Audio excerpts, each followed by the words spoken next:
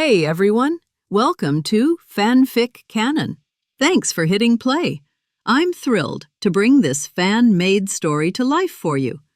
If you enjoy the ride and want more narrated fanfics, smash, subscribe, and tap the bell so you never miss an episode.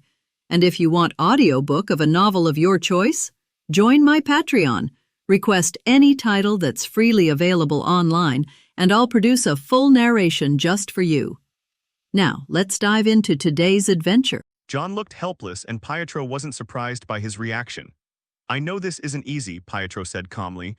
"You won't be doing this alone. Plenty of people are involved in this operation. You only need to speak up when necessary." Hearing that, John visibly relaxed and let out a long breath. Facing Stark Industries alone would be suicide, but standing with a crowd was different. In the United States, responsibility could be diluted. As long as enough people stood together, even a giant like Stark Industries couldn't crush everyone at once. "That's good," John said quickly, patting his chest. "Don't worry, Mr. Pietro, I'll do my best." Pietro gestured toward the Hydra agents nearby. A moment later, one of them brought over a bank card. Pietro pushed it toward John. John smiled politely but still pretended to refuse. "Mr. Pietro, what's this? Helping you is my duty." "One thing at a time," Pietro replied with a faint smile. "Hydra doesn't let people work for free." John accepted the card without further hesitation, the grin on his face widening. For the next few hours, Pietro remained in the villa, making call after call, one congressman after another. Some were openly connected to Hydra, others were discreet allies or candidates with private dealings. By the time the sun set, a web of influence had formed, binding hundreds of people together. Only after everything was arranged did the villa finally fall quiet. Pietro leaned back on the sofa, rubbing the bridge of his nose, exhaustion clear in his eyes. Footsteps echoed from upstairs. Wanda descended slowly, dressed in red, her expression cold. "Does this even matter?" she asked bluntly. "With his strength, even if Stark Industries collapses, it won't really hurt him. What's the point of all this?" Pietro glanced at her. "Not necessarily," he said calmly. "Unless he abandons Earth completely, watching his empire fall will still hurt." He paused before continuing. "And this is only a test. If we can push him into acting openly, break the rules, and attract hostility from the higher-ups in the US, then we gain far more than we lose. Don't underestimate countries," Pietro added. "Their power is greater than you think." Wanda shrugged, unconvinced. "So what now?" "We wait," Pietro said. "We've made our move, now we watch how he responds." The siblings exchanged a few more words before parting ways. Monday arrived, Congress convened as usual. Politicians who normally only appeared on television gathered one after another, exchanging smiles and handshakes beneath the grand hall lights. At first, everything proceeded routinely. Then the atmosphere shifted. Someone suddenly proposed that Stark Industries had violated US law by selling weapons to forces in the Middle East. The accusation escalated quickly, labeling the company's actions as treason and demanding punishment. In the past, such accusations would have been laughed off. Arms dealers fueled conflicts worldwide and everyone knew it. As long as profits flowed, few cared, but this time was different. Hydra's preparations paid off. When the vote began, more than two-thirds of the congressmen supported sanctions against Stark Industries. The proposal passed with shocking speed. Even though the White House ultimately used its veto power to temporarily halt the motion, the warning was clear. If the proposal succeeded next time, Stark Industries would face disaster. A complete collapse wasn't impossible. Inside the Stark Industries tower, Pepper Potts listened to the reports over the phone, her expression growing more serious by the minute. Everything had happened too suddenly. The company was caught unprepared. She immediately began calling every political contact she had. First, allies close to Stark Industries, hoping to find out who was behind the attack, then congressmen trying to secure votes. But this time the responses were cold. Some avoided her calls, some gave vague answers. Others didn't bother picking up at all. The shift in attitude felt like ice water pouring down her back. For the first time, she felt truly powerless. Chaebols were powerful, yes, but competing against a sovereign nation was another matter entirely. After another call ended in failure, Pepper sank into her chair. The strength she had forced herself to maintain began to crack. Tears slowly welled up in her eyes. Still, she steadied herself. After months of pressure and training, she had grown stronger. She wiped her face, took a breath, and picked up the phone again. Finally, she dialed Tony's number. At that moment, Tony lay comfortably on a balcony chair, soaking up the sun like a man with no worries in the world. As a perfect hands-off boss, he paid little attention to the company's daily affairs. Even as storms gathered outside, he remained completely relaxed. The phone rang. Tony glanced at the screen, then answered with an amused smile. Potts, calling me on your own, do you miss me? There was silence, then came a trembling voice from the other side. Tony, the sound of her crying instantly erased the smile from his face. Tony sat up straight, his expression turning serious though his voice stayed gentle. What happened, Potts? Slow down, don't cry, tell me. Tony's voice remained calm and steady. On the other end of the call, Pepper gradually stopped crying. Taking a deep breath, she slowly explained everything that had happened. Tony listened in silence, not interrupting once. When she finished, he finally spoke. So that's what it is, he said quietly. Don't worry, leave this to me, I'll handle it. Can you really handle it? Pepper asked hesitantly. Tony smiled faintly. There's nothing I can't handle, get some rest. When this is over, I'll come see you. Before she could say anything else, he ended the call. The moment the line went dead, the warmth in Tony's expression vanished. A cold voice echoed through the villa. A bunch of fools who don't know their place. Number 1, give me the locations of everyone involved. Understood, searching now, came the rigid mechanical response. Compared to Jarvis, Number 1 was far less intelligent, but Tony didn't care. It only needed to follow orders. A projection soon appeared on the wall. A map of New York City filled the screen. Red dots marked the congressmen actively targeting Stark Industries. Smaller black dots indicated those who once supported Stark but had switched sides when the wind changed. Tony stared at the map, eyes cold. Without another word, he went upstairs, changed his clothes, and soon drove away from his beachside villa in a silver-white supercar. Manhattan. The center of power, wealth, and politics. Most of the influential politicians lived here, hidden behind gates and private security. Tony's car rolled smoothly into an upscale residential area. He parked outside a large villa and stepped out, walking toward the entrance. As he moved, his mind worked rapidly. If this were purely about force, none of this would matter. Anyone daring to move against Stark Industries could simply be crushed, but brute strength wasn't always the best answer. This was still a society ruled by law. Unless he intended to tear everything apart completely, he couldn't just trample the system underfoot. By the time he reached the gate, a new plan had already formed. People moved for one thing above all else: profit. Stark Industries had been targeted because it controlled too many interests. Too many people wanted a piece of the pie. If he wanted this situation solved permanently, he needed to offer something none of them could refuse. Something strong enough to bind them into a protective network around Stark Industries. Money wasn't enough. Some people already had more than they could spend. Power and beauty, meaningless to those who had reached the top, but Tony possessed a third option: life, longer life. The eternal holy grail he had obtained from Asgard's treasury might have been considered useless by the gods, but on Earth it was nothing less than a miracle. If the world knew such a thing existed, it could plunge humanity into chaos. After all, no one could resist the temptation of immortality. Tony pressed the doorbell. A moment later, a woman's voice called out from inside, "Coming." The door opened, revealing a middle-aged nanny who looked at him with confusion. "Who are you looking for? Is Senator Mark home?" Tony asked politely, offering a warm smile. The nanny blinked, momentarily flustered. "Please wait, I'll inform him. Thank you." She hurried inside. Not long after, hurried footsteps approached. The owner of the house appeared at the door, his expression shifting the moment he recognized Tony. "Mr. Tony, why are you here personally?" Senator Mark lowered his head slightly, his tone respectful but tense. If Pepper were here, she would have noticed the irony immediately. Mark was one of Stark Industries' supported allies, a trusted voice in Congress.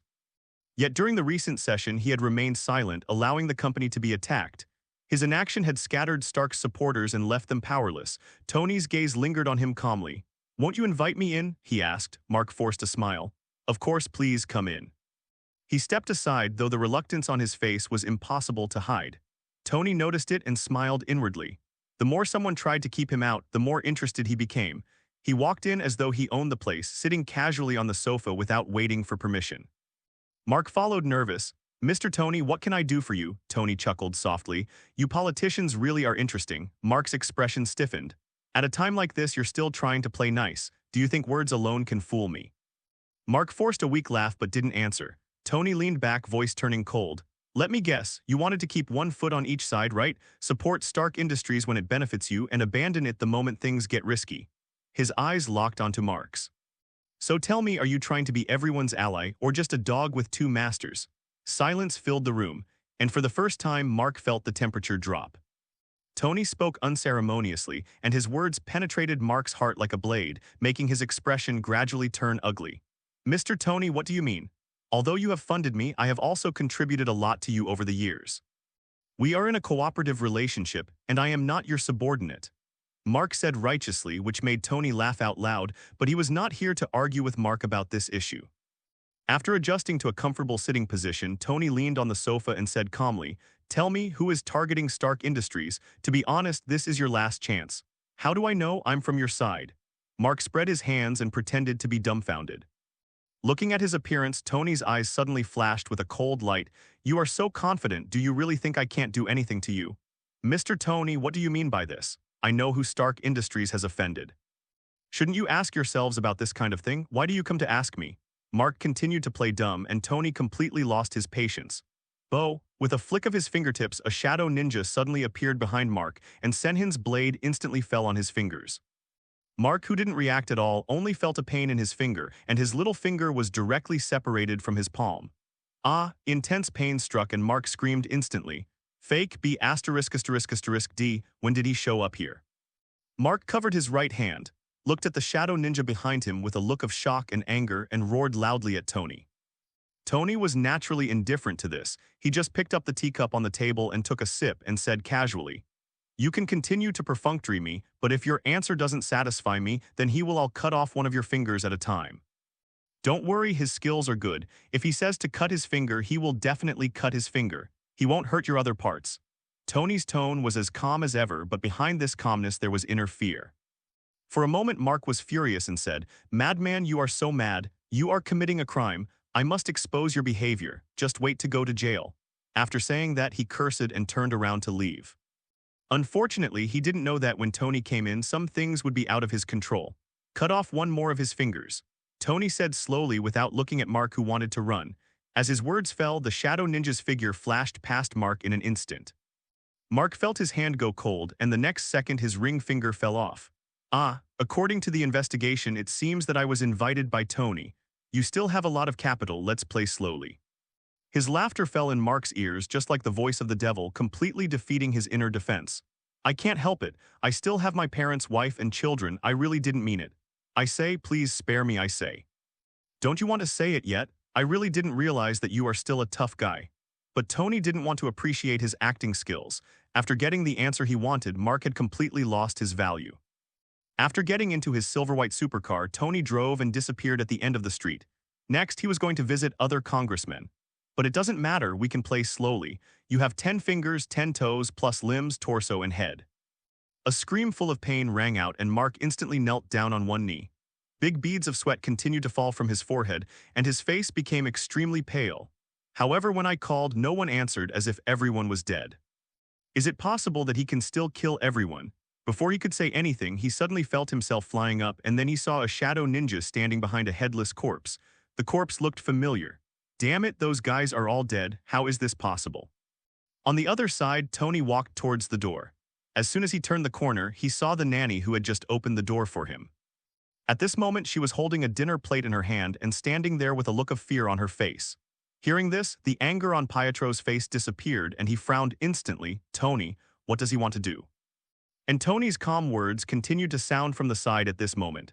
Thinking of this, Mark's consciousness completely fell into darkness. When Tony saw this, he immediately stopped and said with a hint of helplessness on his face, "It's okay, don't be afraid, just close your eyes and it will be over soon." Pietro kept yelling angrily, and then a Hydra member walked in quickly and said with a serious face, "Sir, we have found out that the congressmen who have surrendered to us have all gone to Stark Industries." After saying that, Tony stood up and walked towards the door, while Mark's face was filled with panic at this moment. Pietro said to himself that he didn't believe Tony would do this. After all, missing a few congressmen and missing all congressmen were completely different things. Send him to God and get cleaned up. Mark kept crying with a look of confusion on his face, so he immediately sent people to the houses of these disappeared congressmen to collect evidence, hoping to seize Stark Industries. However, because the scene was cleaned up by the Black Shadow Corps, not only did they not find any evidence, they were even beaten by the patrolling police. He was discovered and became the first suspect in the disappearance of the congressman. When he walked out of the door, the Dark Ninja had cleaned the house behind him. Except for no one there, it was no different from before Tony came to visit. At the end, Tony chuckled. This gave Pietro a bad feeling in his heart, and he felt that things seemed to be somewhat out of his control. It's the Hydra people. They found me and threatened me with my family, so I betrayed. Upon hearing the news, Pietro knew that Stark Industries' counterattack had arrived. 2 hours ago, news came that some senators who originally belonged to Stark Industries and later joined them disappeared. No one knows how long she stood here and what she heard. After Pietro, who felt something was wrong, reacted, he immediately notified their congressmen to be careful. Today was destined to be a sleepless night. In the villa of Hydra's stronghold, Pietro's face gradually turned gloomy as he listened to the reports from his men. He said in a soft tone and slowly walked past the nanny. After he left, the nanny fell to the ground, and a shadow ninja was cleaning up the body. Stark Industrial Building, Conference Room. At this moment, the conference room was full of people, but they were not people from Stark Industries but major members of Congress. At this moment, everyone was in solemn silence, and a depressing atmosphere enveloped the entire conference room. 2 hours ago, they all received a call from Stark Industries inviting them to a party. Of course, this is just an official statement. In fact, everyone knows that Stark Industries is going to launch an attack on what happened in the previous Congress. If only one of them was invited, they would naturally not come, but the caller specifically mentioned inviting all congressmen. So after weighing it again and again, everyone came regardless of whether they wanted to or not.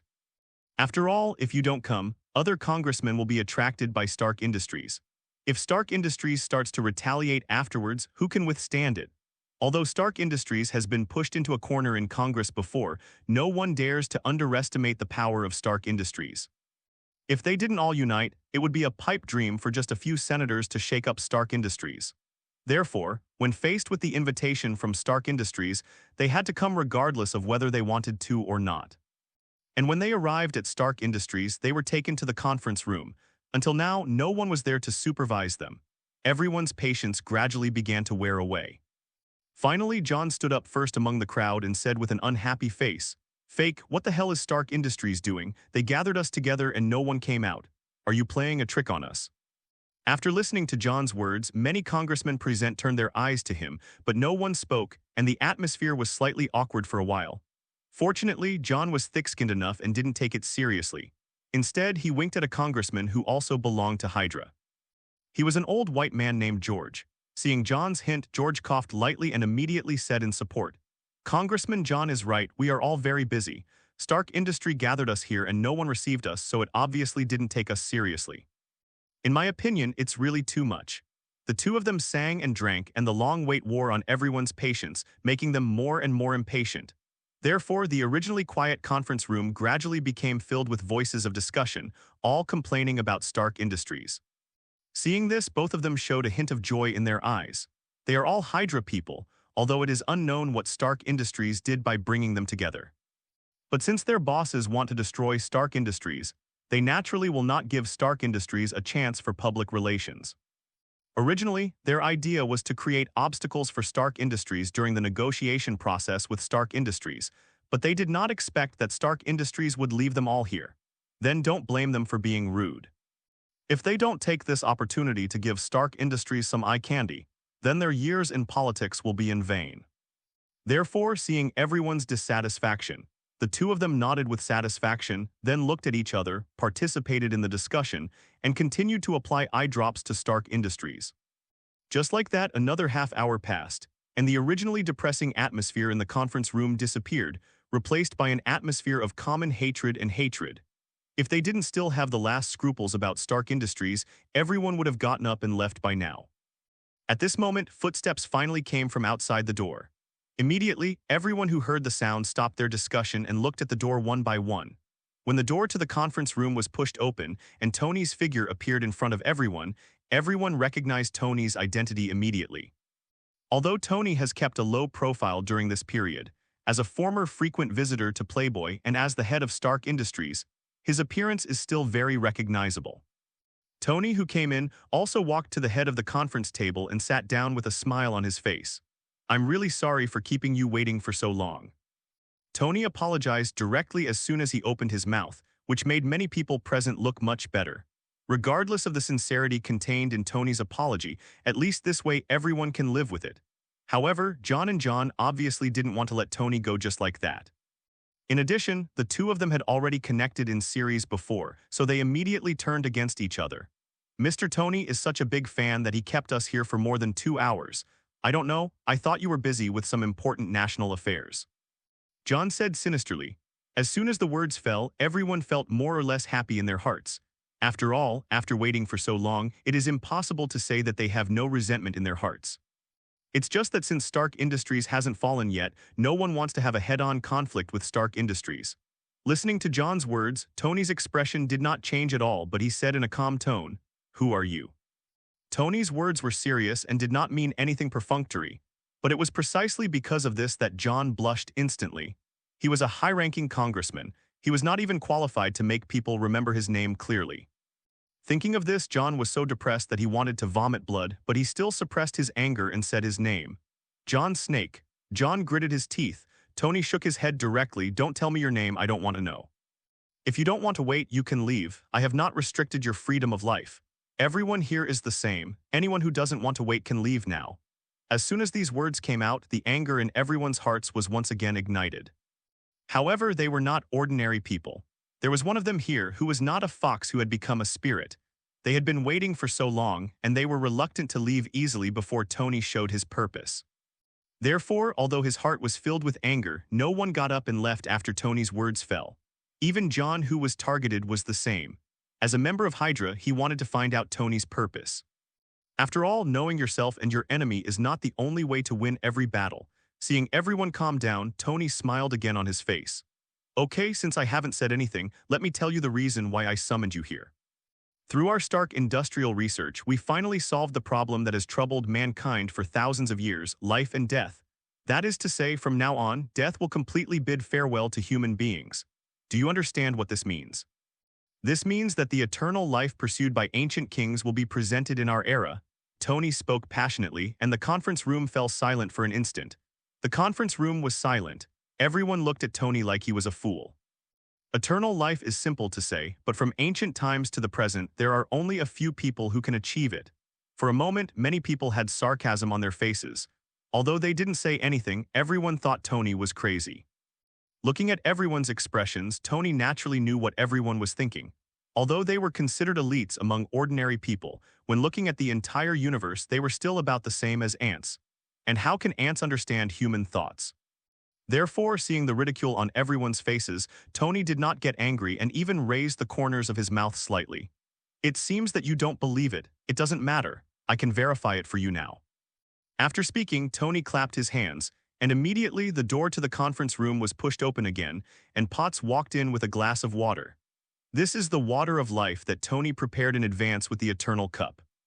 Ordinary people who drink it can not only gain eternal life, but can even regain their youth. Putting the water glass on the table in front of Tony, Potts stood beside Tony obediently without saying a word. Tony also knocked on the table at this moment, diverting everyone's attention back to the water of life. To put it bluntly, even if everyone didn't believe that Tony could really make people immortal, at this time, they still couldn't help but look at the water of life just in case. Seeing that everyone was focusing on him again, Tony leaned back slightly, glanced around the crowd and said with a smile, "Everyone, the opportunity of eternal life is now in front of you. Who wants to try it?" Tony said in a calm tone, and everyone present suddenly looked at each other. Again, they didn't trust Tony, so no one dared to be the first to try something new. So when Tony mentioned it, although they were very excited, no one had the courage to try it. Seeing this, Tony did not rush. He believed that someone would always come out, whether it was for the desire in his heart or to expose the situation he had created, so he was not in a hurry. Just like this, there was silence for several minutes. Finally, John stood up from the crowd. "I come." John straightened his suit and said, looking upright and solemn, it's not that he really wants to be the one who stands out, but he wants to expose Tony's lies to his face and completely destroy Stark Industries. In addition, once successful, he can also gain a lot of prestige among everyone. These can be converted into substantial benefits, so he doesn't mind taking some risks. Of course, this is also because he knows very well that in this situation, Tony will definitely not poison the water, so he is fearless. Leaving his position, John strode towards Tony. Seeing this, Tony didn't stop him. He still had a smile on his face and made a gesture of invitation. John glanced at Tony and let out a soft hum. The next second, he directly picked up the water in the cup and drank it in one gulp. After drinking, John smashed his mouth and then sneered, "Mr. Tony, it doesn't look like this thing is as magical as you said. It looks like an ordinary glass of water. If that's all, then you are completely treating us like fools. John couldn't wait to say he wanted to avenge the insult just now. As his words fell, Tony still sat firmly in his position and was not in a hurry. He even comforted him, "Don't worry, wait a few more minutes, then it's time to witness the miracle." Time passed little by little, and everyone in the conference room had their eyes firmly fixed on John. At this moment, everyone's curiosity was aroused. Everyone stared at him as if they were seeing a ghost. In addition to shock, there was also envy and jealousy in their eyes.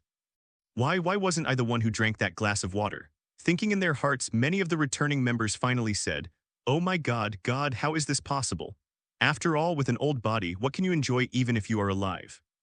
Especially for successful people like them, the temptation brought by rejuvenation is even more terrifying than extending their lifespan. Thinking of the joy, John even burst into laughter. At the same time, he also thought clearly, maybe what Tony brought out was really not an ordinary thing and maybe it had a certain effect. After saying that, John's tone suddenly paused. Why did he feel that his voice seemed to have become younger? Is it an illusion? He subconsciously touched his face with his palms, and his face quickly turned red, all because of excitement. John sneered and did not continue to pursue him. He wanted Tony to give up completely. Everyone either exclaimed or regretted, and most of them beat their chests and feet. Therefore, he plans to continue to attack. The glass in the conference room is one-way glass, but it can also reflect light and can be used as a mirror. Okay, then I'll just wait a few more minutes. I want to see what other tricks you can come up with. Finally, a few minutes passed quickly, and John felt that he didn't feel anything special except that his body was a little warm. Seeing everyone's exaggerated reactions, John could no longer suppress his curiosity and turned directly towards a piece of glass. When he came to the front of the glass, a young face suddenly caught his eye. But he is the party involved, and even if it has an effect, he still has to say it has no effect. Oh my God, this is actually true, a miracle. Although they still didn't think what Tony said was true, they also wanted to see how miraculous the effects of the things Tony boasted to the sky were. And as his laughter rang out, the MPs who had been staring at him turned to look at Tony, their eyes full of fire. Laughter came from John's mouth, and he could no longer suppress the excitement in his heart. He didn't expect that what Tony said was actually true. Seeing this scene, John was stunned. He stood there blankly as if someone had cast a restraining spell on him, but a young body is completely different. They can enjoy everything in the world. Not handsome, not ugly, but this is what he looked like when he was young. When the time comes, Tony, no matter how smart he is, can't resist his words. But just when he was about to speak, a sudden burst of exclamation came from the mouths of many members of the conference room. Although immortality is difficult to verify, the mere fact of rejuvenation is enough to make everyone crazy. Seeing the sudden change in everyone's expressions, John's heart skipped a beat and he subconsciously asked, "What happened?" Seeing his proud look, Tony couldn't help but have a strange look in his eyes. He was looking forward to this guy's reaction later. For a moment, everyone in the conference room felt like their days were passing like years. Ha ha ha. If everyone had doubts and even ridicule about what Tony said before, now after seeing the changes in John, no one has any doubts anymore. They only have one thought: they must get the water of life. Especially the older ones among the many congressmen, they were even more crazy. Before Tony could speak, they all said impatiently, "Mr. Tony, from today on, we will obey your orders. You ask us to do it. Anything is fine, please give us a glass of water of life." "Yes, Mr. Tony, we apologize for what we did before. Please give us a glass of water of life." Everyone was talking excitedly, and they kept expressing their opinions one by one, for fear that if they were one step slower, there would be no water of life. On the other side, John was originally immersed in his own world, but the voices of many congressmen pulled him out of his own world. Looking at the crazy people, the smile on John's face faltered, but he felt a little tangled in his heart. Do you want to continue to complete the mission assigned by Hydra? If he didn't get the water of life, he would definitely throw aside the mission of Hydra. After all, nothing is more important than rejuvenating himself, but since he has drank the water of life, the temptation of the water of life to him has become dispensable. So, after thinking for a while, he finally decided to continue completing the task. So, looking at the crazy people, John coughed a few times to attract everyone's attention and said, "Everyone, calm down. Although the changes in my body are amazing, who knows if there will be any side effects? Don't be fooled by Stark Industries." John kept telling everyone about the dangers, trying to scare everyone, but he forgot that human nature is greedy. At this moment, everyone only sees the amazing effect of rejuvenation, and no one cares about the side effects. It can be done. Under the stimulation of rejuvenation, these people are now crazy and have long lost their calm judgment.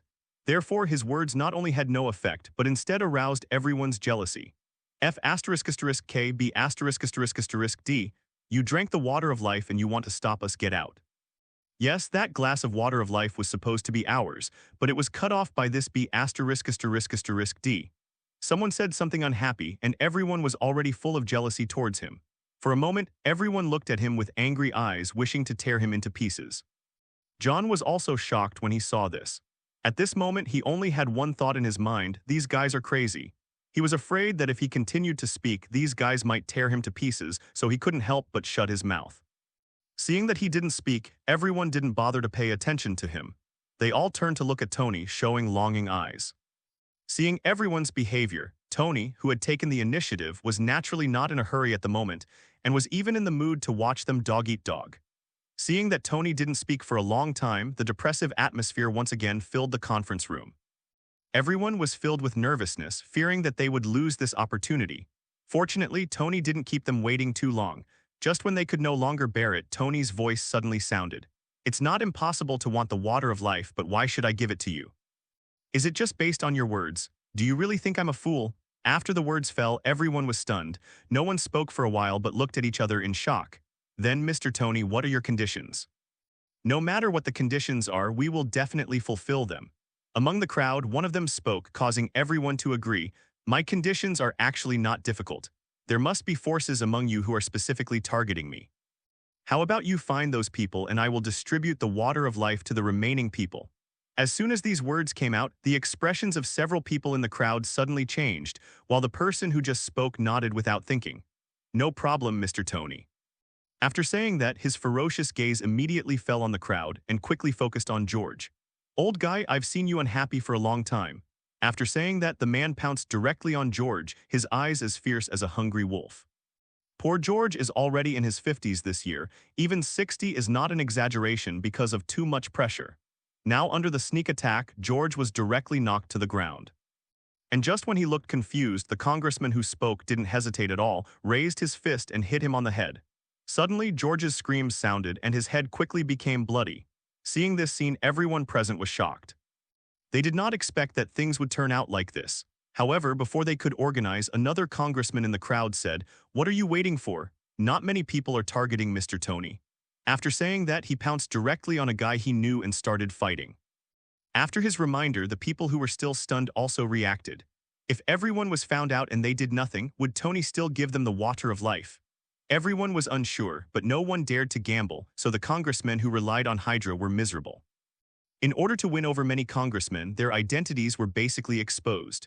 Now, under everyone's attack, Hydra's congressmen were knocked to the ground one after another. For a time, the conference room turned into a large group fight. Except for John, who was watching the scene blankly, everyone participated in the fight. Tony was like a god, sitting calmly, watching everyone fighting like wild beasts with a smile on his face, without any intention of stopping them. Soon, all the congressmen who had backed Hydra fainted one after another, with their heads bruised and bleeding. Even George, who was targeted at the beginning, had completely lost the breath of life in the crowd's beating. After all, he is too old to withstand such a violent beating. And just after the congressman who was the first to take action stopped, Tony nodded with satisfaction. "What's your name?" "Fic, honest Mr. Tony." Fike said respectfully, and Tony nodded. "Well done, water of life, I will prepare a portion for you." "Thank you, Mr. Tony." Fic instantly fell into ecstasy. When many of the surrounding congressmen who had originally planned to stop heard this, they took another look at George's fate. A glimmer of understanding flashed in everyone's eyes, and they no longer held back and started to kill each other in an instant. These congressmen, who were considered gentle in the eyes of the outside world at this moment, stimulated by interests, completely showed their most brutal side. For their own interests, they can sacrifice anyone. Whoops. The sound of heavy breathing echoed throughout the conference room, and all the members looked embarrassed. John looked at these beast-like guys from the side, his eyes full of fear. Just now, these guys beat to death several members of the Hydra side. They were completely crazy. This filled the heart of John, the only living person, with fear. He huddled in a corner and shivered for a while. If he could, he wished he could leave here as soon as possible. However, the door to the conference room had already been blocked, and he had nowhere to run even if he wanted to. Run. Fortunately, no one noticed him for the time being, which was the only consolation. Many counselors who had completed their tasks looked at Tony with fawning expressions. Their expressions were like pugs wagging their tails in front of their masters praying for some reward. This time Tony did not make things difficult for them and even applauded them. "Yes, none of you have disappointed me. Don't worry, I will give you whatever you want." After speaking, Tony turned his head and glanced at Potts beside him. Potts nodded knowingly, then turned and walked out of the conference room. Soon, Potts came in with a group of people. Everyone has a glass of water in their hand. Those who didn't know thought it was just an ordinary drink, but those who knew stared at the cups in the hands of Potts and others with hungry wolf eyes. Soon, a cup was placed in front of all the members. Looking at the cup in front of them and the water swaying in the cup, everyone swallowed subconsciously. If Tony hadn't spoken yet, I'm afraid everyone would have impatiently picked up their cups and drank it all in one gulp. Seeing everyone looking at him, Tony had a bright smile on his face. "Drink." After the words fell, everyone didn't hesitate at all and drank the water of life in front of them. Soon, a few minutes later, a transformation appeared in the conference room. Everyone could clearly feel that they were several years younger and their bodies were much lighter. However, everyone also frowned at the same time, because this did not achieve the effect they wanted. After John drank the water of life, he almost completely transformed into a young man. Even people in their 20s believed him. Although they are much younger, they are still at their original age, which naturally makes everyone feel dissatisfied. Fortunately, with the previous lesson, everyone did not rebel immediately. They just wondered, "Mr. Tony, why do you feel something is different?" A congressman said tactfully. After hearing this, Tony raised his hand to signal everyone to calm down and then slowly explained, "I will naturally answer your questions. As for the things in the conference room, naturally someone has to clean them up, so Tony doesn't need to waste any time. What he drinks is a one-time water of life, which will instantly return him to youth, but the price is that he can only live for 1 hour, and that time should be almost up now. After all, even if I think about it now, if I can return to my youth, the side effects will not matter. Therefore, power cannot be too concentrated. Once it is concentrated, it becomes a devil and can do whatever it wants." At the same time, they also know that this time they are completely tied to Stark Industries. Once Stark Industries or Tony is finished, they will be completely finished. After knowing that he only had 1 hour to live, John felt as if he had been hit in the head with a sledgehammer and his whole body was covered. Now Stark Industries has tied up 2/3 of the members of Congress. It will not only go sideways in the United States, but it will be similar. Even the one in the White House may not be able to fight against it. But now, thinking about the horrific end, everyone shudders. It can be said that from now on, no one or force in the United States can pose a threat to Stark Industries. When he came to his senses and was about to fight Tony, Tony lowered his wrist and said with a smile, "It's time." Could they still capture these people in one go? Once started, it cannot be interrupted. Every 3 months, you need to drink a glass of water of life in order to achieve the desired results. Even if he has to be a dog for Stark Industries from now on, it doesn't seem like a bad loss if he can gain immortality and regain his youth. Whether it's immortality or returning to youth, it's a rapid and gradual process. Just as he was about to make a move, he took a step forward and fell directly to the ground. A councilman pointed at John Dow, who was hiding in the corner. But he solved those people before he could interrogate them, so if he wanted to find out these secret rats, he needed a helper. Seeing this, Tony immediately laughed. "He drinks differently from you." Seeing such a terrifying scene, everyone was completely stunned. Many people even couldn't accept it for a while and their eyes were filled with horror. After leaving Stark Industries, Tony returned directly to the beach house, and next he had to deal with the guys from Hydra. He is not afraid of anyone investigating. This matter involves 2/3 of the members of Congress, so what will happen even if he is found out? Tony's tone of voice was still gentle, but the meaning expressed in his words made everyone present feel fear. It has to be said that these people are all aware of current affairs. To paraphrase Tony's words from his previous life, life is like R***. If you can't resist, then choose to enjoy it. Thinking of this, everyone felt relieved and no longer struggled with the terrifying side effects. Instead, they all began to think about how to perform better and let Tony see more value. But there wasn't much regret. As the body fell, the impact that everyone imagined did not appear. Instead, a burst of dust instantly rose up. John's figure disappeared from the ground, leaving only a pool of white dust. Thinking of this, many congressmen who had come to their senses couldn't help but smile bitterly. Upon hearing this, everyone present was stunned for a moment, but the one who was most excited must be John. A friendly reminder to everyone, remember to drink the water of life once every 3 months, otherwise you will become like him, aging and dying in an instant. At this moment, they suddenly heard the side effects John said, but they didn't care about it before. As soon as he finished speaking, a scene that made everyone's hair stand on end happened. John's body was aging at a speed visible to the naked eye. His originally young face became covered with wrinkles within a few breaths, and the aging process accelerated. What frightened them even more was what Tony said next. What about him? After taking care of these guys, Tony didn't stay any longer, got up and left the conference room. Having said this, Tony raised his wrist and looked at the watch on his wrist. After entering the beach villa, before Tony could find Jarvis, he saw Jarvis and Loki sitting on the sofa in the living room. Looking at the two people, a flash of surprise flashed in Tony's eyes. Why did these two otakus come out? Thinking with some doubts in his heart, Tony asked directly, "Why did you come out? Is the research completed?" Hearing the sound, Loki and Jarvis looked back at Tony at the same time, and Jarvis's voice also sounded. "Sir, there was an accident. My body cannot support my calculations, so I need a new body." Hearing this, Tony looked confused. He understood every word Jarvis said, but he couldn't understand them all together. Tony couldn't help but look at Loki. Seeing this, Loki couldn't help but explain. To put it simply, his software is too advanced and the hardware can't keep up. If it continues to run, the hardware will burn out, so he needs to get a new body. Understood, Tony nodded. Then change it. You can change it into any body you want. You can choose it yourself. I will send it to you later. Tony said grandly, looking like he was not short of money. "Sir, I want to replace the vibranium material, but there is no way to purchase it."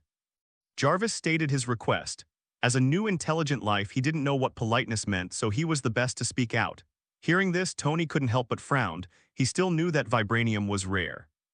It was not a small sum to use vibranium to build a body for Jarvis. If it were purchased alone, Tony could use the military. The procurement channels are established, but God knows how long it will take. For a moment, Tony felt a little embarrassed. But the big words have already been spoken, so he can only bite the bullet and deal with it. Otherwise, it will damage your own image. However, before solving this matter, we must first deal with those little Hydra mice. After clearing his thoughts, Tony immediately raised his head and said, "I understand, I will solve this matter. Now, please help me check the base of the Hydra organization in Nihu." "Okay, sir." Jarvis nodded and immediately connected to the wireless network. But in terms of strength, Jarvis, who turned into a living form, was not enough for Tony to hit with one hand. But Jarvis, who evolved into a living being on the internet, can be said to be the god of the internet world. He can mobilize everything related to the internet, and he can also search the internet for all the news Tony wants to know. Therefore, although Tony did not provide any clues, Jarvis quickly found clues to Hydra through big data searches on the internet. A few seconds later, Jarvis, who was originally silent, suddenly said, "Sir, that's it. A total of 13 Hydra strongholds have been found." After speaking, Jarvis reported the names of the strongholds one by one. After getting the accurate address, Tony thought, and the Black Shadow Corps was dispatched instantly.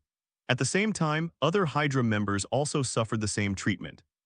In pursuit of lethality, each of his blows landed on the head of the Shadow Ninja, striving to kill the enemy with one blow. In the Hydra stronghold villa, Pietro was waiting for feedback from the people below, while more than a dozen Hydra members were guarding the surroundings of the villa. All Hydra members in the 12 strongholds were easily eliminated by the Black Shadow Corps. Although they were equipped with advanced individual soldier technology, there were even extraordinary people stationed in 2 strongholds. But things were completely different from what he imagined. And all of this was also seen by Tony, who watched the battle from the perspective of the Black Shadow Corps. She had no choice but to use Magic Ball to bombard them. Terrifying explosions continued to sound. This time, she finally broke through the defense of the Black Shadow Ninjas, and several Black Shadow Ninjas were vaporized on the spot. At the same time, more Shadow Ninjas walked out from the ground and walls, directly surrounding Pietro and Wanda. Naturally, there was no need for him to go there himself. A loud bang came from upstairs. Seeing this scene, Pietro's face instantly became solemn, and Wanda also said at this moment, "Be careful, they are very strong." Hearing the sound, Pietro, who was still in shock, came to his senses instantly. At that moment, the superlight speed was activated again, and his figure disappeared instantly, along with Wanda upstairs. Not only is he in trouble here, but Wanda upstairs is also in trouble at the moment. She is trying to use origin magic power to modify reality and make these shadow ninjas disappear directly. At that moment, Wanda couldn't help but yelled, "Stop pestering them, these guys are monsters, take me away quickly." Soon, Hydra's stronghold in New York suffered a devastating blow. A black shadow ninja was blasted out, and then Wanda, activated by ability, also walked out of the room. Pietro suddenly stood up from his position and looked outside the villa with piercing eyes. However, the black shadow ninja who was blown away obviously did not suffer much damage. He quickly stood up, stared at Wanda with his scarlet eyes and launched another attack. But these had no effect at all in front of the evolved black shadow core, and they were all easily solved. As for Tony, he was naturally too lazy to run away. Through the Shadow Kingdom, the Shadow Core can rush to these places as quickly as possible. Now, no matter how powerful Hydra is, it is just a trash fish in Tony's eyes. The evolved Black Shadow Core is enough to deal with them.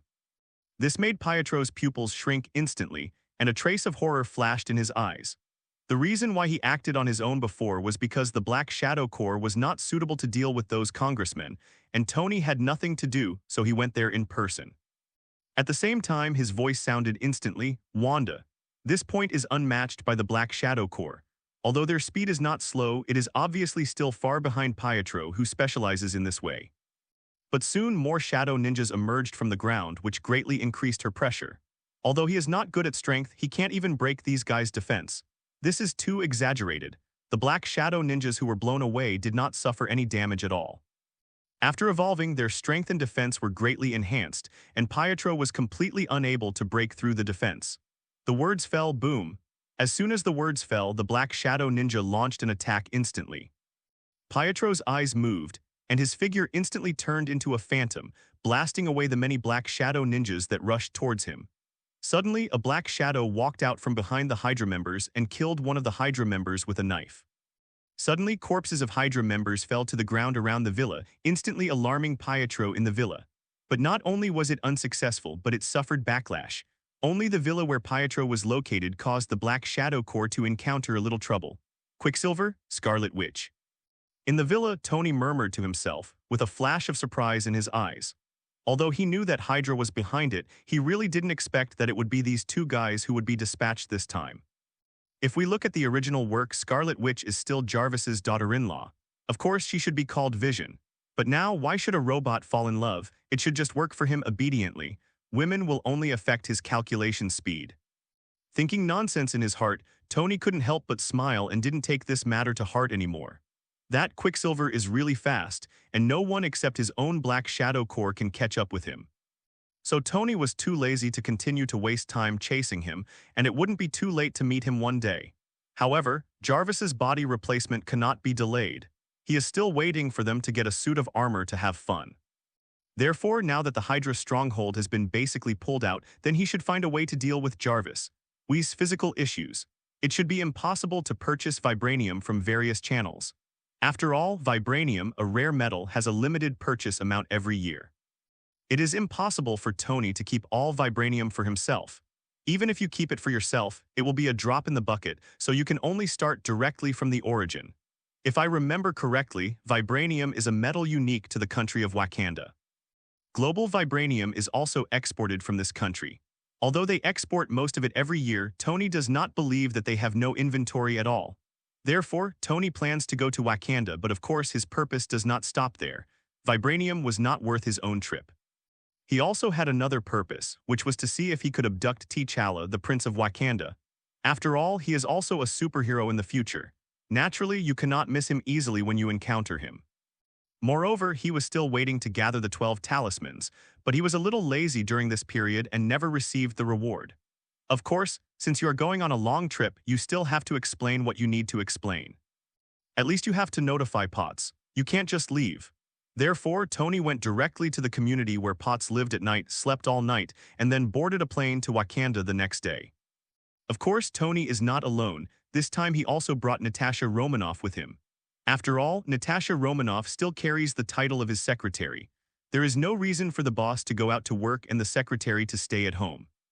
And just when Tony was heading to Wakanda, the two of them, Quicksilver, who had been hiding in an abandoned warehouse in New York City for a night, finally breathed a sigh of relief. After leaving the villa last night, the two came to this remote place.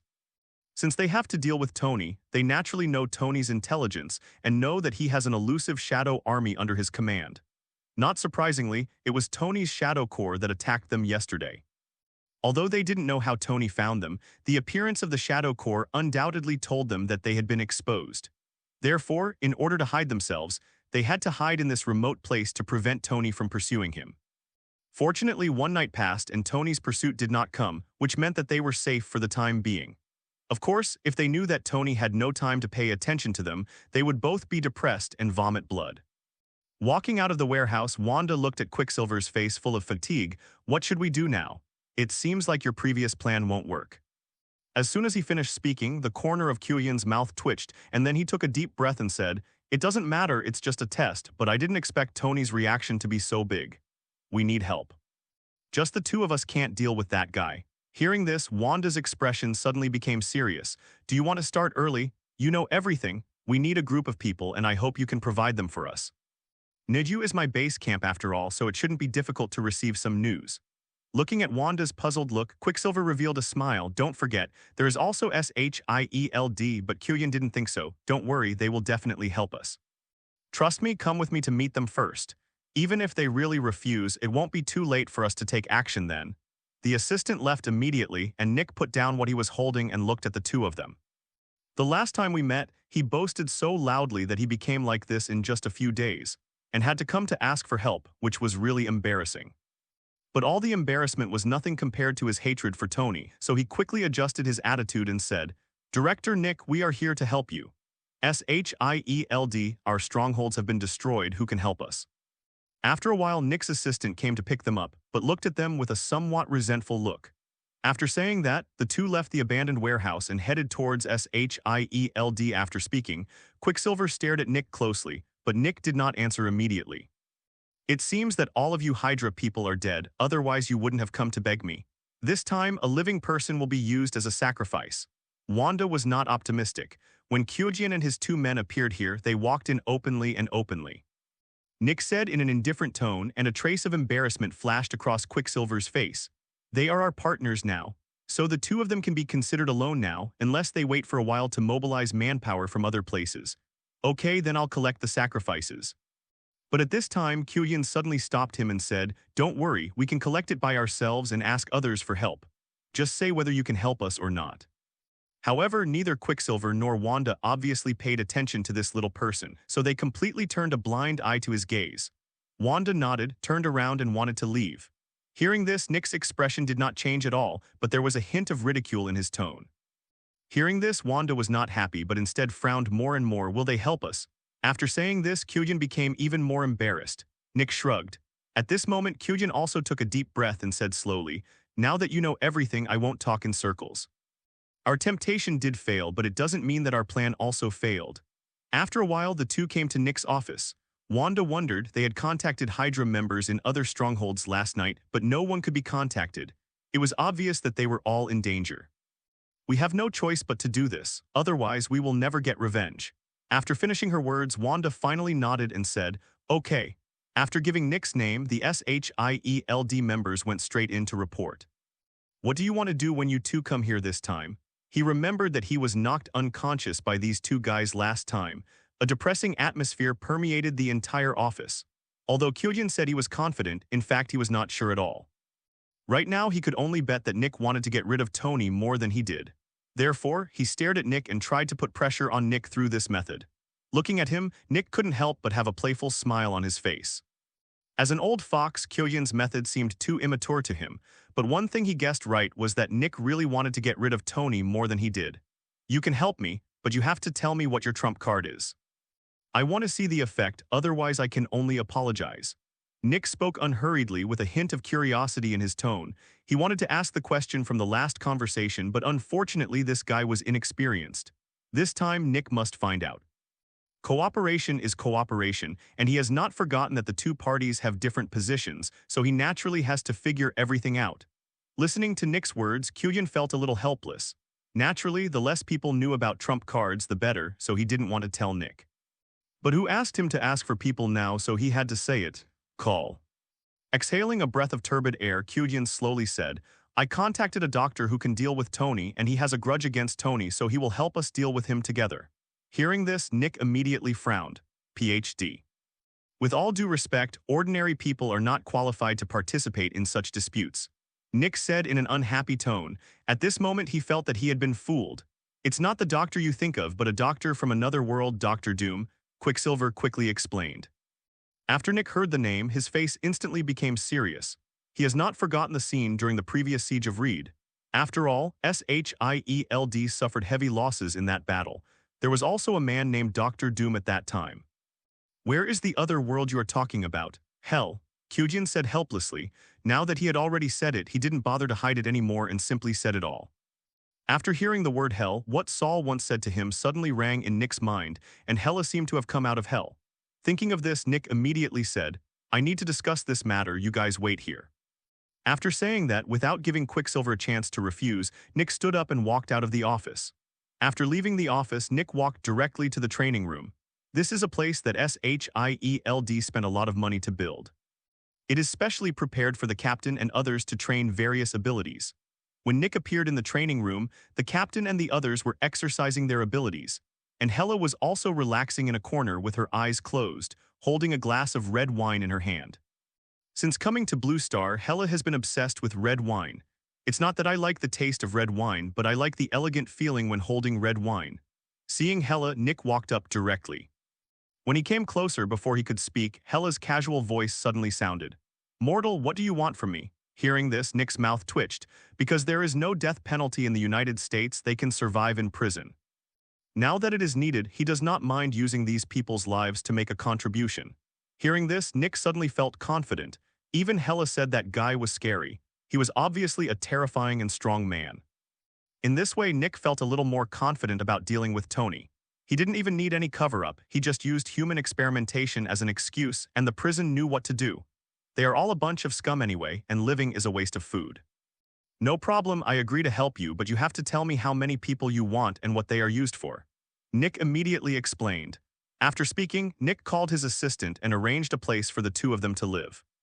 At the same time, he also asked people to watch them and not allow them to run around in SHIELD in the office. Kyujin waited restlessly.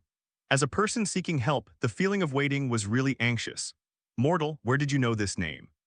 Hela was a little curious. Suppressing the depression in his heart, Nick said politely, I really need to consult you on something. Hearing this, Kyujin reached out and shook Nick's hand. It's a pleasure to cooperate. And Nick was indeed shocked. More than 1,000 people served as sacrifices. This kind of thing. After making the call, Nick turned to look at Kyujin with a smile on his face and said, I wish us a happy cooperation in advance. But from another perspective, it is not a loss to replace more than 1,000 people with a strong man, and there is no need for him to choose those innocent people. There are many people in prison who have committed heinous crimes. Quicksilver smiled and said, of course he would not say that they have nowhere to go now. With some determination in his heart, Nick nodded directly and said, no problem, leave this matter to me. After all, everyone knows the dangers of human experimentation, so they basically select serious criminals. When he finished speaking, Nick didn't delay and nodded directly. After thanking him, Nick turned and left the training room and returned to the office. It will take another day to mobilize the personnel. Are you waiting here? When things got to this point, Kyujin didn't bother to think about Nick's reaction anymore. If he agreed, he would agree. If he didn't agree, he would think of another way, so he just told the truth. Fortunately, Hela didn't care about his words. Instead, she let out a light sigh after hearing it. Fortunately, after such a long time, Nick has gotten used to it. Mortals are just mortals. He is indeed just a mortal anyway. We'll just wait at SHIELD. After speaking, Nick directly picked up the phone on the table and called. So that's it. I haven't had much contact with Dr. Doom, but I did hear a lot of people mention it when I was in hell. He was a scary guy and very powerful. As for the specific details, I don't know. Nick chose his words carefully for fear of saying the wrong thing. After all, Hela has a bad temper.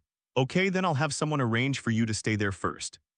Therefore, when Nick entered the door, Quicksilver immediately stood up and said, how about it? Director Nick gave me the right word directly. No problem, I want 1,868 people to serve as sacrifices, open the passage to hell and lead Dr. Destruction to come. Thank you, Ms. Hela, for letting me know. I'll leave first. Compared to Thor's arrogance, Hela is even worse. Nick frowned. From his heart, he was not willing to do such a thing.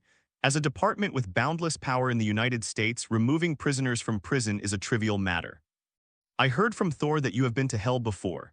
Do you know anything about Dr. Doom? Time passed very quickly. When the sun rose to the sky at noon the next day, all the transferred prisoners were escorted to SHIELD. Nick immediately informed the Kuyan brothers and sisters. When the two of them received the news and came to the office, Nick asked directly, "We have arrived, what should we do next?" "Find a secret place and I will carve a magic circle."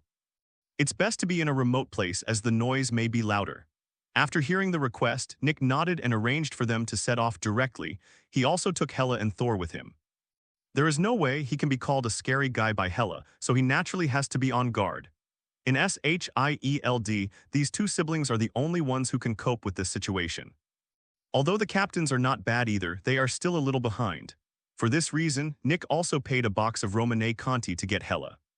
A few people took a car, plus a group of escorts and more than 1,000 serious criminals, and headed towards the suburbs of Niu, and finally stopped at a military testing site. This is a place where the military tests secret weapons. It is absolutely quiet, absolutely remote, and basically undisturbed. After arriving at the destination, Kyojin and the two got busy and began to use some special materials to carve the magic circle. These materials are naturally provided by Nick, the controller of SHIELD. There is no material on this planet that he cannot get. After 2 hours of this, Quicksilver and the two finally carved out a rectangular magic circle. Looking at the mysterious pattern on the ground, Hela and Thor were thoughtful, while Nick and others simply couldn't understand it. But there are two people, Kyojin and Hela, so if you don't understand, you can't understand. Even if there was any accident, he believed that Hela and Hela could solve it. After all, they are two gods. Apart from their inability to deal with Tony, Nick still has great confidence in them when dealing with other people. "What should we do now?" Nick looked at the returning Quicksilver and asked directly, "Drive those people into the center of the magic circle." "Good." Nick responded, then waved to the SHIELD escort. Suddenly, a serious criminal in prison uniform was driven out of dozens of trucks. They also wore heavy handcuffs and shackles on their hands, and their faces were full of rebelliousness. After all, these people were not simple people before they were caught. However, this time they are not facing the U.S. Police Department, but the famous SHIELD. SHIELD will not be polite to them. Slightly slow and direct punches and kicks. For a moment, the sound at the scene couldn't help but become chaotic, and many people kept cursing. In this way, it took half an hour for the SHIELD people to drive everyone to the center of the magic circle. At the same time, firearms were used to deter everyone so that they did not dare to move. After doing all this, Nick looked at Quicksilver, and Quicksilver looked at Wanda. He can't handle the next thing, only Wanda can handle it. Looking at Quicksilver's eyes, Wanda nodded, and the next second, a chant suddenly sounded in her mouth. Her voice seemed to have some kind of magic power, making people subconsciously quiet down. Even the noisy more than 1,000 felons became silent. After chanting like this for several minutes, suddenly, the rectangular magic array carved on the ground suddenly shone with bursts of red light. At this moment, there was another burst of footsteps inside the gate of hell. The expressions of everyone outside changed, and they subconsciously covered their ears. After coming back to his senses, Nick glanced at Hela gratefully, glad that he had called Hela here, otherwise, things might have become troublesome. After hearing this sound, many people present, including Nick, let out a groan. Suddenly, the roars and whispers inside the door disappeared, replaced by silence. This is the whisper of the devil, which cannot be heard by mortals. If you hear it, your head will explode. The beast-like roar continued, and the red light of the magic circle became more and more dazzling. At this time, violent roars came from the door. Finally, a figure appeared at the door of the gate of hell. The next second, a foot stepped out, and then the whole person walked out of the gate of hell. At that moment, Nick turned to look at Kyojin and the two of them and said in a deep voice, "What's going on?" The suppressed anger in his tone would make anyone who was almost killed be angry at this moment. That is to say, this place is located in a remote area. If it were the urban area of Niu, such a roar would be enough to alarm people within a few kilometers. The headaches of everyone present also disappeared with the sound from the door. The people around him vaguely heard a creaking sound, as if a dilapidated wooden door was being pushed open. But soon, they discovered that nothing happened this time. Everyone put down their hands and stared at the gate of hell. The felon who had been silent suddenly burst into a painful roar as the red light flashed. Canvas shoes, white coat, gold-rimmed glasses, and meticulously styled hair. But at this moment, they were still unable to bear the horrific scene. Even Nick's mouth twitched and he felt faintly nauseous. They are all elite members of SHIELD, and they have more than one life on their hands. A violent vibration sounded, the void produced a breaking wave, and a portal slowly opened under the illumination of red light. Suddenly, all the flesh and blood in the magic circle was absorbed by the magic circle, and the dazzling red light directly turned into a blood-red straight line and impacted into the void. In the end, it was as if a chain reaction had been triggered, and the bodies of the felons in the center of the magic circle exploded one after another. So he had no choice but to explain. After listening to it and seeing that the two people's expressions didn't seem to be fake, Nick let them go for the time being. Fortunately, at the critical moment, Hella suddenly let out a cold snort, and an invisible breath radiated directly from her body. Soon, the body of the felon standing in the center of the magic circle suddenly exploded. Soon, when there was no longer a living person in the center of the magic circle's light became even brighter, and it was dazzling red like the color of blood. It's not an adjective but a direct burst, as if it was burst by something. Boom, the gates of hell open, thousands of people roared, and the sound was so earth-shattering that even the surrounding SHIELD people were startled. For a moment, everyone saw a scene of blood and flesh flying around, causing many people around to vomit on the spot. Everyone finally saw clearly the appearance of the person coming. If he hadn't watched him walk out of the gate of hell, this man would have looked like a scientific research elite. A loud shout came from Wanda's mouth, and with the first one, there will soon be the second, the third. Facing Nick's accountability, Kyuhyun and Kyuhyun looked innocent. It was their first time doing such a thing, so they didn't know that such a thing would happen. Everyone's eyes were fixed on the white figure, their eyes full of astonishment, as if they couldn't believe that the Doctor Doom they had been waiting for so long was actually dressed like this. Fortunately, Nick's reaction was not slow. Although he was stunned for a moment because of his image, he quickly came to his senses and took the initiative to greet him. "Are you Doctor Doom?"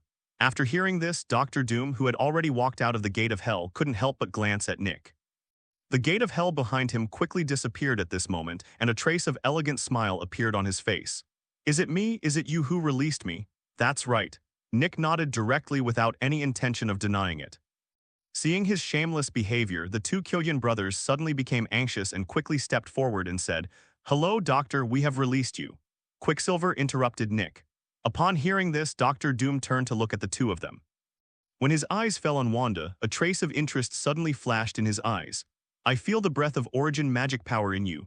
I didn't expect that there are still people practicing origin magic power now. It's rare." After saying that, Dr. Doom's eyes continued to move, looking at the surrounding environment. Soon, Hela appeared in his sight. Suddenly, a flash of surprise flashed in his eyes. "It's you." As soon as the words fell, Hela also let out a cold snort. "I didn't expect it to be you. If I had known it was you, I would never have let you come out," Hela said aggressively, but Dr. Doom was not angry, but the smile on his face became even bigger. "It's a pity that you didn't seize the opportunity." Listening to the conversation between the two, Nick and others couldn't help but have a look of astonishment on their faces. From what they said, they seemed to know each other. Just when doubts arose in everyone's mind, Saul on the side took the initiative to ask everyone's doubts. "You know him?" Hela nodded, then continued to frown. "An annoying guy." Obviously, she and him not only knew each other simply, but they might have had some intersection, but I didn't know whether this intersection was good or bad. For a moment, everyone couldn't help but feel nervous, fearing that the two of them would fight if they disagreed, which would cause embarrassment. The summoned helpers were already torn apart before joining them in the fight against the enemy. Fortunately, neither Hela nor Dr. Doom had any intention of taking action. Dr. Doom even took the initiative to ease the relationship between the two parties and said, "I just extracted a piece of your law for research, so don't worry about it. Since you are here, we should be in the same camp now, so why not let go of our grudges first?" Dr. Destruction smiled and spoke, and he behaved politely, elegantly, and in a very gentlemanly manner. Seeing this scene, Hela snorted slightly but did not continue to find fault, obviously agreeing with what he said. For a moment, Nick and others breathed a sigh of relief.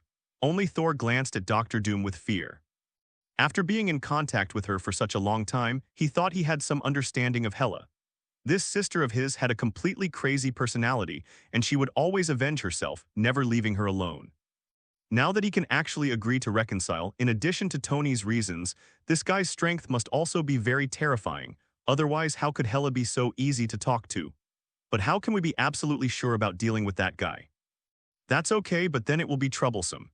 At the meeting, looking at the captain and others gathered, Nick coughed slightly and looked at everyone and said, "I believe you all know what happened. We have to face that old opponent again." Hearing this, Nick smiled and said, "Well, we still need to investigate and confirm, so doctor, why don't you go back with us first and we will set off after I arrange everything. I accept your request, then tell me where he is now." He could see that although Nick was not strong, he was the one who made the final decision. After settling Hela, Dr. Doom's eyes fell on Nick again. Having said this, Dr. Doom laughed directly, but unlike the elegant smile just now, this time his smile looked particularly cold. "Since you have released me, I must give you something in return." Dr. Doom said softly, "I know this person. We can only seize every opportunity and try our best to defeat him. This is what we should do." This was not a difficult thing for SHIELD. In addition, Tony did not deliberately conceal his whereabouts, so SHIELD quickly found Tony's traces in the kingdom of Wakanda. After they left, the place became quiet again except for the residual smell of blood. In this regard, everyone did not have any special reaction. Then he activated all the intelligence networks of SHIELD to track down Tony's traces. His strength is getting stronger and his threat is getting bigger and bigger. Dr. Destruction said calmly, and upon hearing this, Nick's eyes suddenly lit up, but when he thought about the purpose of this trip, his eyes quickly dimmed again and he said seriously, "I want to ask the doctor to work with us to deal with Tony."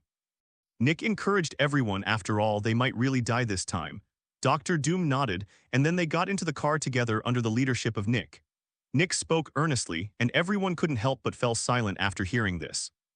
Seeing this, Nick said in a dull tone, "What the captain said makes sense, I don't deny it. I can grant you a request, let me know when you have thought about it. One of my incarnations was killed by him, Tony Stark." Only the captain frowned and said, "How sure are we of our success this time? If we are not completely sure, provoking Tony now is not a wise choice." The captain's voice fell and received approval from many people. Although there was a smile on his face, everyone felt as if they were in the cold winter, with chills all over their bodies. "This time we are all likely to die in his hands, but I hope you can fight to the death to win a glimmer of life for this planet." Soon, the vehicle started and the group of people quickly evacuated the place. "Otherwise, we are getting stronger and Tony is getting stronger, even faster than I expected. If this continues, we will never be able to catch up with him." After receiving the news, Nick did not tell Dr. Doom immediately, but instead convened a meeting of all the extraordinary people in SHIELD Nick suggested. And the coldness emanating from Dr. Doom melted instantly, and his smile became elegant again. There were many thoughts in his heart, but Thor buried them all in his heart and continued to play the role of a transparent person beside him. A wordless silence filled the conference room, and the captain and others couldn't help but recall the process of contacting Tony. Every time they meet, Tony's strength will be stronger than the last time, even terrifyingly strong. It can be said that they thought they were well prepared every time, but in the end they could not match Tony. Therefore, facing Tony, they could not be completely sure. At this time in the crowd, Johnny raised his hand and said with some embarrassment, "Well, do we have to be enemies with Tony? I admit that that guy did act a little crazy, but he didn't seem to have done anything that would make people and gods angry. It's better, just like we can coexist peacefully now, we don't have to target him." Johnny said in confusion. Nick did not blame him because what Johnny said was the truth. However, this does not mean that he will agree with Johnny's opinion, but he just asks, "Can you guarantee that Tony will always behave like this?" After the words fell, Johnny was speechless for a moment. He opened his mouth but couldn't say a word. Where could he go? Seeing this, Nick still refused to let him go. In other words, he wanted to build firm confidence in everyone by beating Johnny. Otherwise, if everyone had the same idea as Johnny, there would be no need to fight this battle. Just admit defeat. In other words, are you sure Tony is willing to coexist peacefully with us? Or, if one day he suddenly wants to destroy the world, what should we do then? Everyone, we can't take any chances. I know that many of you feel that there is no need to fight with Tony. But I want to tell you that no matter how powerful the tiger in the zoo is, it does not pose a threat to humans. But if a human encounters a tiger growing in the wild, there is a 99% chance of death. Although there is still a 1% survival rate, do you want to bet on this 1%? So it's not that I want to fight Tony, but we can't afford to gamble or lose. Only by completely eliminating the tiger can we be 100% safe. Now, does anyone else have the same idea as Johnny? If possible, I can terminate this operation and let everyone spend the last time together. Nick leaned back slightly and spoke unhurriedly, and under his gaze, Johnny lowered his head in shame. He didn't want to leave his destiny to others, so he was convinced by Nick.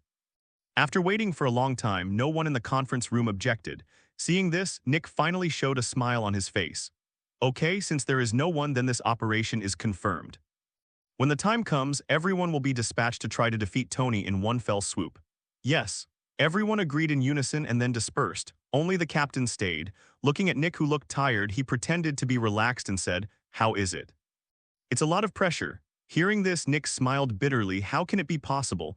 Although Dr. Destruction has joined, I still don't have much confidence in this operation." At this point, Nick sighed. "Don't worry, everything will be fine. I always believe that evil will never prevail against good." The captain patted Nick's shoulder and expressed relief. After saying that, the captain turned and left the conference room. 2 hours later, a plane soared into the sky and headed towards Wakanda. This time, all members of SHIELD are dispatched, including the Quicksilver brothers and sisters and Dr. Doom. Tony took a sip of red wine and said calmly that this time he came to Wakanda not only to buy vibranium, but more importantly to win over Black Panther. After saying this, the door was pushed open and Natasha Romanoff, wearing a black professional skirt, opened the door and walked in. Hearing this, Tony smiled. 50 kilograms. If this is all, why would he go there personally? Jamie is a fat black man. He looks fat and big-eared, and he seems to be looking for money at a glance. This is also the reason why he brought Natasha Romanoff to help him deal with these debris. Tony said without looking back, "Come in. Thank you for your hard work. I will go see him in person when the time comes." This force can definitely be called powerful when placed in Blue Star. Even because of Hela and Dr. Doom, even if you look at the universe, the strength of their team is not weak. Tony looked directly at Jamie, his eyes full of amusement. "Of course, there is a saying that if the secretary has something to do, nothing will happen, so I brought Natasha Romanoff purely for work. Tell me how much you want. I'm responsible for helping you get the 300 kilograms of vibranium. It's a pleasure."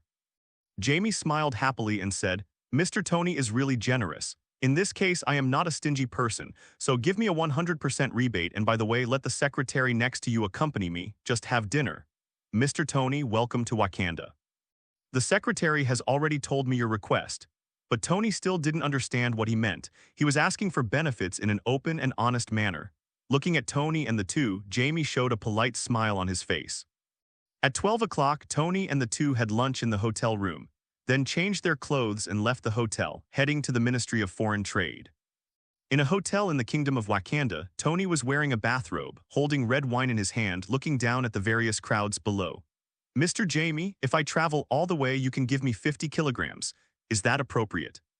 Tony brought too much pressure to them, which made their hearts always heavy. After speaking, Jamie showed a shrewd smile. Jamie gave an exact number, but except for Dr. Doom, everyone else's faces were full of solemnity at this moment. At this time, there was a knock on the hotel room door. Jamie said politely. Tony tapped his fingers on the table and listened quietly. After he finished speaking, Tony said, "Then how much can you provide?"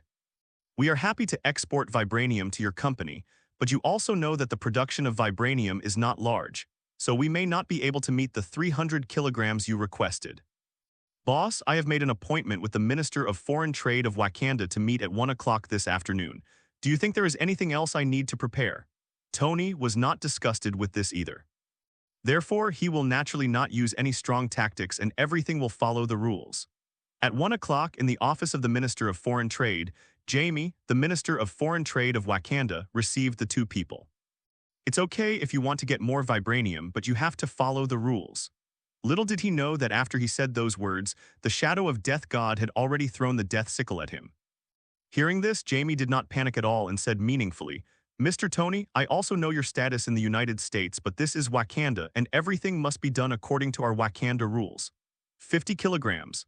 Jamie said excitedly, his eyes looking randomly at Natasha Romanoff. "I didn't hear what you said clearly, please say it again."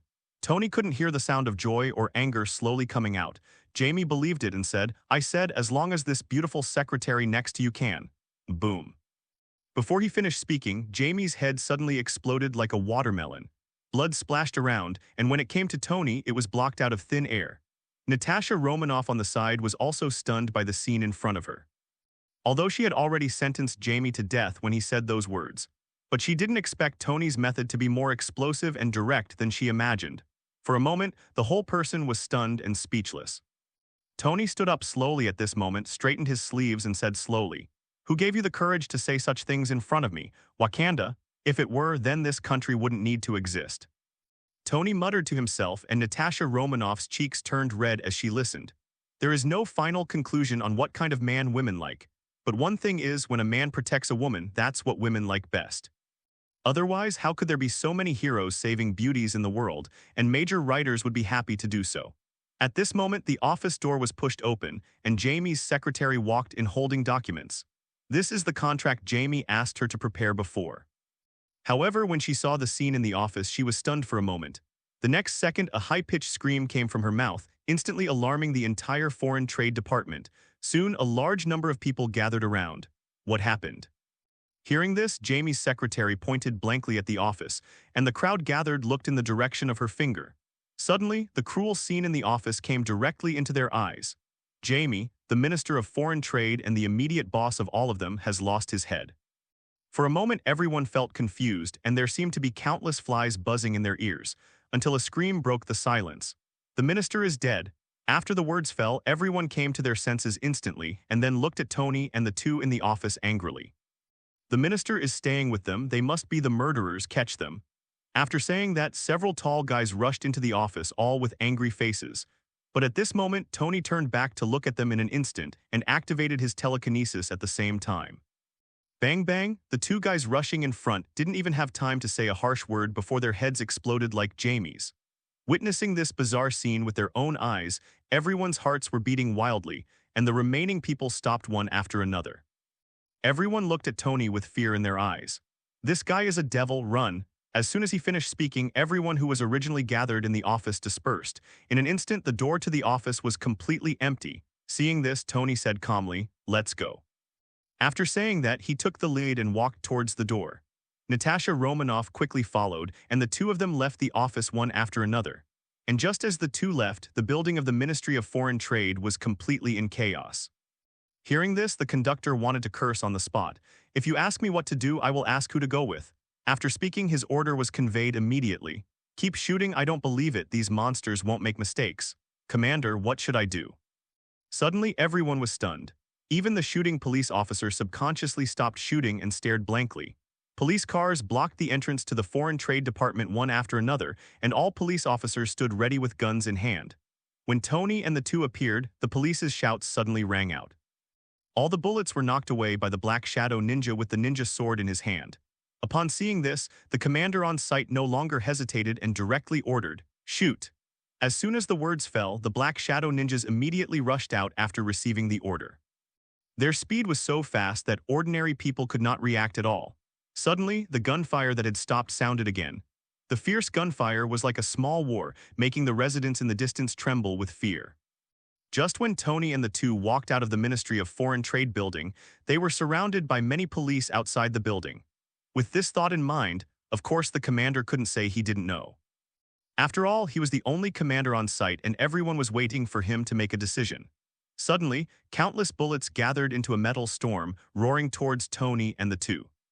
With an order, gunshots rang out, and many police officers did not hesitate at all and directly pulled the trigger. Bang, bang, bang, all the bullets will be chopped down after coming to them. Gulan, one police officer asked with a hint of fear on his face. Natasha Romanoff had no reaction to this and just looked at Tony shyly. Therefore, facing the sky full of bullets, the two of them continued to move forward as if they didn't see anything at all. Hearing this, Tony kept walking and continued to move forward. Natasha Romanoff followed him quietly like a little daughter-in-law.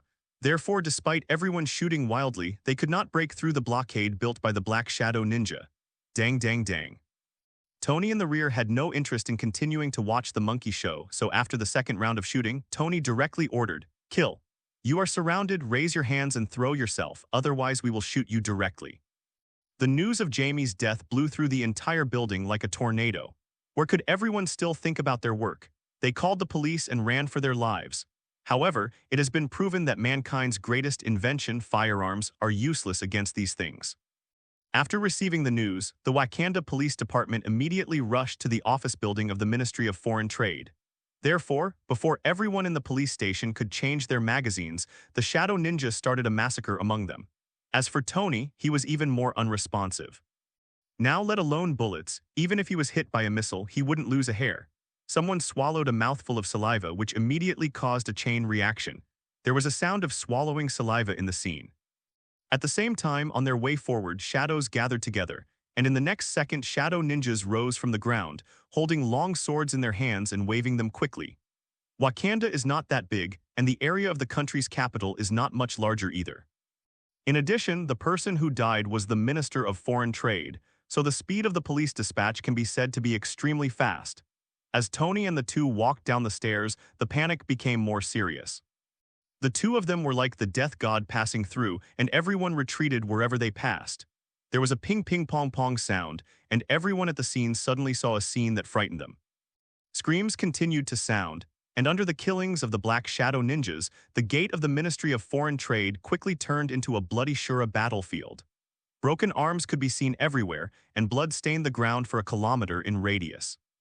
All the police officers, one by one, fell under the knife of the Shadow Ninja, and no one survived. Having witnessed this killing with his own eyes, Tony remained calm. After all, he was a ruthless man who had wiped out a whole world, but Natasha Romanoff's face turned a little pale. Although she is not new to the world, she has not experienced such large-scale killings many times except on the battlefield, so she will naturally feel a little uncomfortable. Sensing her discomfort, Tony showed a rare tender side, gently took her hand and led her away from here. Just after the two left, the Kingdom of Wakanda immediately sent people to the scene after receiving the news. After seeing the horrific bloody scene, many people vomited. However, they had to hold back their nausea and clean up the scene, and soon the scene was filled with an unpleasant sour smell. Even the wind can't blow it away, which shows how exaggerated it is. Soon, the news reached the Wakanda palace and the royal family was furious. In the meeting hall there was an old black man wearing a crown, his face full of anger. "Lawless, how audacious! Deploy the troops to me and we must arrest the murderer." The king roared loudly and all the ministers were silent. It was not until the king vented his anger that a minister stood up and said, "Your Majesty, the murderers this time are not ordinary people. Sending troops may not be able to arrest them. Even it may lead to even greater tragedy." "What do you mean? Do you just ignore it?" The old king roared. The minister who spoke quickly waved his hand. "Your Majesty, that's not what I mean. What I mean is, can you ask the crown prince to do it himself?" Hearing this, the old king frowned and then nodded. "Okay, I will inform the crown prince." After the words fell, everyone present could not help but breathe a sigh of relief. Although T'Challa is the crown prince, he has always been regarded as the patron saint of the kingdom by Wakanda. Since the discovery of vibranium, countless terrorist organizations have attacked Wakanda every year just to seize vibranium, and all of these enemies have been defeated by T'Challa. Therefore, T'Challa has long been mythologized by the people of Wakanda. They believe that as long as T'Challa takes action, there is no opponent that cannot be defeated. Soon, the officials dispersed, and the old king returned to the palace and found T'Challa exercising in a training room. "My child, something needs your attention again," the old king said with a smile on his face. Hearing this, T'Challa stopped, looked at the old king and said seriously, "What's the matter? Please tell me, father." After hearing this, the old king immediately told the story. After listening, an angry look suddenly appeared on T'Challa's face. "Damn it, you dare to kill like this in our country. Father, don't worry, I will definitely bring the murderer's head back." "Is there any information on the murderer?" T'Challa asked. The old king waved to the person behind him, and immediately a guard stepped forward quickly, holding a piece of information in his hands. As a country, although Wakanda is small, its national strength is not weak. It immediately found out Tony's information and traces. Of course, this was also the reason why Tony didn't hide it. After getting the information, T'Challa quickly read through it and nodded immediately. "Leave this matter to me. Father, you go and rest first." "Good." The old king responded and left with peace of mind. The self-confidence built up by his long-term victory made him feel that he would leave the matter to T'Challa and forget about it. In just a few days, good news will naturally come. Therefore, after leaving here, the old king quickly put this matter behind him. On the other side, T'Challa memorized the information in his mind, and then threw the information directly into the flames. Soon, he put on his own suit, the Black Panther suit, and quickly disappeared into the palace. In the hotel, Tony and Tony, who had just finished a strenuous exercise, were lying on the bed. Natasha Romanoff touched Tony's chest muscles. A hint of intoxication appeared on her face, but she quickly sobered up and said, "Isn't it a bit too much for us to just fall out like this? It might be difficult to get the vibranium you need." "It doesn't matter if they don't give it to us, we will get it ourselves," Tony said indifferently, and the overbearing words made Natasha Romanoff's heart tremble. "Then when do we start taking action? I can help you get information." "No, I'm waiting for someone now." Let's wait for him first. Good. Natasha Romanoff wisely did not continue to ask. She is a smart woman and knows what to ask and what not to ask. At this moment, Tony suddenly stood up and put on a bathrobe. What's wrong? Natasha Romanoff was confused. It's okay, the person I'm waiting for has arrived. You can continue to rest. After saying that, Tony opened the window and jumped out of the window. The next second, on the roof of the hotel, Tony lit a cigar in a bathrobe and looked into the distance. In the distance, a black shadow was quickly approaching Tony's position. His speed was extremely fast, like black lightning. After a while, a dark shadow came to Tony. It was T'Challa who ran out of the palace. Looking at Tony standing on the roof in a bathrobe, T'Challa recognized him at a glance as the target of his trip. Therefore, he turned around and headed straight for Tony. Boom! With a soft sound, T'Challa landed on the hotel roof. Are you waiting for me? T'Challa asked proactively. Tony nodded. Yes, otherwise you think you can come to me so easily. It seems that you are very confident. You killed someone and didn't even run away. Why should I run? My goal has not been achieved yet. Tony exhaled a burst of smoke and spoke slowly. Upon hearing this, T'Challa's eyes moved. Purpose? What purpose? It was obvious that he was trying to make some excuses, and Tony could see through his thoughts at a glance, but he didn't mind. My purpose is very simple. One is vibranium and the other is you. Oh, so you are here to kill me? Wrong, I'm here to recruit you, Tony said calmly, and T'Challa suddenly laughed angrily. Your recruitment method is really special. You kill people on my territory and then say you are recruiting me. He deserves to die. Where do you see that he deserves to die? Is it stipulated in the law? T'Challa said, a little unhappy. But Tony remained calm. I said he deserves to die, then he deserves to die. There is no legal requirement, but I am above the law. Tony's words were not arrogant, they were even so arrogant that T'Challa frowned. T'Challa was non-committal about Tony's words. Over the years of fighting crime, he had seen too many arrogant people. In Wakanda, everyone must abide by the law, no one is exempted. T'Challa said with a serious face. His words were full of determination, that was his belief. Looking at this scene, Tony frowned. The last thing he wanted to meet was these superheroes with firm beliefs, because there is absolutely no way you can change their minds. The representative figure, Captain America, Tony never tried to pull that guy into the dark camp. Is it because he is not qualified? Not really. Rather, such people are like stones in a latrine, smelly and hard. No matter how hard you try, it's all in vain. The current T'Challa is obviously the same type of person as Captain America. Captain America cares about the people of the United States, while he cares about the people of Wakanda.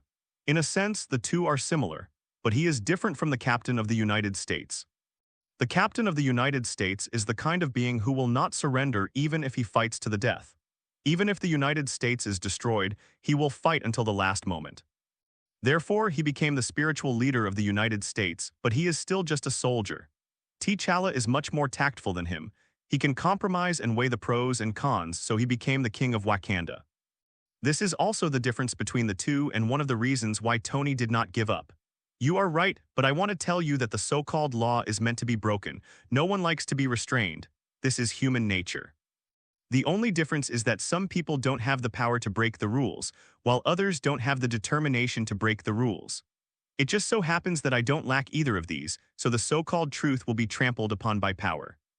Tony spoke unhurriedly, and T'Challa's brows gradually furrowed. The reason why he was chatting with Tony here was to judge his character and analyze his weaknesses. This is also one of the secrets of his invincibility. Only by knowing your opponent well can you defeat him.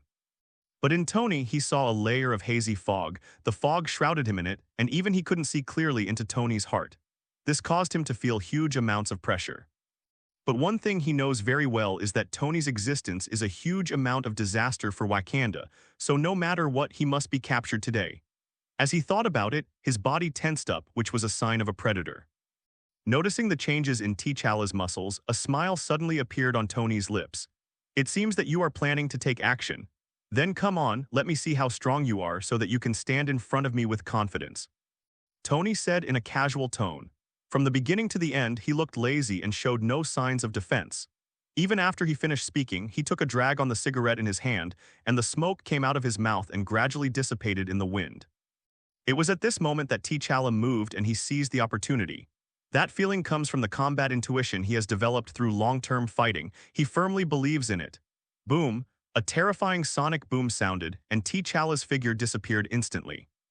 When he reappeared, he was already in front of Tony. He could even see the smoke rings in Tony's mouth that had not yet been exhaled.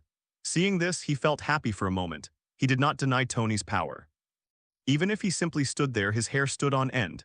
He was definitely a dangerous guy. But victory in battle will never belong to the arrogant, T'Challa said. Boom, his fist hit an object, making a deafening sound. T'Challa looked along his arm. When he saw the object he hit, his pupils shrank and a great feeling of terror suddenly appeared in his eyes. His heart rose. Because what he hit was air. To be more specific, it is the barrier created by Tony using telekinesis. And Tony himself was smiling at the corner of his mouth, looking at the gradually distorted expression. Gulu, T'Challa swallowed dryly, grinned and said, "Can we do it again? I didn't adjust well just now." After saying that, T'Challa instantly wanted to run, but at this moment, a terrifying pulling force or gravity appeared under his feet.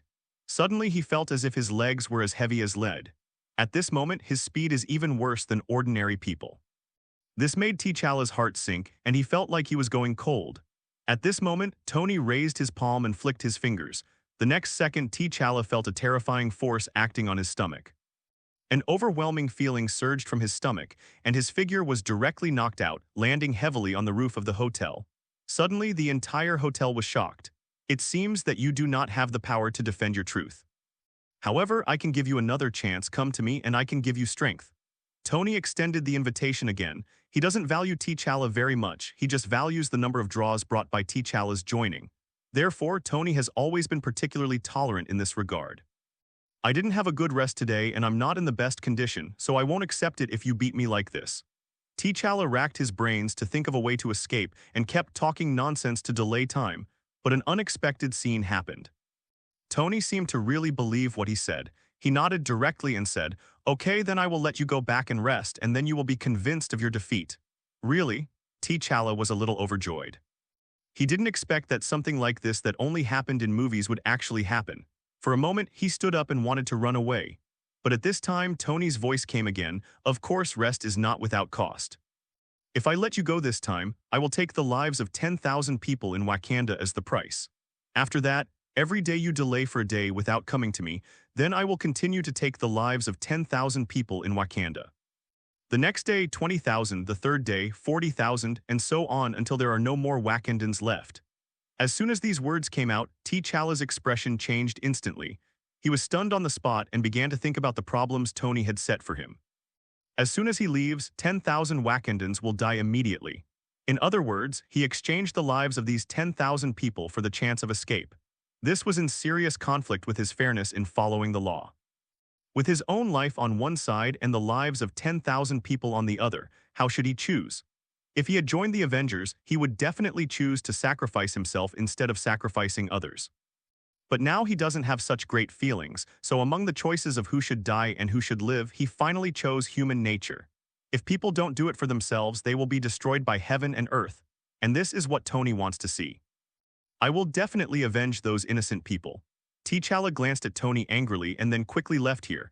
Watching his leaving back, Tony didn't stop him and even had a smile on his lips. Some things only happen 0 times or countless times.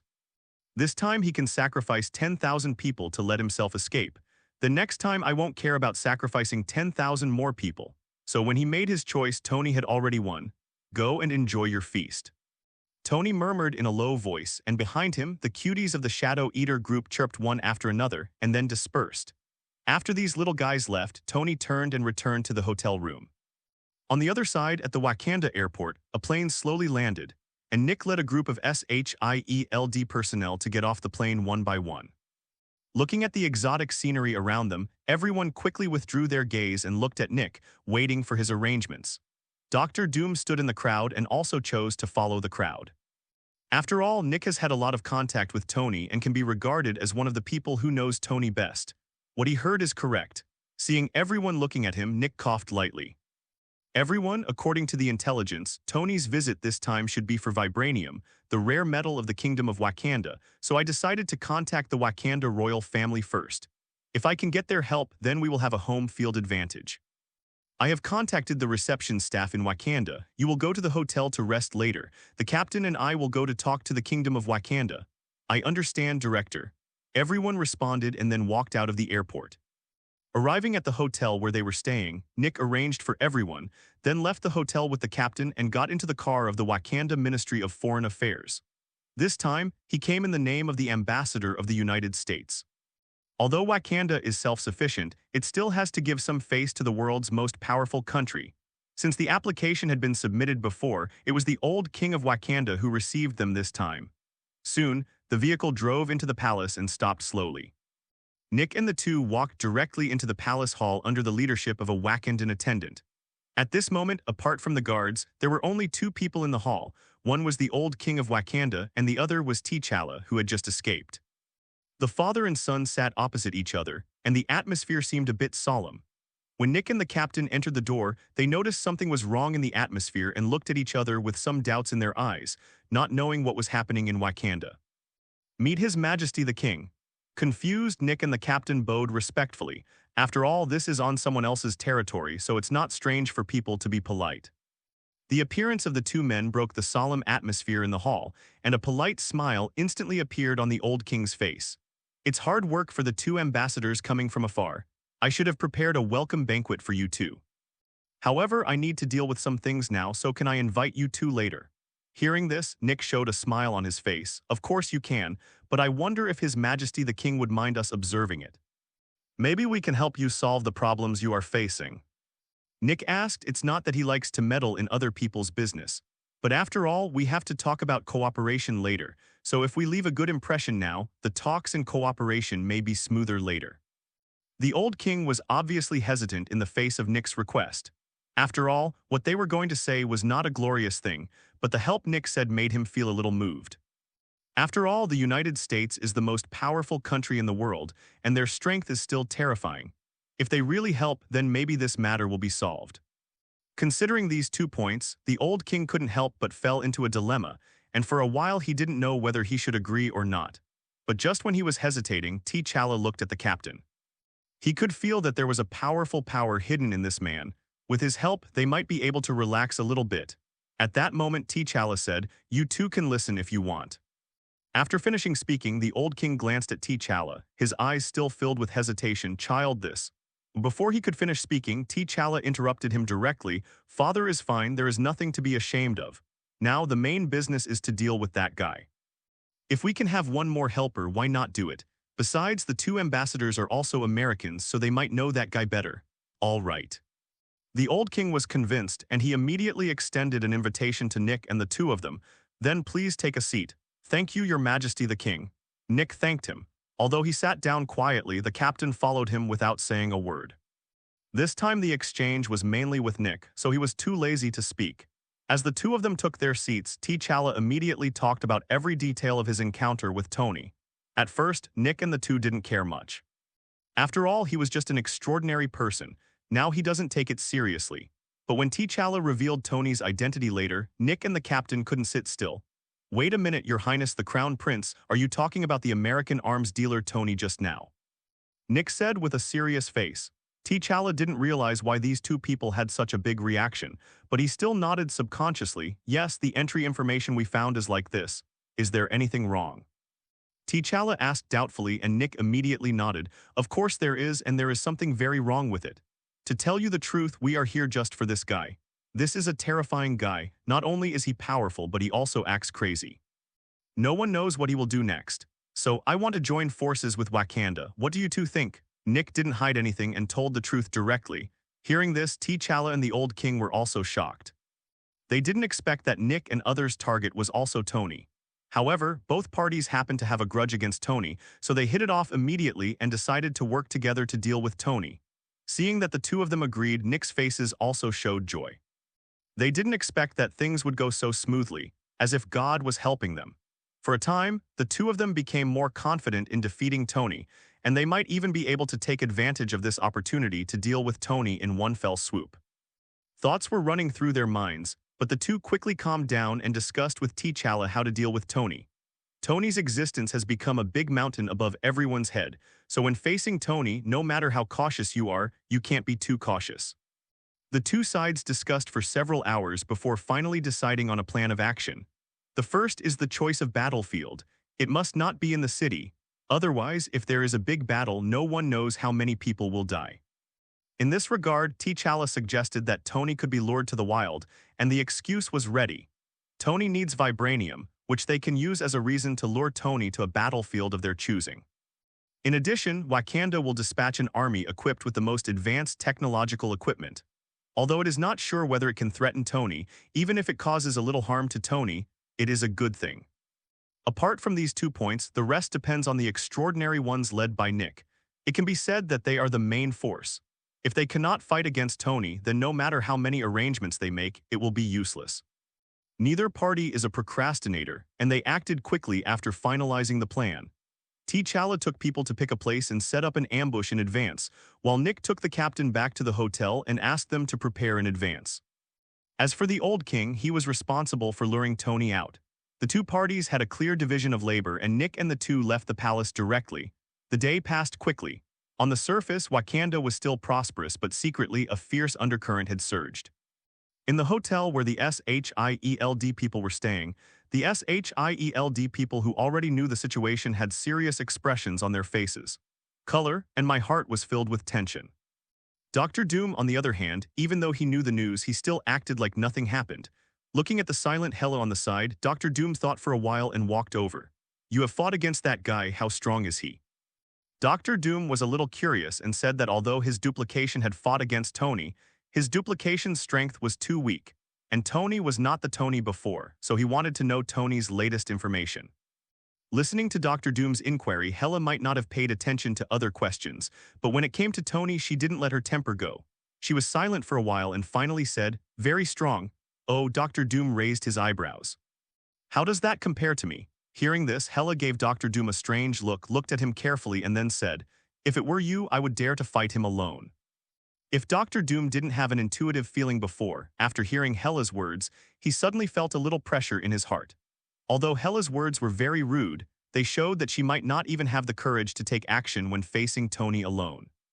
This is not in line with Hela's temperament, nor in line with my understanding of her, so there is only one explanation. At first he thought it was God's blessing, but when the old king met him, he realized that this was not God's blessing, it was simply a curse from Satan. Tony, on the other hand, seemed completely unaware. After feeling Natasha Romanoff's gaze, he nodded directly and said, "Let him come in first, I want to hear his cooperation plan."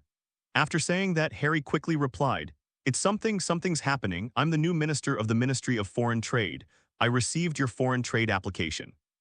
I heard that you want to purchase 300 kilograms of vibranium, so I came here to discuss it. And when a proud person is willing to bend down, it means that he attaches great importance to this matter.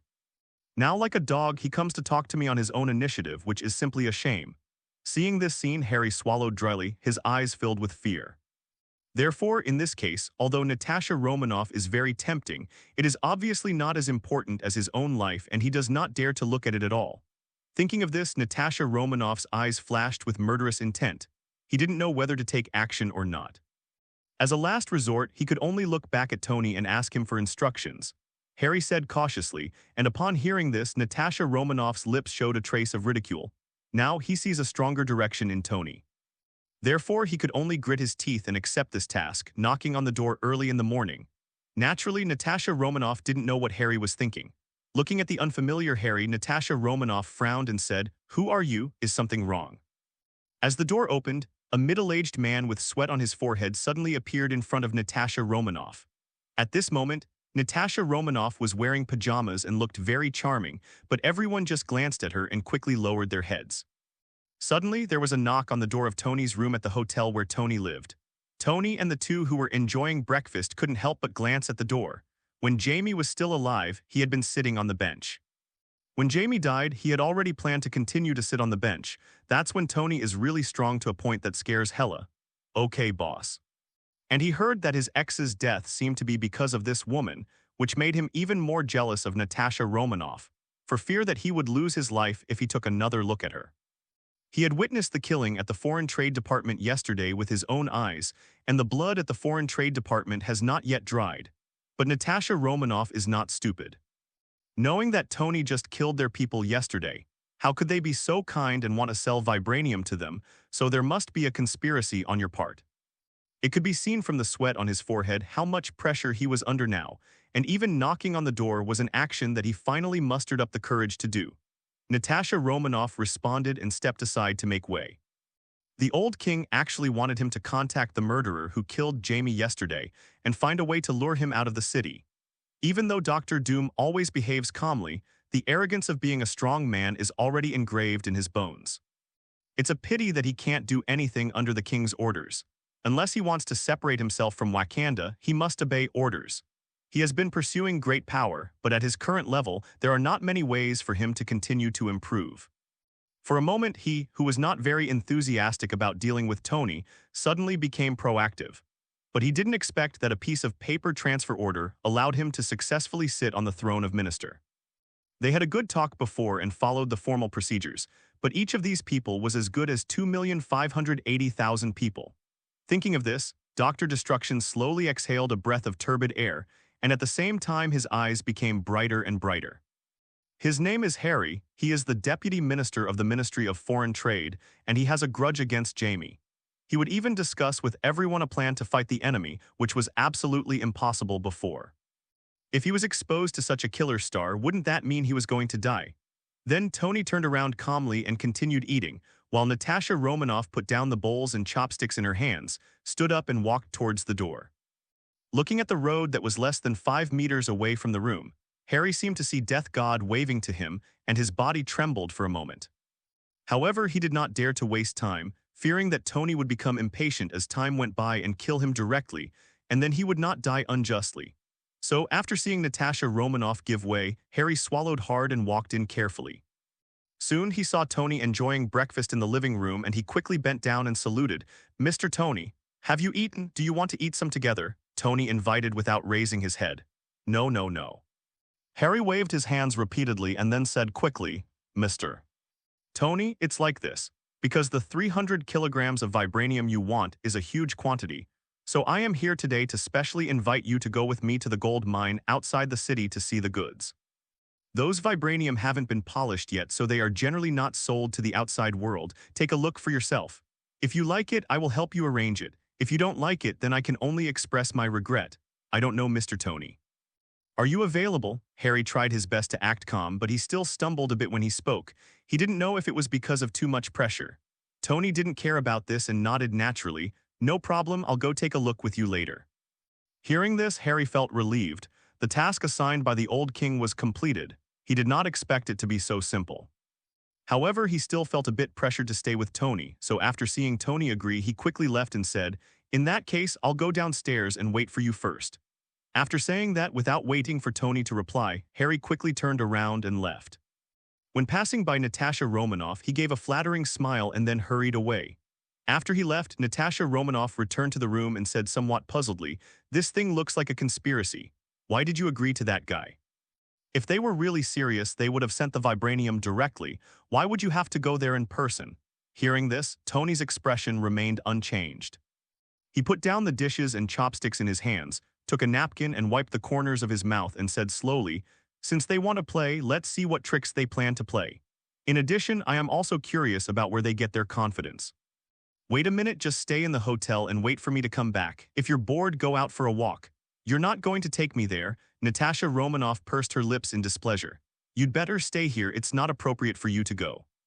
Tony said with a smile, got up and went back to change clothes. In fact, the reason why he didn't bring Natasha Romanoff with him was because he felt that he would definitely meet some familiar people this time. Rather than leaving Natasha Romanoff in a dilemma then, it would be better not to let her know about it. As for why Tony knows, don't ask, just ask intuitively. Just like Nick was familiar with Tony, he had allowed Nick to dance in front of him for so long, and he was also very familiar with Nick's methods. When Harry appeared at the door, he felt a familiar smell. This is Nick's favorite method. First, get people into no man's land, and then beat them to death in a group fight. To be honest, Tony was not surprised by Nick's arrival and targeting. He knew the danger to himself, and he also knew that Nick could not let a dangerous person like him wander around. However, he was curious about what kind of confidence Nick had to fight against him. All this is still unknown to Tony, but it also makes him more interested in this trip. After all, life still needs a little surprise occasionally, right? Soon, Tony changed his clothes, wearing a dark suit which matched his perfect figure, making him look like an elegant aristocrat. After looking in the mirror and feeling good about himself, he walked out of the room, hugged Natasha Romanoff, and Tony walked downstairs to the hotel. When he walked out of the hotel door, a line of motorcade had been waiting at the hotel door for a long time. Tony looked at Harry, who kept looking at his watch, and walked over. The sound of footsteps approaching made Harry subconsciously turn his head and look over. When he saw Tony, Harry was obviously stunned, but he quickly responded and praised, "Sir, you look so handsome in that outfit." "Really? I think so too." Tony accepted the compliment unceremoniously and then got into the back seat of the vehicle with Harry's service. Harry originally wanted to get in the car from the other side, but thinking about the pressure brought by Tony, he decisively got into the passenger seat. After the two got in the car, the vehicle started and headed out of the city. Tony was indifferent to this. He closed his eyes and meditated as soon as he got in the car. Tony didn't speak, and Harry didn't dare to say anything. For a moment, the atmosphere in the vehicle became a little depressing. The driver obviously felt something was wrong in the atmosphere, so he focused on the road ahead and successfully became a transparent person. After knowing that the vehicle had left the city limits, Tony, who had been closing his eyes, suddenly opened his eyes and said, "Our destination this time should be vibranium." Tony asked an incomprehensible question. Although Harry was stunned for a moment at the beginning, he quickly reacted. "Yes, yes, that's good. If there is vibranium, then I will spare your life. If there are no consequences, think about it yourself." Whoosh! As soon as Tony finished speaking, cold sweat broke out on Harry's head. He did not dare to doubt Tony's words. Fortunately, the place they were going to this time was indeed a vibranium mining site, and there must be enough vibranium. This made Harry feel relieved. Tony didn't speak again on the way back, and Harry didn't dare to talk casually, so the convoy arrived in silence all the way to a mountain range 100 kilometers away. This is one of Wakanda's vibranium mining sites. It is located in a valley and is lined with towering cliffs. It is an extremely suitable location for an ambush. As the vehicle came to a stop, Harry quickly got out of the passenger seat and respectfully opened the back door for Tony. If someone who didn't know the inside story saw this scene, they would think that the noble son of some family was traveling with the housekeeper, just because Harry behaved so badly. Only Harry knew in his heart that this trip was not easy, and it might even be a fight between gods and gods. He couldn't afford to offend either side, so he could only try to find a balance point and see if he could save his life. This is also the tragedy of the week. Their destiny is completely controlled by the strong, and there is nothing they can do even if they want to resist. "Mr. Tony, the vibranium mining site is inside. I will take you in right now." Harry introduced, and Tony raised his hand to interrupt him.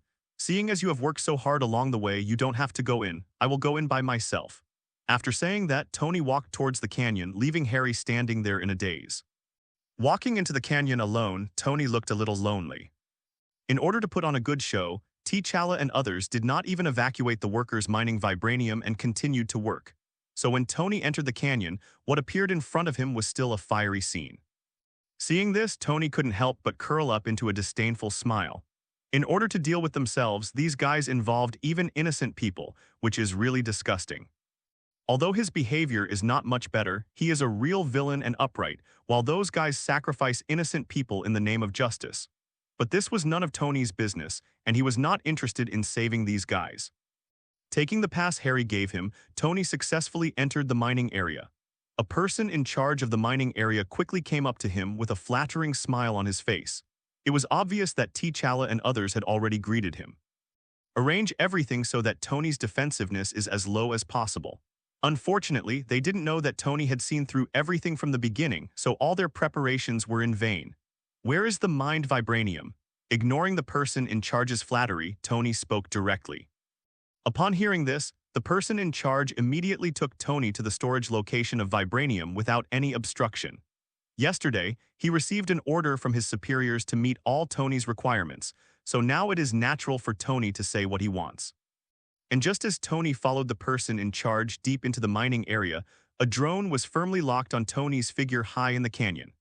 On the cliffs on both sides of the canyon, a large number of Wakandan soldiers have already been ambushing here. Not far away, a tent was set up here with a large number of monitoring equipment. Everyone from T'Challa and SHIELD gathered here. Looking at Tony's figure in the surveillance screen, everyone's eyes showed a hint of coldness. Nick even said expressionlessly, "Have everything been arranged?" Hearing this, T'Challa was full of confidence. "I have already planted 300 kilograms of explosives in the warehouse, which can be detonated in an instant. As long as he enters the warehouse, he will definitely feel the surprise I have carefully prepared for him. Listening to T'Challa's words, everyone present was not too excited. They knew very well Tony's strength. Although 300 kilograms of explosives were powerful, Tony's strength was even more terrifying and might not necessarily have an impact on him. The reason for executing it is just to catch Tony off guard and cause him some damage. As for blowing up Tony directly, no one present except T'Challa had this idea. At this moment, Dr. Doom in the crowd suddenly smiled and said, "Are you sure it's a surprise? I think he may have been aware of our presence." Dr. Doom suddenly spoke, causing everyone's expressions to change. But at this moment, no one could care about feeling sad for those innocent miners. As the explosion sounded, Nick picked up the wireless communication on the table and roared, "Attack!" Boom. As soon as these words came out, everyone's faces became a little ugly again, but at the critical moment, Nick interrupted Dr. Doom's words. After speaking, Nick glanced at Dr. Doom with a hint of warning in his eyes, telling him not to disturb the morale of the army. It was as if what he was walking through was not a horrific explosion site, but a beautiful scenic spot. A figure slowly walked out of the fire, exuding a sense of leisurely strolling. Time passed little by little, and everyone was staring at Tony in the picture. As Tony gradually approached the warehouse, everyone couldn't help but feel nervous. But Nick's thinking was right, so he didn't say anything else. Hearing this, Dr. Doom shook his head. "This is not your problem, but if this guy is really as strong as you say, he must have noticed something. We will know if it is true after reading it. Don't get confused. It shouldn't be possible. We haven't been exposed either." Among the crowd, Johnny said with some uncertainty. Listening to the miserable howling, everyone's faces became extremely ugly. They didn't let them wait too long. Just a few minutes after the gunfire sounded, there was suddenly a burst of movement in the firelight on the surveillance screen. At this moment, Tony in the picture flicked his fingers, and everyone seemed to hear a crisp sound. Gunshots continued to be heard in the air. In the tent, everyone held their breath and stared at the surveillance screen, not daring to miss anything. After all, strong people have their own intuition. In Eastern terms, it is just a whim. Tony seemed to be surrounded by an invisible barrier, and wherever he passed, the flames receded. After modification, the firearm was so powerful that it fired armor-piercing bullets one after another, forming a terrifying metal storm that completely flooded the warehouse. Now all the goals are to win Tony. Before that, Nick is still the leader of everyone. The next second, the bullets that had been lingering around him flew back. Suddenly, screams came from the wireless communication in Nick's hand. Duh. Finally, Tony walked into the warehouse under the leadership of the person in charge. Seeing this, Nick immediately shouted, "Detonate." Although they had already speculated beforehand, when this scene happened, everyone still couldn't help but feel a little disappointed. As soon as he finished speaking, his order immediately reached the ears of the soldiers ambushing on both sides of the canyon. A terrifying explosion shook the canyon, and a line of fire centered on the warehouse and quickly spread out in all directions, directly flooding the entire camp. The miners who were still working hard became victims without knowing it. For a moment, the canyon was filled with flames. As soon as he finished speaking, T'Challa, who was in charge of the remote control, pressed the button in his hand without saying a word. Seeing this, an indescribable disappointment surged into everyone's hearts. Therefore, everyone still held a trace of expectation in their hearts, looking forward to seeing Tony being seriously injured. Immediately, the soldiers who had already been informed all aimed at the location of the warehouse, and fierce gunshots rang out. The terrifying metal storm also completely lost its power after arriving in front of Tony, suspended in front of Tony, and was blocked by something. Nick took a deep breath and turned to look at everyone and said, "The operation failed, prepare to fight." Although they knew very well that even if the explosive successfully hit Tony, it might not be able to cause harm to Tony. But what if a miracle happened? Dr. Doom understood what Nick meant and smiled slightly, not angry. The reason why he said it was to make everyone mentally prepared and not to place their hopes on such a thing. Nick's words were full of determination. Although the others said nothing, their faces were also solemn. The only one who can still smile is Dr. Doom. Although everyone praised Tony very well, he couldn't help but feel afraid. However, he also has his own pride, and his self-confidence is no worse than anyone else. Therefore, he was the most relaxed at this moment. Soon, a group of people walked out of the tent before they could move on. Suddenly, a figure soared into the sky from the bottom of the canyon and appeared in front of everyone in an instant. Tony stood in the air, his face filled with calmness. The explosion just now hardly caused any damage to him, and there was not even a trace of disorder on his body at this moment. Looking at him, Nick and others stopped, and Tony's voice sounded at this moment, "You are finally ready to let go." "Nick, I'm not talking about you. You dared to fight me with real swords before, but now you have turned into a rat in the sewer, hiding your head and showing your tail and shrinking back. Listening to Tony's sarcasm, Nick's eyes froze. He ignored Tony's sarcasm and instead thought of something more. You know we're targeting you? Almost, I guessed it. After finishing his words, Nick's face darkened and he glanced at Dr. Doom subconsciously, and he was really guessed by this guy. Then why are you still going? Nick was a little confused. Because I need vibranium. I didn't expect you to actually put vibranium there. I don't need to waste any more effort. As a thank you, I decided to let you choose your own way to die. Tell me how you want to die. Tony said confidently, and he also had that confidence. As his words fell, a chilling atmosphere filled the air. Everyone in SHIELD stared at Tony closely, waiting for Nick's order. As soon as he gave the order, everyone would take action immediately. And Nick has no intention of hesitating. When things get to this point, it's either you die or I live, so delaying time is meaningless. Especially this time, Nick could feel the determined, killing intent in Tony. Obviously, he would not hold back for various reasons like before. Thinking of this, Nick couldn't help but take a deep breath and was about to give the order, but at this moment, Dr. Doom suddenly walked out. Are you Tony? I've heard about his name for a long time and finally met him today. Victor. Tony was a little curious, and Dr. Doom slowly shook his head. You are talking about my duplication, and now it is my true body. Oh, are you going to go against me too? Want to avenge your duplication? Tony raised his eyebrows. He really didn't notice him before. Mainly, Dr. Doom and Victor looked completely different. Therefore, before he revealed his identity, Tony didn't know that he was actually the famous Dr. Doom. At that moment, Tony's playful mood suddenly calmed down and he turned to look at Nick. This guy has something, he can hire such a person to deal with him. Don't get me wrong, duplication and I are one and the same. I'm still alive, so there's no question of revenge. However, I'm sure you're unhappy. After all, you killed my duplication. How about this? You let me study your power and I give up targeting you. This is a win-win situation. Dr. Doom suggested with a smile that his lifelong pursuit is to gain more power. Oh, if I do this, Director Nick won't blame me. Therefore, this condition was suddenly raised. And when Tony appeared, he keenly felt that Tony's power system was something he had never seen before. Watching Nick speak for him, Dr. Doom couldn't help but tease you with a smile on his lips. Fac, what do you want to do? Kill us all? Now this guy has the tendency to rebel against the enemy again. Who can stand this? The two ended their conversation, and Dr. Doom continued to look at Tony, waiting for him to make a decision. I wonder if Dr. Doom withdraws, will their hope of victory be slim? After saying that, Nick turned to look at Dr. Doom and apologized. Please calm down, they are just angry for a moment and are not directed at you. You must not take it to heart. Nick kept apologizing, but in fact he had already cursed it in his heart. He was not only scolding Dr. Doom but also others. He still couldn't see the situation clearly. Can't you go farther away when you're plotting? I can rest assured that.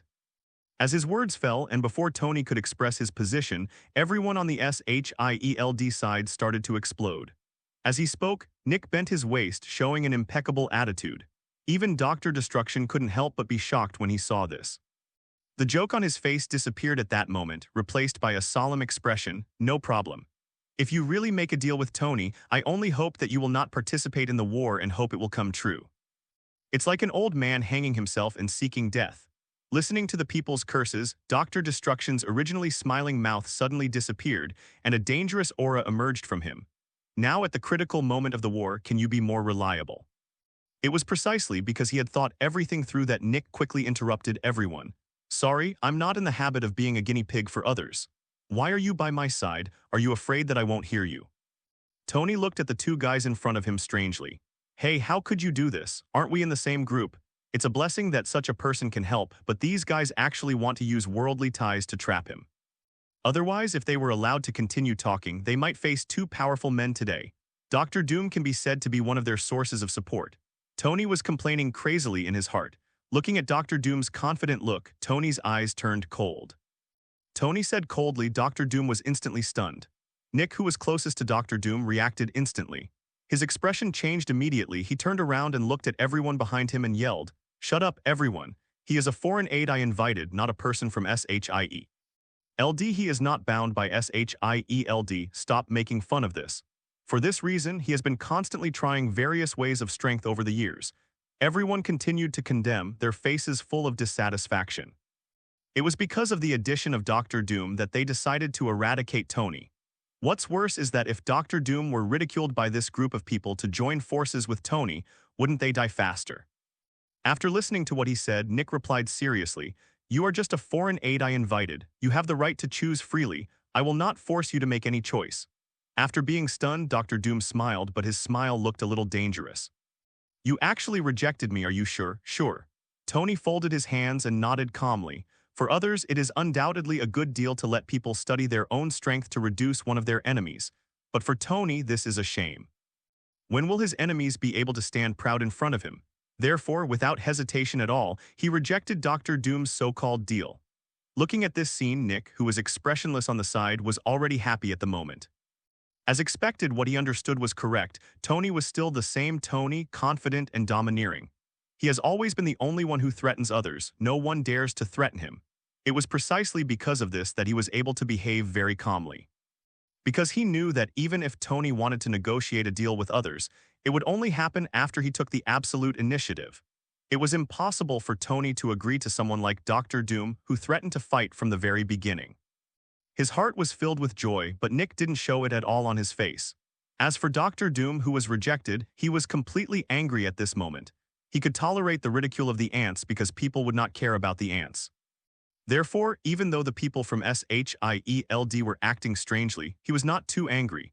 To put it bluntly, these guys are not on the same level as me at all, and they are not even qualified to make me angry.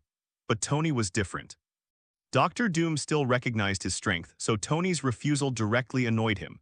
At that moment, a sneer appeared at the corner of his mouth. "How long has it been, and there are still people who dare to refuse my kindness? It's so ignorant." After saying that, Dr. Doom's figure disappeared instantly and appeared above Tony's head in the blink of an eye. A dazzling light bloomed in his palm, and a terrifying magical power with a hint of suppression directly bombarded Tony. Boom! The violent roar made everyone's ears buzz. Tony, who was at the center, looked at this scene. With a wave of his hand, the power of the flames instantly gathered and blasted out against Dr. Doom's attack. Suddenly, two huge forces collided fiercely in midair, causing a violent explosion. The extremely terrifying shock wave instantly struck in all directions from the center of the explosion. All obstacles on the cliff were instantly leveled, and everyone in SHIELD resisted with all their strength, looking at the two people with incredulous eyes. Especially the two Quicksilver siblings. They thought that their strength was already terrifying, but after seeing the fluctuations in the battle between the two, they knew what terror was. With one blow, the world was destroyed. These two people are simply not human. They are more like gods walking in the world, real gods. Thinking of this, the Quicksilver brothers and sisters couldn't help but look at Hela and Thor.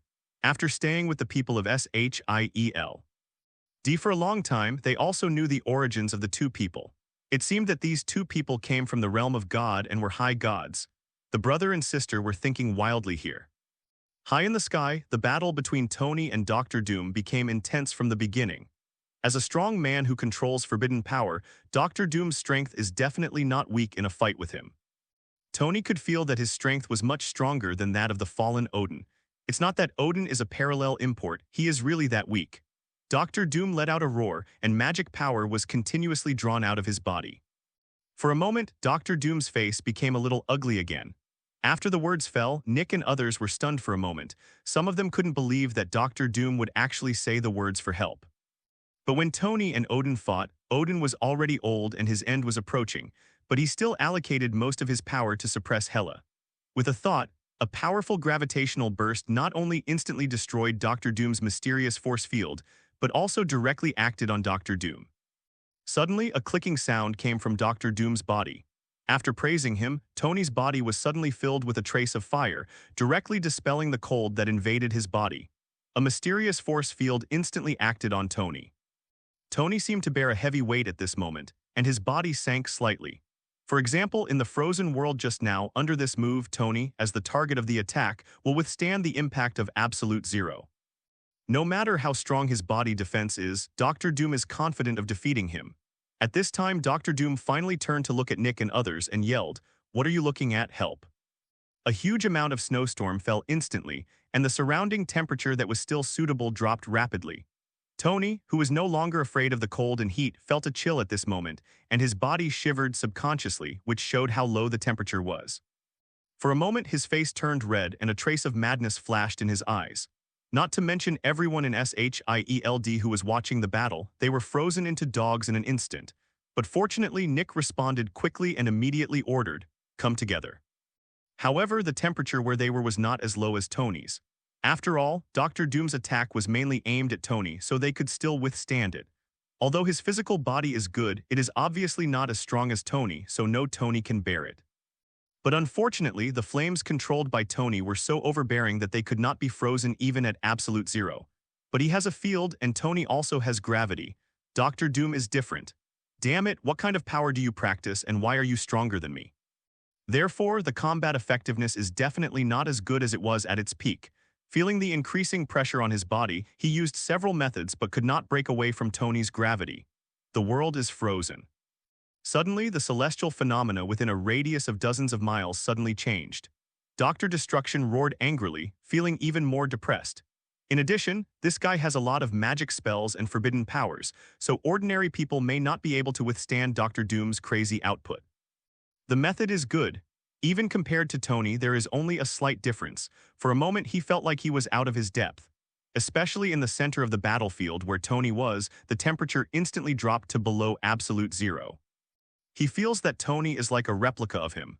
Not only is his ability comprehensive, he can do it, and Tony can do it, and he is one step ahead of him.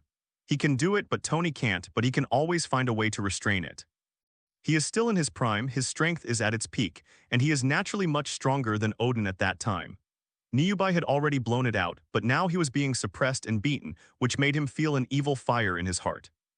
Only Tony, who is also a pervert, can fight with him wildly without falling behind, and even suppress him firmly at a disadvantage.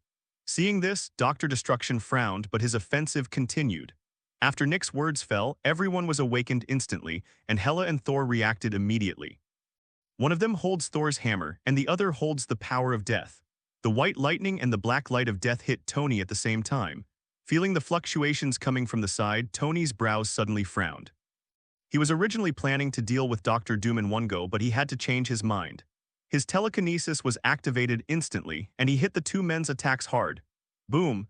The space trembled violently, and a strong explosion swept across again, shaking everyone's hearts. Immediately afterwards, Johnny summoned flames and quickly used his speed. The captain held a shield, and Banner instantly transformed into the Hulk and rushed towards Tony. At this moment, everyone can be said to be like the 8 immortals crossing the sea, each showing his magical powers.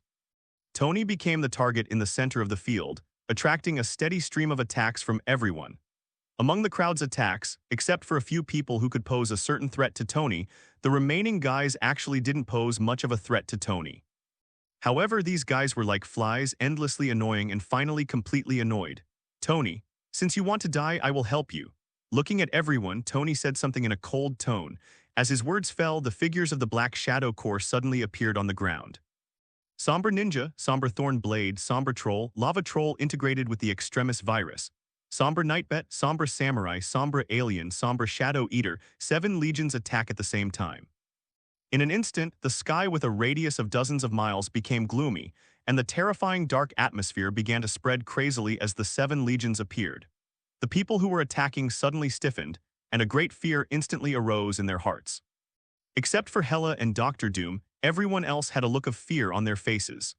Under the impact of the majestic dark power, they felt that they were gradually losing control of their bodies. For a moment, everyone looked at the Black Shadow Corps with inexplicable fear in their eyes. Even Tony was stunned at this moment. This was the first time he had summoned all the Shadow Legions in one go. Unexpectedly, their appearance together would have such an effect. Not only could they suppress the enemy, but their own strength would also be greatly enhanced. Then if the 9 Black Shadow armies come out together, wouldn't they be able to directly trigger the final darkness? There are inexplicable thoughts flashing in my heart, but it's too early to say these now. Soon, Tony withdrew his thoughts, looked at the frightened people, a smile appeared on his lips and waved his hand, "Crush them." As soon as the words fell, the Black Shadow army attacked. Inexplicable roars rang out, and the 7 legions charged directly towards the crowd. Their evolved strength is no longer weaker than that of ordinary extraordinary beings. Coupled with the blessing of dark power, Johnny and the others are no match for them. Under the attack of the Black Shadow Legion, everyone no longer had time to harass Tony and fell directly into a bitter battle. A few seconds later, the Black Shadow Thorn Blade supported other battlefields. Johnny, who was roaring just now, had been torn into pieces. Tony can only hope that there will be other arrangements behind the system. Not far away, Johnny looked at this scene and suddenly roared in pain, and the flames on his body became raging at this moment. Every time he felt that he was just a little bit close to winning, so he kept targeting Tony, trying to suppress him. And now both of them are dead. Ah, I'm going to kill you. Putting away his random thoughts, his face turned cold again. Two rays of light converged in his eyes and then attacked Dr. Doom and Hela. Tony launched another attack. As an ordinary person, Nick was not qualified to participate in such a battle, so after the battle started, he retreated to a secret place to watch the battle. Seeing this, Tony sighed helplessly. Soon, a series of explosions sounded, and the lava troll who fought with Ben directly chose to self-destruct because he could not break through Ben's defense. However, as time passed, whenever he thought his side was strong enough, Tony would show stronger strength. While talking to himself, a scream suddenly came from the battlefield. Witnessing the death of two old friends, Ben shed a line of tears in his eyes. As a team, their relationship is much deeper than that of others. Although they are not related by blood to Ben, they are like his younger brothers and sisters. Although he didn't have much hope, being rejected like this still made him a little depressed. Sister. Withdrawing his gaze from the battlefield below, he looked at Dr. Doom and Hela standing side by side. Tony shook his head and said with a smile on his face, "Give you a chance, surrender to me, and I will spare your life." Even because of the death of Johnny's two siblings, more shadow troops began to besiege others, causing everyone's pressure to increase greatly. Seeing that Tony alone blocked everyone in SHIELD, a wordless silence suddenly emanated from him. When he first confronted Tony, although Tony was powerful, it was not so powerful that it made people despair. It's like an endless loop. He keeps struggling with stronger forces to suppress Tony but ends in failure every time. At that moment, a wry smile appeared on his face. "Tony, Tony, why can't you die?" For a moment, a trace of reminiscence flashed in his eyes. Roaring angrily, Johnny took the initiative to rush into the Thorn Blade Legion, and the powerful flames turned many of the Black Shadow Thorn Blades into ashes. Roars, explosions, and screams are constantly intertwined on the battlefield. Under a series of explosions, Ben's sturdy body was completely torn to pieces. At this point, the research trio were all killed. At some point, Tony became his inner demon, lingering in his heart and unable to get rid of it. It's a pity that reality is not a novel. If you want to make a comeback based on anger alone, the green fat man can't do it, let alone him. Strong men such as Hela and Dr. Doom all have their own pride, and it is basically impossible for them to surrender to others. But more Black Shadow stabbing blades overwhelmed him in an instant. Just like now, although the battle is still going on, Nick already has a premonition in his heart that he has lost again. The invisible woman Susan was completely torn apart by the Thorn Blade Legion, and her beautiful face was completely frozen at this moment. Ben, an honest man, was completely angry. The current members of the Dark Alliance basically have no sense of existence except for receiving rewards. This resulted in that although Tony recruited many members of the Dark Alliance, most of them were unable to keep up with his strength. Tony spoke slowly, and when he finished speaking, Hela and Dr. Doom snorted coldly at the same time. Although they did not speak, their rejection was obvious. The death of the three Susans was like the beginning, and the situation for everyone who was still alive became increasingly dangerous. T'Challa struggled to hold on under the siege of numerous shadow troops and was completely seriously injured. Although Quicksilver is extremely fast, he has to protect Wanda and cannot fully utilize his own speed. Therefore, he is no better under the siege of the Black Shadow Corps. The only ones left who can continue to support are Captain and Banner. One of the two people holds a shield and relies on their strong physical fitness to block the continuous attacks of the Black Shadow Corps. The other relies on his own anger. Not only does his combat power continue to increase, he even overpowers the Black Shadow Corps. The only bright spot. But unfortunately, Banner could not change the entire battle situation, because after Susan and the other three were killed, most of the Black Shadow Corps swarmed towards him, firmly suppressing his pace, leaving him unable to rescue others. Nick stood in a secret place and watched the situation on the battlefield, unable to help but feel a trace of sadness on his face. He knew that he couldn't wait any longer. If he continued to wait, everyone would be stuck here. By then, even if they barely defeated Tony, they would be unable to suppress the situation in the United States. Thinking of this, Nick slowly exhaled a breath of air, and a trace of determination flashed in his eyes. Although he decided to deal with Tony only after Dr. Doom joined him, this did not mean that he put all his hopes on Dr. Doom. He himself also prepared a backup plan, but the backup plan he prepared was very risky. If possible, he should not use it as much as possible. But now that the situation has collapsed, if we don't use it, they might all die here today, and by then, they won't even have the chance to use it. So seeing that everyone was already in ruins, he finally made up his mind. He is not paying attention to the Shadow Core. He knows very well that although the Shadow Core is powerful, Tony is still the one who really leads all of this.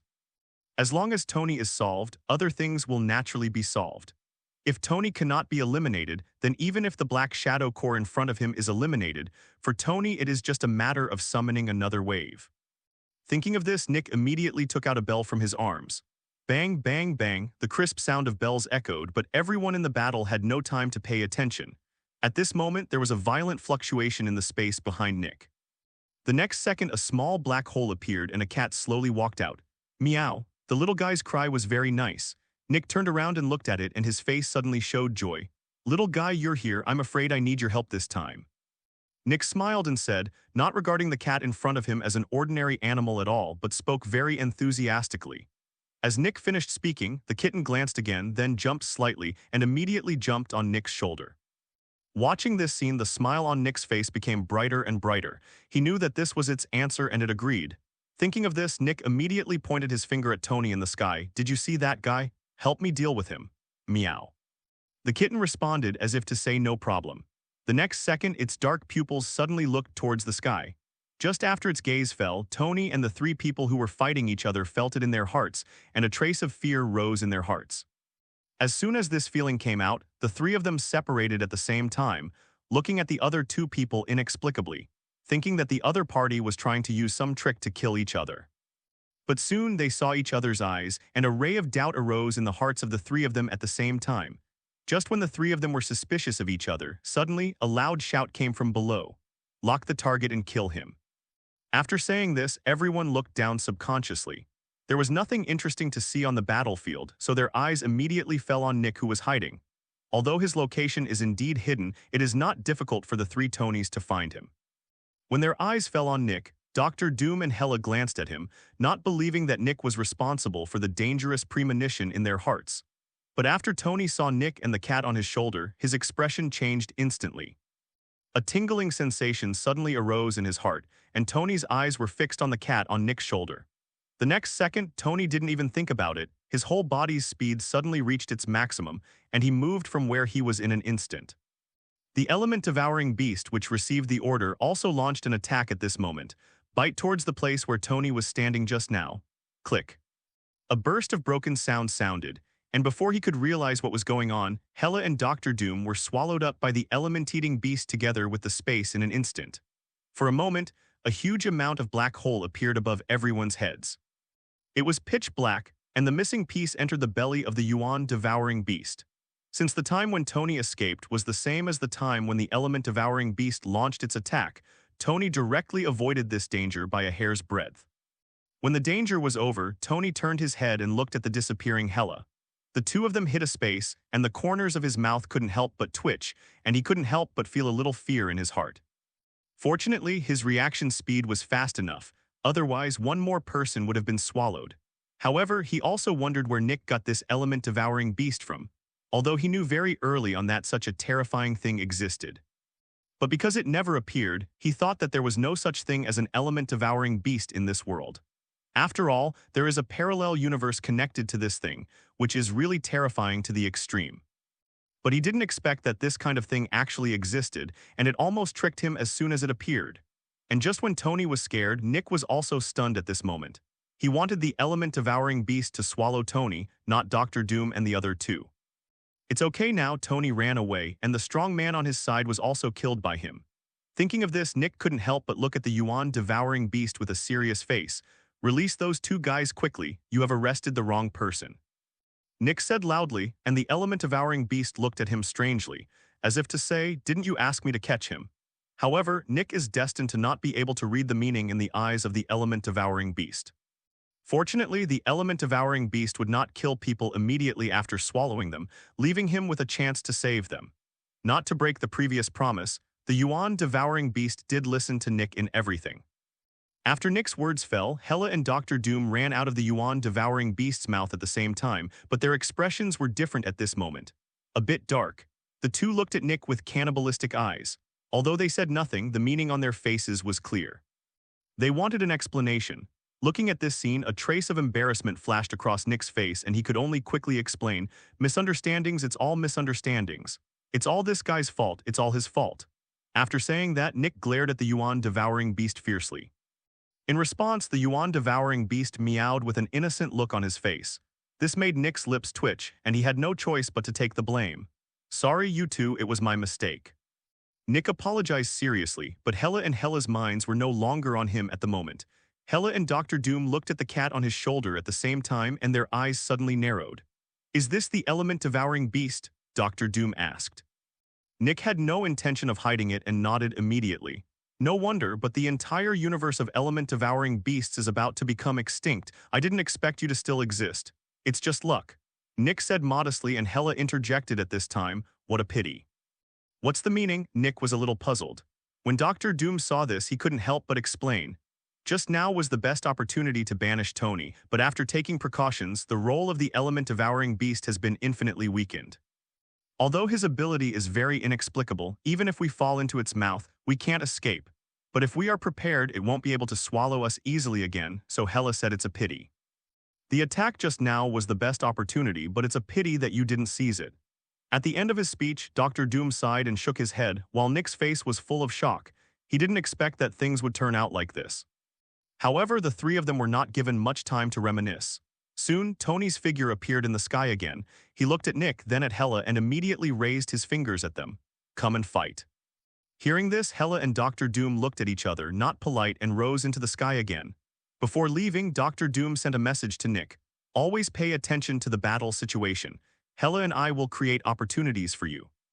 When the time comes, release the element-devouring beast immediately." Nick didn't reply, but his eyes were fixed on the three people who were fighting together again. The battle started again, and Tony keenly felt that the fighting style of Dr. Doom and Hela had changed.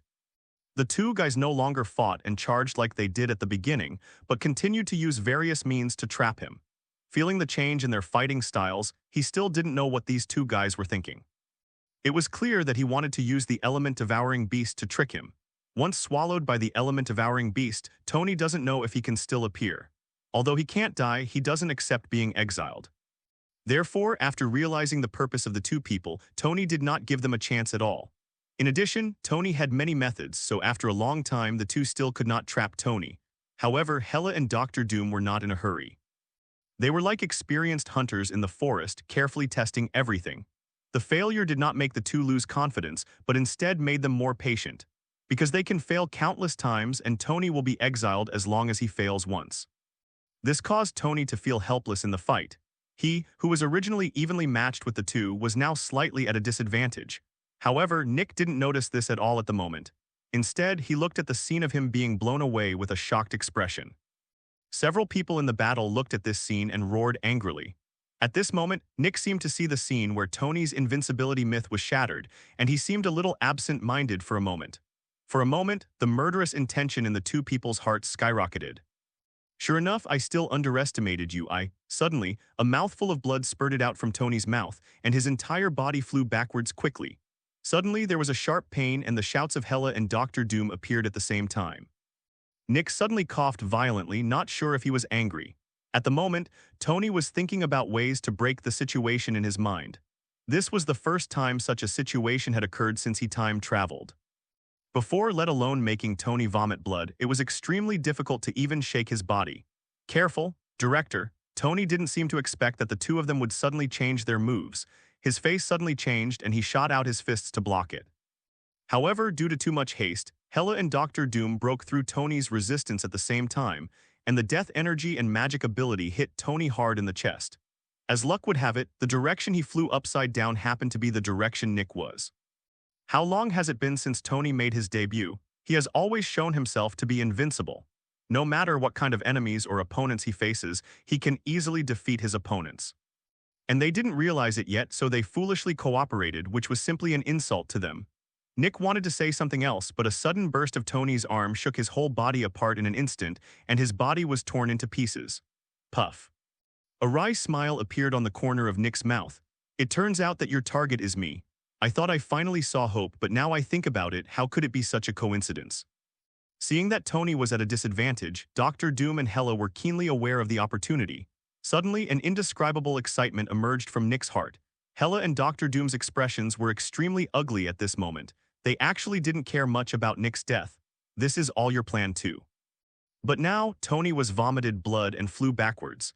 At that moment, the offensives of the two men changed at the same time. The two men who had been trying to trap Tony used their killing moves at this moment. What made them angry was that Tony actually tricked them and used their power to get close to Nick, killing Nick instantly. That's right, Tony admitted with a nod. After all, both of them are ruthless characters. If it weren't for Tony's appearance, they would be the targets of SHIELD, so they have no opinion on whether Nick should die or not. Looking down at the sudden extra hand on his chest, Nick looked back and saw Tony standing behind him expressionlessly. As for the element-devouring beast on his shoulder, Tony threw it directly to the Shadow Kingdom to prevent it from happening. Accident. The two people's eyes intertwined in midair, and the tacit understanding developed through long-term fighting allowed them to instantly understand each other's thoughts. For a moment, Tony felt extremely angry, and his eyes towards Nick also had a murderous intent. No wonder he had such a big reaction, it had been so long, and he finally saw the hope of defeating Tony. How could he not be excited? Nick. Soon, a plan took shape in his mind. A terrifying aura bloomed from Hela and the two of them, tearing apart the sky in an instant. Looking at Tony, who slowly retracted his hand, Dr. Doom laughed angrily and said, "You are the first guy to plot against me like this." So what? Tony didn't take it seriously at all. The corner of Dr. Destruction's mouth twitched. He wanted to say something threatening, but he stopped instantly when the words reached his lips. He had already seen Tony's strength. Even he and Hela couldn't do anything to Tony. Just now, they relied on the element-devouring beast on Nick's shoulder to contain him, and then he was sent flying. Unexpectedly, he was also tricked. Not only was the element-devouring beast lost, Nick was also dead. Therefore, any threats made at this moment are nothing more than incompetent rage. For a moment, Dr. Doom's face became a little ugly again, but he didn't say anything more. Hela frowned slightly, glanced at the situation on the battlefield, and shouted loudly, "Withdraw."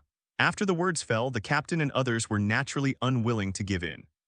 They were about to speak, but before they could speak, Hela's cold eyes had already swept over them, and at the same time, cold words sounded at the same time. "Don't you think there are enough people dying? I say it again, retreat." As soon as these words came out, the mouths of the captain and the others that had just opened suddenly became silent. At that moment, everyone looked at Tony with extremely unwilling eyes and withdrew from the battle. Although the Black Shadow Corps is determined to bite them, the guys who are still alive are very strong. In a short period of time, it is really difficult for the Black Shadow Corps to deal with them, unless Tony takes action. However, Tony had no intention of taking action at this moment, and just watched them evacuate quietly. After all the SHIELD had evacuated, Hela glanced at Dr. Doom, immediately turned around and left just as quickly. When Dr. Doom saw Hela leaving, he quickly followed her, but before leaving he said, "We will meet again soon." As soon as he finished speaking, he and Hela's figures had disappeared into the horizon.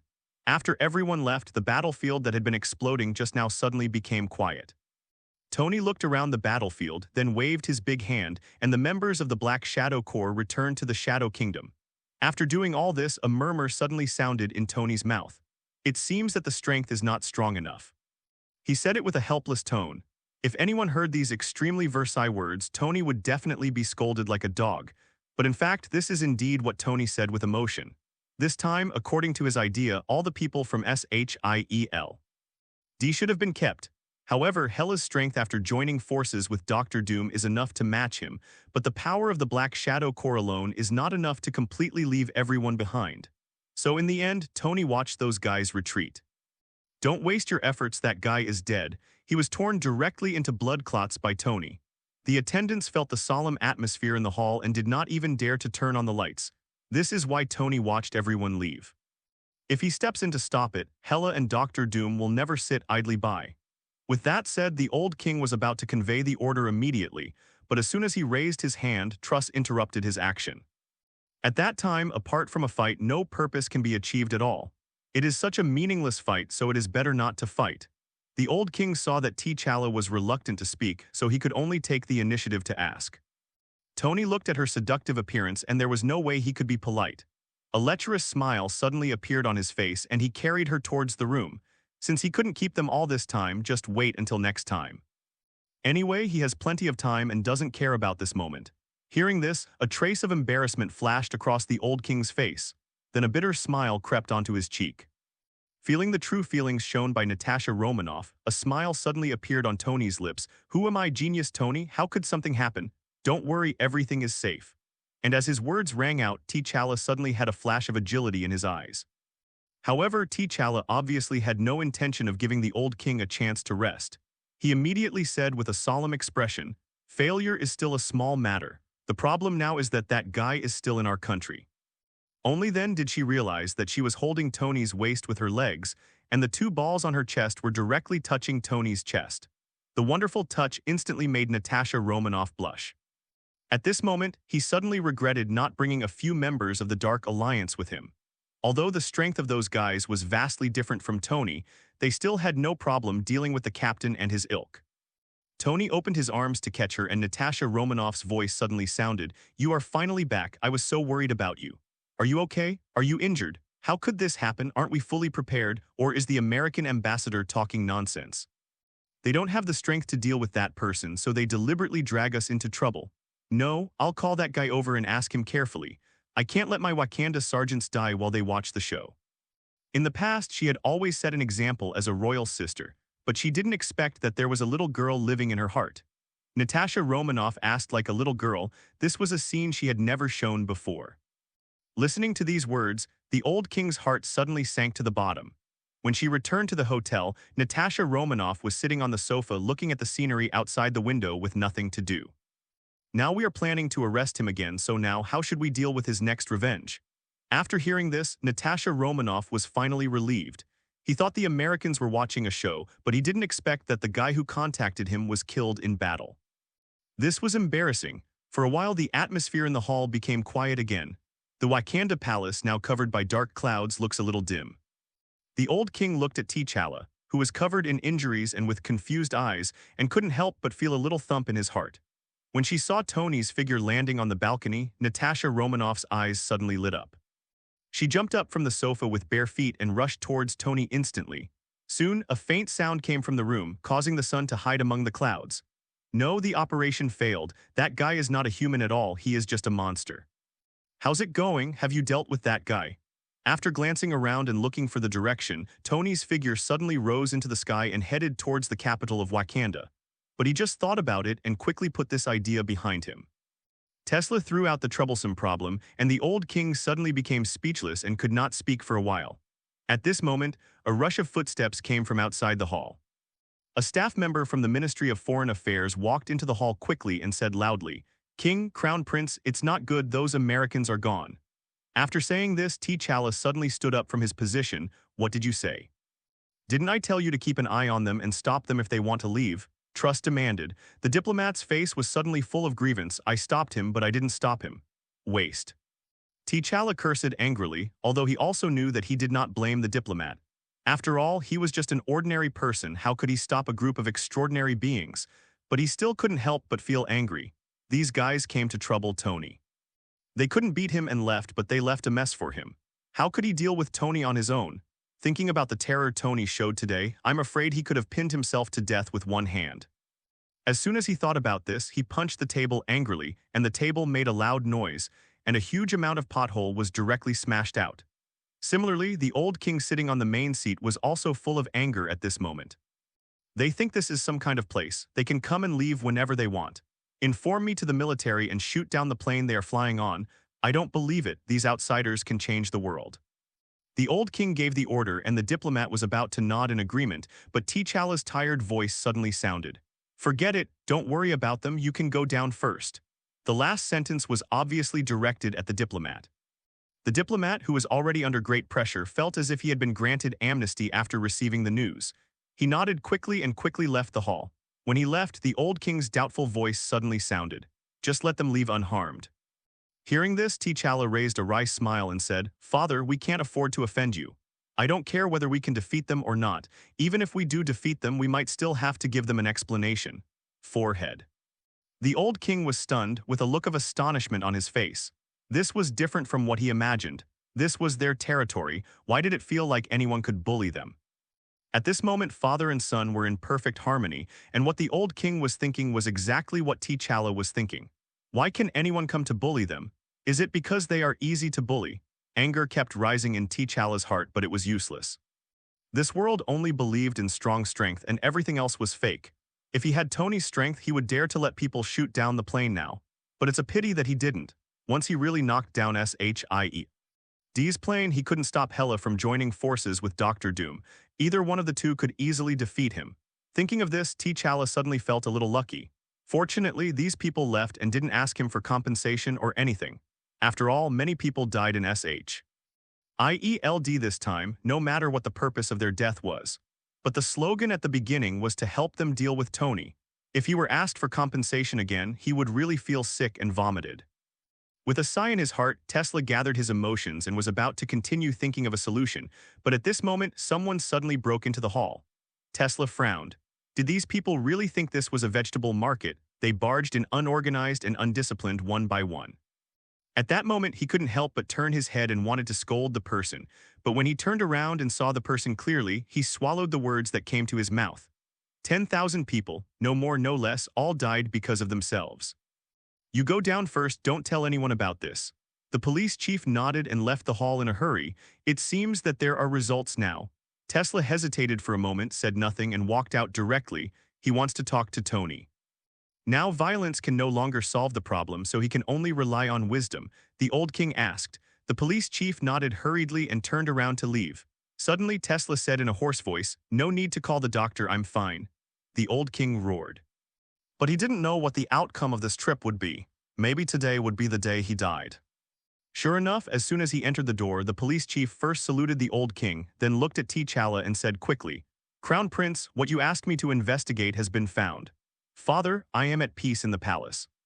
I have to go out for something. Wanger, are you really okay?" After taking the elevator to the floor and finding the room where Tony was staying temporarily, Tesla knocked on the door. "Where are you going?"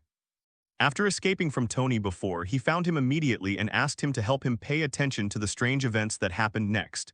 Understood, Crown Prince. After leaving the palace, Tesla quickly headed towards the hotel. This must be the most arrogant criminal in history. The person who killed them lived in a 5-star hotel openly, but they had absolutely nothing to do with him. According to experts, the brain waves of these people have completely lost their vitality. Although they look alive, they are actually considered brain dead in medical terms. Guilt, self-blame, and all kinds of emotions came to his mind. Tesla couldn't help but hit his head in pain and let out a beast-like growl. Hearing this, even though he was prepared, Tesla still couldn't help being shocked when the matter was confirmed. Hearing the doorbell ringing, Tony thought, and the door opened immediately. "Crown Prince, are you okay?" "Father, don't worry, the child is fine." Seeing his appearance, the old king and the police chief were frightened. Therefore, in order not to worry the old king, he chose to remain silent. With random thoughts in his mind, he soon arrived at the hotel where Tony was staying. Of course, this time he did not go through the roof but through the main entrance. "Wanger, how are you? Are you injured somewhere?" In the room, Tony, who had finished taking a shower, was sitting on the sofa in the living room, while Natasha Romanoff was asleep in the room. "Call the doctor quickly." Yesterday, tens of thousands of people across the country became vegetative, and no matter what method is used, they cannot be awakened. Truss walked in. When Tony saw him, he couldn't help but raised his eyebrows slightly and raised a smile at the corner of his mouth. "It's you."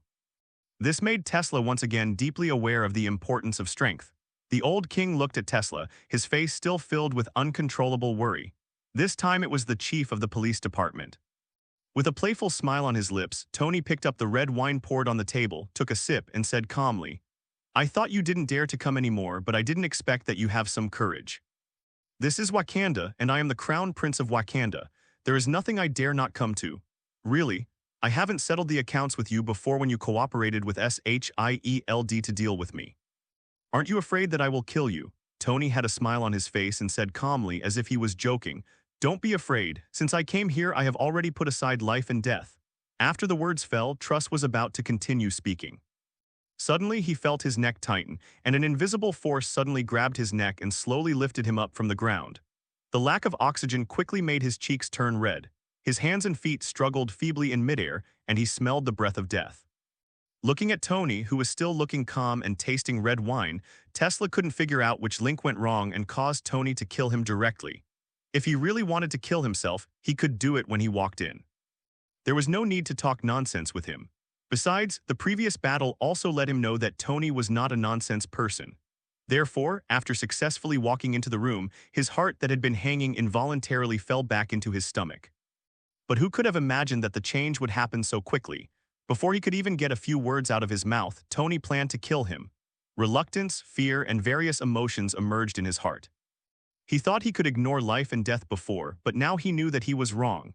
There is great terror between life and death. The closer to death, the stronger the fear in his heart. He simply cannot do what he said without fear of life and death.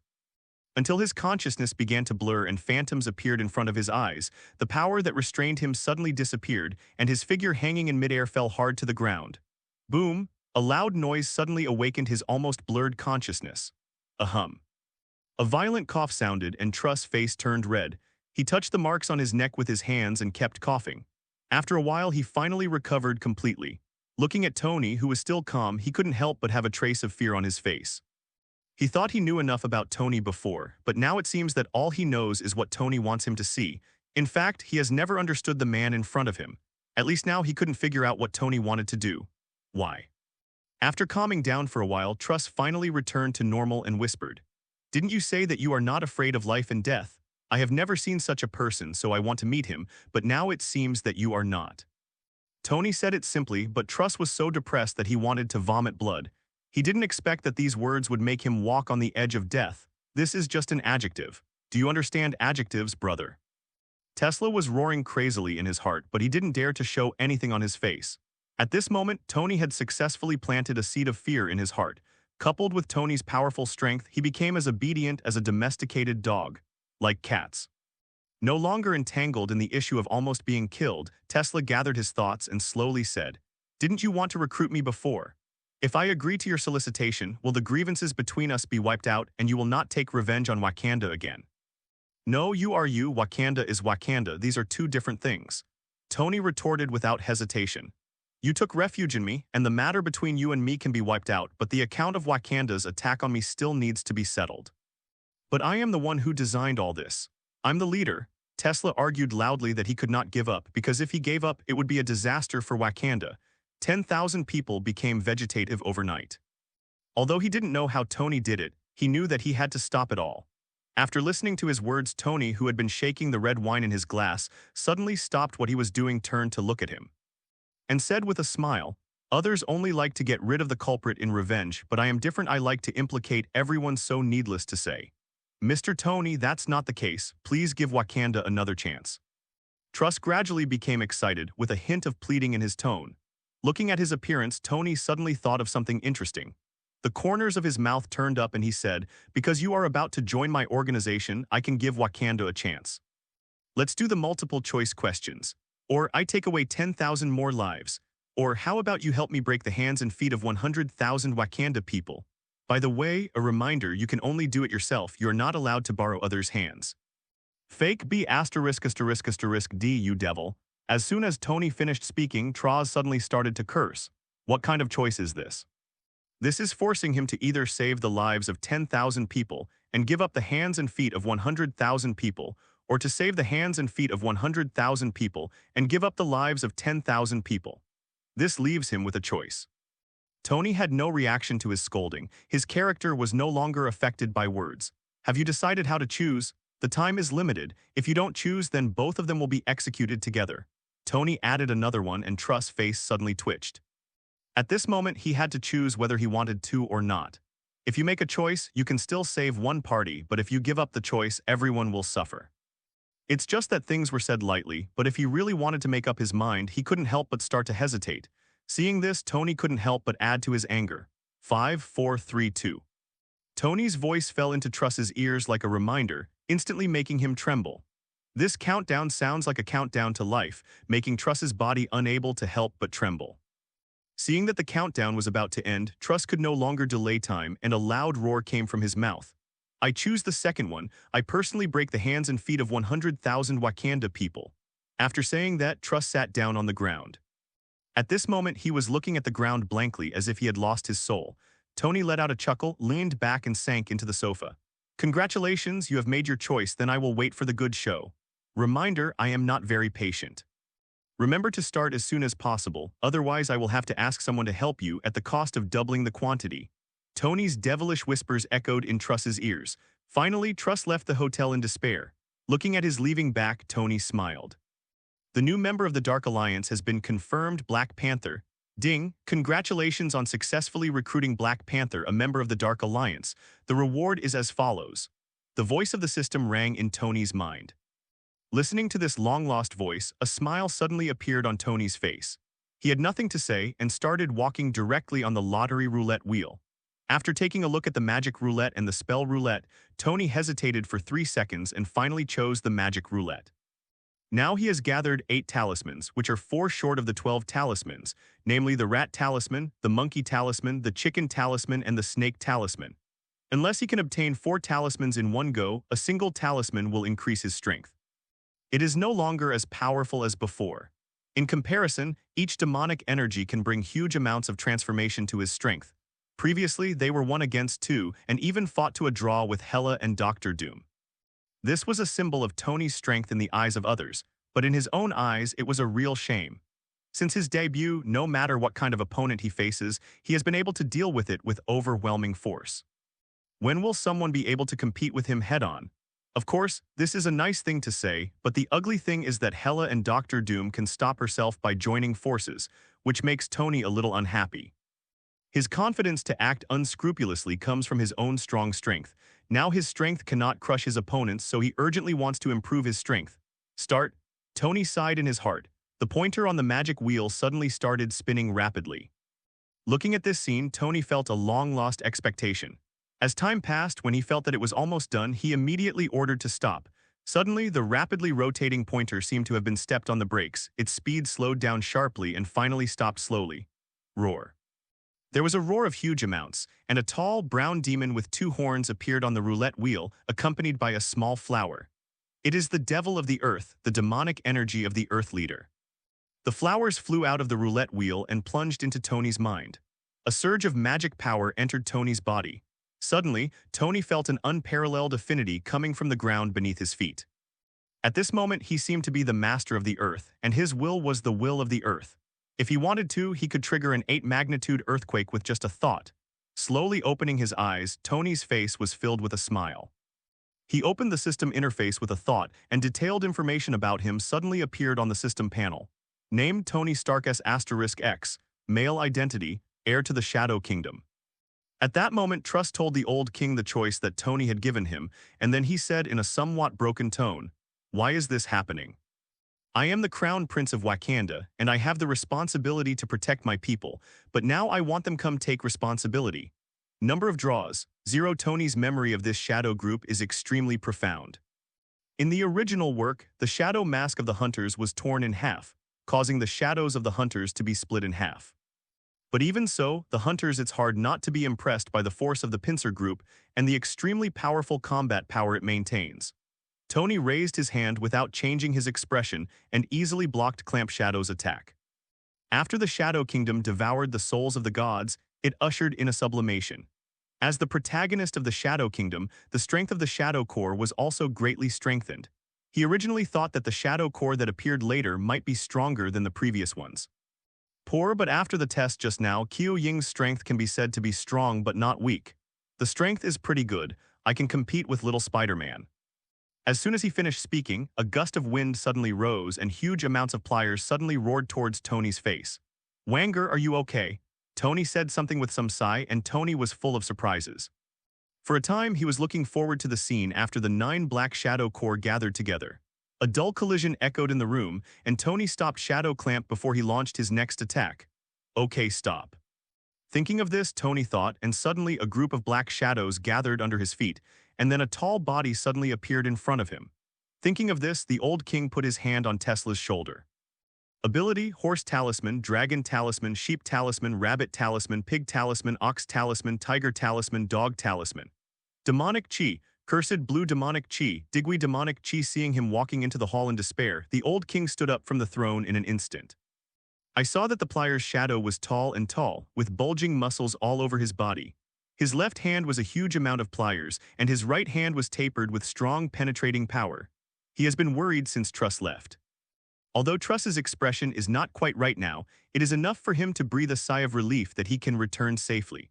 Somber Ninja Control, Somber Blade Control, Somber Nightbat Control, Somber Troll Control, Somber Samurai Control, Somber Alien Control, Somber Shadow Eater Control, Somber Hunting Pincers Control. Kid, remember, as long as you can live, no one can't be sacrificed. Truss showed a weak scene. This was the first time he showed this scene in front of others after becoming the Crown Prince. At that moment, Qiu Ying lowered his right hand that he had just raised, and he stood still in place again. His feet are in a square shape with 4 toes, allowing him to have a strong grip. Members of the Dark Alliance: Spider-Man, Winter Soldier, Green Goblin, Dr. Octopus, Mr. Fantastic, Evil God Loki, Black Panther. Just when Tony was happy because of his increased strength, on the other side, Truss had returned to the palace. So do the people of Wakanda. Not to mention anything else, Tony can give full marks for this appearance alone. We are not gods and cannot control everything, so when it is time to be cruel, we must be cruel. Listening to the old king's concerned words, Truss raised his head and glanced at the old king, shook his head in a hoarse tone and said, "Father, I'm fine, but there is one thing that I don't know whether I should do." Seeing the almost collapsed expression on his face, the old king was stunned for a moment, and suddenly realized that his child was also a human being, not a god, and he had put too much pressure on him. "Attack me." After taking a look at the Demon Chi in the Demon Chi column, Tony's eyes turned and fell on the newly added Black Shadow Hunting Pincer group. "What's up?" Boom. Wanting to test Clamp Shadow's strength, Tony gave the order directly. The old king persuaded him earnestly, and Tesca could not help but retort, "I would rather sacrifice myself." After saying this, the old king smiled. "I believe in your determination, but if you die, who will protect Wakanda? Our royal family represents the interest of the majority of people. For the sake of the overall situation, someone must sacrifice. Although this is unfair to a small number of people, there is no absolute fairness in the world. Even if this doesn't happen, when you ascend the throne, you will face the same choice sooner or later, so don't get into trouble." The old king may not be as strong as Truss, but he has a strong mentality, so when faced with the choice given by Tony, he does not find it difficult to choose. What's more, there are only 100,000 more disabled people. At worst, the kingdom will pay to support them. Listening to the old king's words, Truss fell silent. He still felt uneasy, but he also knew that his father was right. There are always people in this world who have to sacrifice. "I understand, father. Leave the rest to me." Tesla regained his composure and said. The old king nodded and then watched Tesla leave the hall. Although Wakanda is a small country, it still has tens of millions of people. It is not difficult to select 100,000 people from tens of millions of people. Of course, the ones chosen by Truss were all criminals or those with criminal records, so he couldn't really attack ordinary citizens. Although this cannot change the nature of the matter, it can still make him feel a lot better. After completing the task, he came to the hotel again and found Tony. "I have done everything you asked me to do. You can no longer use this as an excuse to cause trouble in Wakanda," Tesla said solemnly, although he felt that Tony would not go back on his promise, but he did not dare to take a gamble, so he still wanted to remind him. After hearing this, Tony smiled and said, "Don't worry, I am the most trustworthy person and what you are worried about will not happen. Also, get ready, I'm going back to the United States tomorrow, you can come with me." "Should I go too?" Truss was shocked. "Any questions? You won't forget that you are mine now, right?" Tony looked at him with a half-smile which made Tesla feel instantly filled with pressure. "No, it's just that I am the crown prince. What will happen to Wakanda if I leave?" "Isn't there still your father?" "My father is in poor health maybe." Truss did not continue, but his meaning was clearly expressed. "Is that so? Just wait a moment." After saying that, Tony got up and returned to the room. Soon he walked out with a bottle of mineral water. "Give this to your father to drink so you don't have to worry." "What's this?" Truss looked at the water in Tony's hand and did not take it but looked hesitant. Tony knew what he was suspecting, so he raised his eyebrows and said, "Eternal holy water, if you drink it, you can live forever. So, if you join my army, I will give you a reward." When he heard the words eternal life, the pupils of Truss's eyes suddenly shrank. After coming back to his senses, he looked at Tony with a confused look on his face and said, "Eternal life, is it true?" Tony expressed his understanding of his distrust, which was normal. After all, if anyone told you that you could live forever after drinking a bottle of water, you would probably call that guy crazy. You'll know if you drink it and try it. After saying that, Tony threw it directly, catching Truss off guard. Tony was a little surprised. For most people, the word eternal life was enough to make them ignore everything. It was not easy for Truss to be able to think calmly. Tony was immediately amused by his appearance and immediately laughed and cursed, "Get out." Suddenly, he hurriedly caught the water and took a deep breath. As for the grudge between them, he had already put it aside when he chose to surrender. In comparison, arranging a special plane is a trivial matter. Seeing that Tony was about to take it away, he immediately held the water in his arms. In response, a trace of disdain flashed across Tony's face. "I want to control you. Why do I need to play this kind of trick? What are its side effects?" Truss smiled sheepishly. "Father, you can only hold on. Don't worry about your physical problems. I have already solved them." He didn't even doubt whether this thing was effective. Truss frowned for a while and finally turned into a sigh. "Okay." Upon hearing the news, the old king immediately cheered up and repeatedly expressed that there was no problem. The old king sounded a little excited. Although he likes to be sharp on some things, he also sees things very clearly on some things. Back at the palace, Truss first told Tony that he would leave tomorrow and asked the old king to arrange a special plane. Looking at his attitude, Terras, who was still a little hesitant, suddenly realized that Tony really didn't mean this. With that said, Tony reached out to get the water back. Obviously, he regarded all this as a conspiracy. "With my own strength, I may not have a chance to defeat Tony in this life, so it would be better to put aside my grudges as soon as possible." But he was not happy for long. When he knew that Truss would also leave with Tony, he suddenly became depressed. As he spoke, he looked at Tony warily, fearing that Tony would snatch it back again. "You're so calm, you even know there are side effects." "Well, this is for me, you can't steal it." He didn't even care at all about the side effects that Truss told him, nor did he worry about whether he would come back after leaving Wakanda. He just told him to send the eternal water back on time and sent him away. "Do you want love? What about the kingdom?" This made Truss suddenly feel abandoned and depressed. Different from before, this time his mentality was particularly relaxed. I don't know if it was because he had obtained the eternal water, or because he became Tony's person and no longer had to be an enemy of this guy. For him, as long as Tony is still in Wakanda's territory, he will not be able to sleep peacefully for a moment. Now that he can send him away, he can't wait to send him out immediately. When he heard the word eternal life, the old king's eyes suddenly straightened, and he quickly drank the water of eternity without waiting for Truss to finish speaking. Truss responded and Ma Liu left the hotel. After saying this, Truss took out the eternal water and introduced its role. Tony said nonchalantly, and after hearing this, Truss's heart suddenly tightened, and then he laughed at himself. "Is this a way to control me?"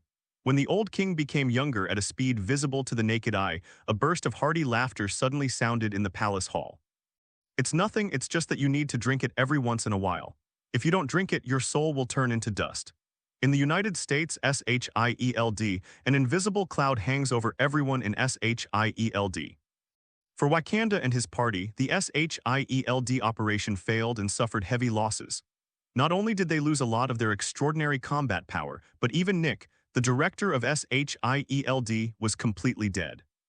This was undoubtedly an extremely heavy blow to SHIELD. As a result, the work efficiency of SHIELD was greatly slowed down, and the general administration was almost paralyzed. Fortunately, the top management of the United States responded quickly and stabilized the situation by appointing a new director, and the new director was the Captain of the United States, Steve Rogers. Firstly, Steve is an American hero and the spiritual support of the American people. Secondly, his achievements are outstanding. Not to mention everything after his awakening during World War II, he made great achievements for the United States. Therefore, no matter from which perspective, he is the best candidate for the current director. After successfully taking over, the first thing the captain did was to ask the superiors to sanction Tony and Stark Industries under Tony on the grounds that Tony had killed Nick. The captain didn't have much hope in sanctioning Tony. After all, he knew Tony's strength, and it was impossible to defeat Tony by relying on rules, so his ultimate goal was to sanction Stark Industries and weaken Tony's power. The upper echelons of the United States also attached great importance to his request. Therefore, after he submitted the request, the upper echelons of the United States convened Congress as soon as possible. After all, Stark Industries is too involved, and even the man in the White House cannot make a final decision. He can only implement this decision through Congress. The result was no surprise.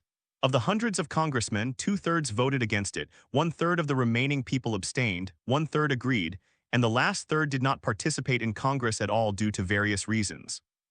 Therefore, in the case of double digits versus single digits, the captain's request was directly rejected. This made the captain furious. If he didn't have his own beliefs, he would have beaten those guys who voted against it. However, after this incident, the captain was completely disappointed with using the US government to put pressure on Tony. Damn it, 2/3 of the congressmen are on the side of Stark Industries. What a joke. Helpless, the captain could only convene an extraordinary meeting within SHIEL D to brainstorm ideas. In the conference room, the captain sat at the head of the table, which used to be Nick's position. To his left and right, Hela and Dr. Doom sat opposite each other, followed closely by Banner, Thor, Quicksilver, and Wanda. He was secretly anxious in his heart, but unfortunately he couldn't rush it, so he could only wait patiently and slowly. And now with the addition of Dr. Doom and the other three, SHIEL D has not only regained its strength but has even become stronger than before. Hela reminded. After finishing his words, before Dr. Destruction could speak, Hela on the side suddenly sneered. But with Tony's strength, the addition of ordinary strong people will not have any effect at all. It is best to be a strong person of my level. Fortunately, everyone did not stop him from getting off the stage after all. Just when everyone was silent, Dr. Doom, who was sitting under the captain, suddenly chuckled. As for the captain, he frowned at this moment. Hell for the humans of Blue Star, everyone knows that it is not a good place. Although Ms. Hela and the doctor can join forces to compete with Tony, it is not enough. Looking at the people doing this, the captain's eyes were full of emotion. SHIELD's strength was greatly damaged in the battle with Wakanda. The doctor may not know yet. In addition to Tony's own strength, he also has many extraordinary people under his command. These people are not weak in strength, and they are also targets for us to deal with. The conflict between us and Tony has now become almost public, and there is no room for maneuver. There is actually nothing to say about increasing strength. Either everyone here will make breakthroughs, or we can recruit strong people to join us. After speaking, the captain quietly watched everyone's reactions. After everyone listened, no one spoke immediately, causing the atmosphere in the conference room to be somewhat silent. Fortunately, he also knew that now was not the time to feel sentimental. After everyone sat down, the captain slowly exhaled a breath and said, "You all know the purpose of calling you today, right? Of course, the more important thing is that they really need powerful people to join them. If the visitors from hell can really help them fight Tony, then it is not impossible to consider. Yes, these two people betrayed Hydra and joined SHIELD after they came back. The reason was naturally because Dr. Doom also joined SHIEL. Dr. Doom shrugged indifferently at being exposed. Dr. Doom looked at the captain and said with a playful smile on his face, "Therefore, Dr. Doom and Hela, the only ones who can compete with Tony at this stage, have both entered SHIELD. They naturally joined in for the sake of their own lives. So that's the case, I was negligent.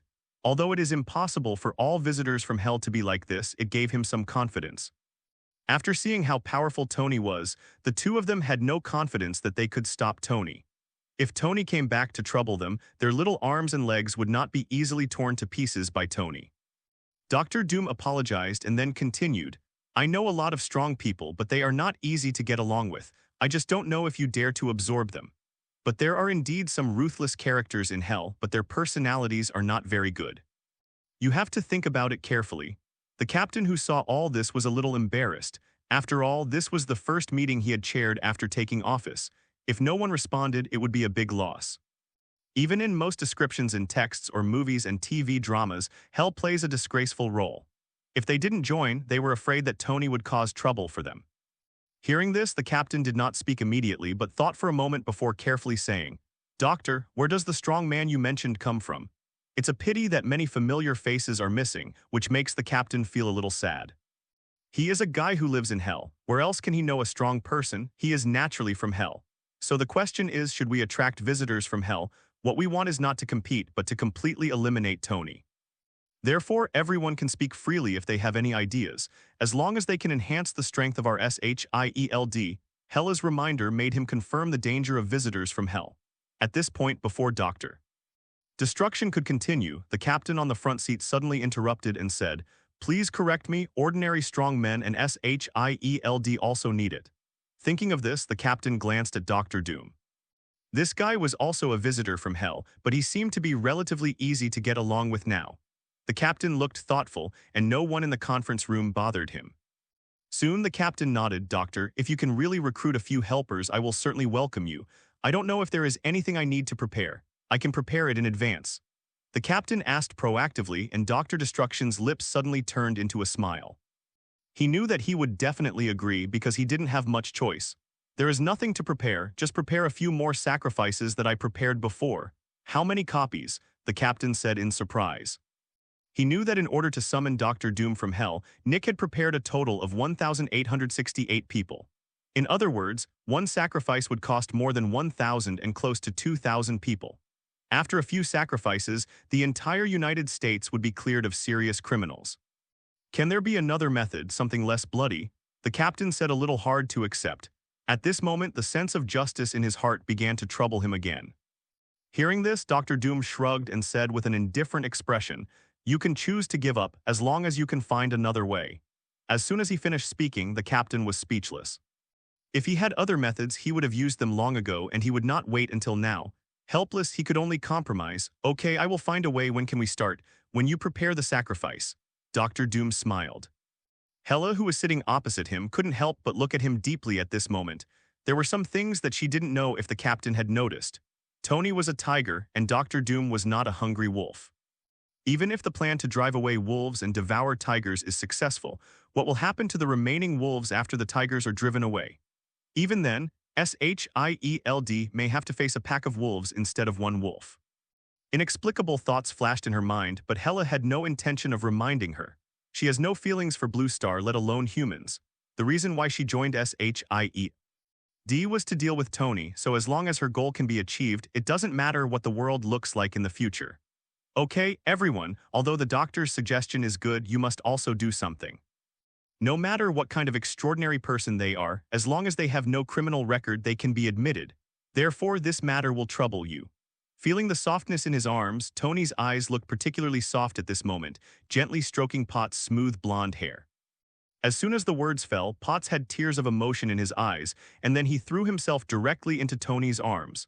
This was the only concession and compromise he could make. In addition, he has to start arranging the sacrifices that Dr. Doom wants. Like last time, he will mainly focus on serious criminals. If the number of serious criminals is not enough, he can only consider criminals with lighter sentences. Of course, Tony's dinner was also delicious, but not at the table. Originally, he wanted Tony to give him guidance. After all, he had seen Tony's power with his own eyes. It's a pity that Tony hates trouble, and he doesn't want to accept an apprentice, especially this is a male apprentice. There was a rare expectation in Jarvis's eyes. He knew that Tony had gone out to buy materials for him, so he was looking forward to what kind of power he could unleash after putting on his new body. This time, he took Natasha Romanoff on a business trip. To say that Potts didn't notice anything would be to underestimate her IQ. There's no way a fool can take charge of a behemoth like Stark Industries, so now that he's back, Tony naturally has to make up for it. Tony gave the order casually. This was Truss's request on the plane when he returned. "What are you standing for? Wash your hands and get ready to eat." In addition, it is best not to appear in front of people related to Tony during this period. I think you should understand our current situation. When they arrived at Potts' community, Potts hadn't come back yet. Tony suddenly became interested, went to the supermarket to do some shopping, and cooked a Huxia meal. A quiet and warm atmosphere filled the room, and the two enjoyed a mediocre dinner, but the affection mixed with it made Potts feel that tonight's dinner was particularly delicious. After saying that, the captain stood up and left the conference room. He still had a lot of things to deal with and could not be as leisurely as before. Meeting dismissed. He didn't want to teach his disciples, but who said Tony was the boss? As the saying goes, when the boss opens his mouth, his subordinates will run away. At this time, Tony came out with the last dish. Looking at Potts, who was stunned at the door, a smile suddenly appeared on his face. The ground of the villa shook at this moment. Scanning the materials on the ground, looking at the calculated data in his eyes, the joy in Jarvis's eyes became more intense. Therefore, even if he was a little reluctant, he could only bite the bullet and agreed. When Potts came back from work, opened the door and smelled the aroma of food filling the living room, she was stunned. Especially after seeing Tony busy in the kitchen, she subconsciously covered her mouth, her eyes full of so moved. Hearing this, Tony nodded, patted Jarvis on the shoulder, then turned his gaze to Loki and said, "I'll leave this guy next to you, help him improve his strength." After arranging everything, Tony did not stay in the villa anymore, but left the villa directly and went to Potts' community. If Tony can guide him, his strength will definitely improve significantly. In addition, compared to Loki and others, he prefers to stay with soft girls and do some exercises, which is better than facing a bunch of big men all day long. What Tony did was very ordinary, but when a playboy is willing to cook for you, the feeling is far beyond any romance. Seeing the rare human emotion in Jarvis's eyes, Tony showed a smile on his face, and without any hesitation, he directly took out the vibranium from the Shadow Kingdom. Maybe some people are not worthy of death, but for the sake of the innocent American people, he can only choose to sacrifice these guys who are burdened with sin. Sir, thank you very much for your generosity. I will definitely live up to your expectations. Therefore, Tony directly left the person to Loki and asked Loki to train. After experiencing an experience in Wakanda, he deeply realized his lack of strength, so he eagerly hoped to obtain more powerful power. On the other side at the beach house, when Tony returned with Taras, Loki and Jarvis walked out of the underground laboratory immediately. And listening to the task ordered by Tony, a hint of helplessness flashed in Loki's eyes. The 300-kilogram vibranium instantly hit the ground with a loud noise. In the early morning, when the sun shone through the window and fell on the bed, Tony slowly opened his eyes. The sun had already set at 3 o'clock in the morning, and the person beside him had also left the house early in the morning. Looking at the side next to him, a smile appeared on Tony's lips. It is said that women are fields and men are cattle. Since ancient times, there have only been exhausted cattle and no plowed fields. It is true that the ancients are sincere and do not deceive me. After a crazy night, Potts was able to get out of bed and go to work, which was really beyond his expectation. Tony stretched out comfortably, and just when Tony was about to get out of bed and wash up, suddenly, a burst of emotionless electronic synthesis sounded in his mind.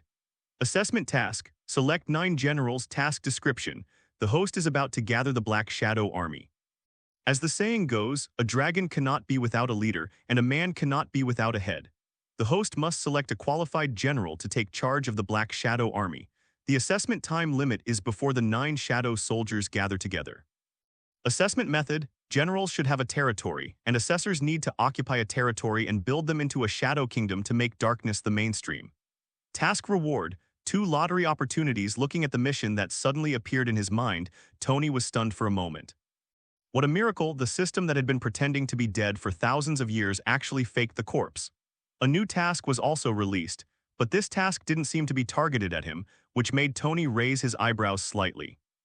At the same time, many members of the Dark Alliance also appeared in his mind at this moment. He had vaguely noticed before that the Dark Alliance and the Black Shadow Corps might be connected. After all, every recruit of a member of the Dark Alliance would be rewarded with a Black Shadow Corps. No matter how you look at it, it looks like it was premeditated rather than a spur-of-the-moment move. In addition, there are only 7 members of the Dark Alliance, and they started the assessment directly. Is it because I have already obtained a Black Shadow mask in my hand? Tony kept thinking, and the thoughts in his mind were spinning rapidly. But one thing he knew very well was that this assessment must be successful. Not to mention the generous system rewards this time, the fact that the system directly issued a task to select the 9 generals is enough to show that the system attaches great importance to this matter. And the 2 remaining members of the Dark Alliance may not be as easy to pick as before. The other 7 people have to go through the assessment before they can be recognized by the system. Therefore, the last one must be the one who can be recognized by the system without assessment before he can join the Dark Alliance. I'm afraid it won't be that easy anymore if I want to recruit people as I like before. After clarifying the thoughts in his mind, Tony got dressed and got up. He calmly made himself a sandwich. After eating and drinking, he left Potts' community and returned to the beach house again. On the way, he also issued a summons for the Dark Alliance. In the Austrian group, Norman is handling company affairs, and a large number of documents are waiting for him to review. This is his daily routine. This good student in the eyes of everyone, the top student who overwhelmed countless students, actually openly skipped class in class. For a while, everyone was in an uproar and talked about it. Seeing Harry's confused eyes, Bucky shrugged helplessly. I don't know, I'm leaving first. However, outsiders only saw his scenery but did not see how much sweat he put in this scenery. Reed and Dr. Octopus, as the only scientists in the Dark Alliance, these 2 guys got together at some point and did research together. Sender Tony Stark. The documents he reviewed every day weighed 10 kilograms, and the effort he expended was unimaginable to ordinary people. Just when he was about to take a break after completing a document, his cell phone rang. When they received Tony's message, the project they were working on was at a critical moment, but after reading the text message, they immediately put down their research and walked out of the laboratory. See you at the beach house. The teacher's face was as dark as a pot bottom, and he felt like he was being ignored. If it were another student, he would definitely let him experience the teacher's ultimate method of calling parents. He is the boss's confidant. How come he doesn't know that the boss summons them? He felt he had fallen out of favor. Suddenly, a text message sounded in the quiet class. Peter frowned, picked up his phone, and wanted to turn it off. Harry was a little confused, even confused. At a certain university, Peter sat in class and listened carefully to the teacher's lecture. Looking at the two of them, Norman and others' eyes were filled with strangeness. Norman, Peter, Reed, Dr. Octopus, Bucky, everyone gathered in the villa. The underground laboratory, Loki and Truss also came out. Half an hour later, a large number of people gathered in the beachside villa, which had always been deserted. Of course, this is also because Norman no longer trusts others after his last betrayal, but holds all the power in his hands. Answer: a boss with explosive strength is summoned. Seeing this, Norman's eyes froze and he immediately stood up and left the office. With such a high-intensity work, someone else might have collapsed a long time ago, but for him who had been injected with human body enhancer, this consumption was nothing at all. After saying that, Bucky left the training ground, leaving Harry staring at his back with resentment on his face. Q. What kind of situation would make scientists give up their experiments? Now in his junior year, he has become a well-known academic leader in the entire school. He has even published many papers in well-known academic magazines, causing a violent response. Since the merger with Stark Industries, the Austrian group has not only come back to life, but even the company's business has improved to a higher level. Norman, who was once so depressed that no one would pay attention to him when asking for help, has now become a high-ranking big shot, able to rule countless people with one word: life and death. Therefore, if you study well, you can do whatever you want. Since he gave up becoming a superhero, he has more time. Coupled with the money Tony gave him, his family environment has improved, allowing him to study with more peace of mind. But Peter, forget it, that is a treasure in the eyes of countless teachers, and he doesn't dare to mess with it. What? When? Why didn't I know? Only after he left did everyone in the classroom react. At a certain training ground, Bucky and Harry were sparring. When the two stopped training to take a break, Bucky looked at the text messages on his phone and apologized. Man, I have to go, the boss is looking for me. Subconsciously, I picked up my phone and took a look, only to see a simple text message lying in the mailbox. But after seeing the message and the sender in the text box, Peter quickly packed up the books on his desk and walked out of the classroom under the surprised eyes of everyone and the strange questions from the teacher. Just as the two sides were sizing each other up, the door to the villa opened automatically and Tony slowly entered and walked into the living room. Everyone is here very fast. Tony smiled. Everyone quickly turned around and saluted. Sir Boss, long time no see. Everyone had different names and Tony didn't pay attention to these details. He sat down on the sofa and then waved his hand. Stop standing, sit down. Hearing this, everyone found a seat one after another. At this moment, Tony's voice slowly sounded. I've called you all here today just for one thing. I need you to each take down an area, control it, and guide the people in the period towards darkness. Tony went straight to the point without any hesitation. After listening to his words, the expressions of most of the people present changed, except for a few people. The ones who didn't react were basically Norman and Loki, who were originally villains. They didn't have as much persistence and concerns as Peter and others. Although they didn't know what Tony meant by arranging this task, it was not a difficult thing for them. But this is just the idea of Norman and others. People like Peter, although they have given up their identity as superheroes and joined the darkness, they still have conscience in their hearts and are unwilling to do things that hurt innocent people. For a moment, a look of hesitation appeared on the faces of several people. Silence spread among the crowd. After a while, Peter finally plucked up the courage to speak. Can I not accept this task? After saying that, he looked at Tony expectantly and Tony smiled slightly, then shook his head directly. No, everyone must participate in this mission. Of course, don't think too perverted of me. Darkness doesn't necessarily mean killing. It depends on how you understand it. As long as your mission is to turn your heart toward darkness. Forehead. Everyone was stunned for a moment, some of them didn't understand. And Tony was too lazy to continue explaining. In fact, he didn't know how to explain. Sin is part of darkness, but it is definitely not all of darkness. On this matter, he can't give everyone much guidance. The only thing he can do is to let them play freely. Seeing that Tony had gone so far as to say this, no one had the guts to refuse, otherwise they were really afraid that Tony would kill them directly. Okay, since you all have no objections, let's start from tomorrow. You can prepare first. Yes, sir. Everyone nodded in unison, then stood up and left the villa. Only Loki and Truss stayed aside obediently. When only the three of them were left in the living room, Loki, who had been silent for a long time, finally said, "My research has made breakthrough progress. Can I not participate in the mission?" Although Loki didn't dislike the task assigned by Tony, he found it boring and had no interest in it at all. If the system hadn't issued a task, Tony would have betrayed Loki to save face, but unfortunately the system had already issued a task and nothing could stop him from getting the reward. Therefore, Tony simply shook his head. "I'm afraid not. You can study at any time, but this mission is unique. However, I can tell you that if you succeed, your strength will definitely increase significantly." Hearing this, Loki's heart skipped a beat. He didn't doubt Tony's words, but he was a little curious about what rewards Tony had prepared to increase his strength significantly. Unfortunately, this time, Tony didn't reveal any information. Instead, she looked at him with a half-smile and said, "I've said enough, you need to study the rest by yourself." After saying that, Tony turned around and went upstairs, leaving Loki standing there with a wry smile. After a while, Loki looked at Jarvis and asked, "Would you like to go out with me and see the world?" As soon as he finished speaking, Jarvis, who had evolved into an intelligent life form, couldn't help but be tempted. Although he knew everything about this world on the internet, he had never seen it before his eyes. If he was just an intelligence, it wouldn't matter, but he now has his own life and his own consciousness, so even if he knows a lot of things on the internet, he still wants to experience it in person. Therefore, when faced with Loki's invitation, Jarvis finally failed to resist his curiosity about the outside world and directly agreed. "In that case, please give me some advice." His voice was cold and full of metal, but the curiosity hidden in his words was very clear. For a moment, a smile appeared on Loki's face. For him, it would be fine if he did not participate in this mission. Since he participated, he would naturally try his best to do his best.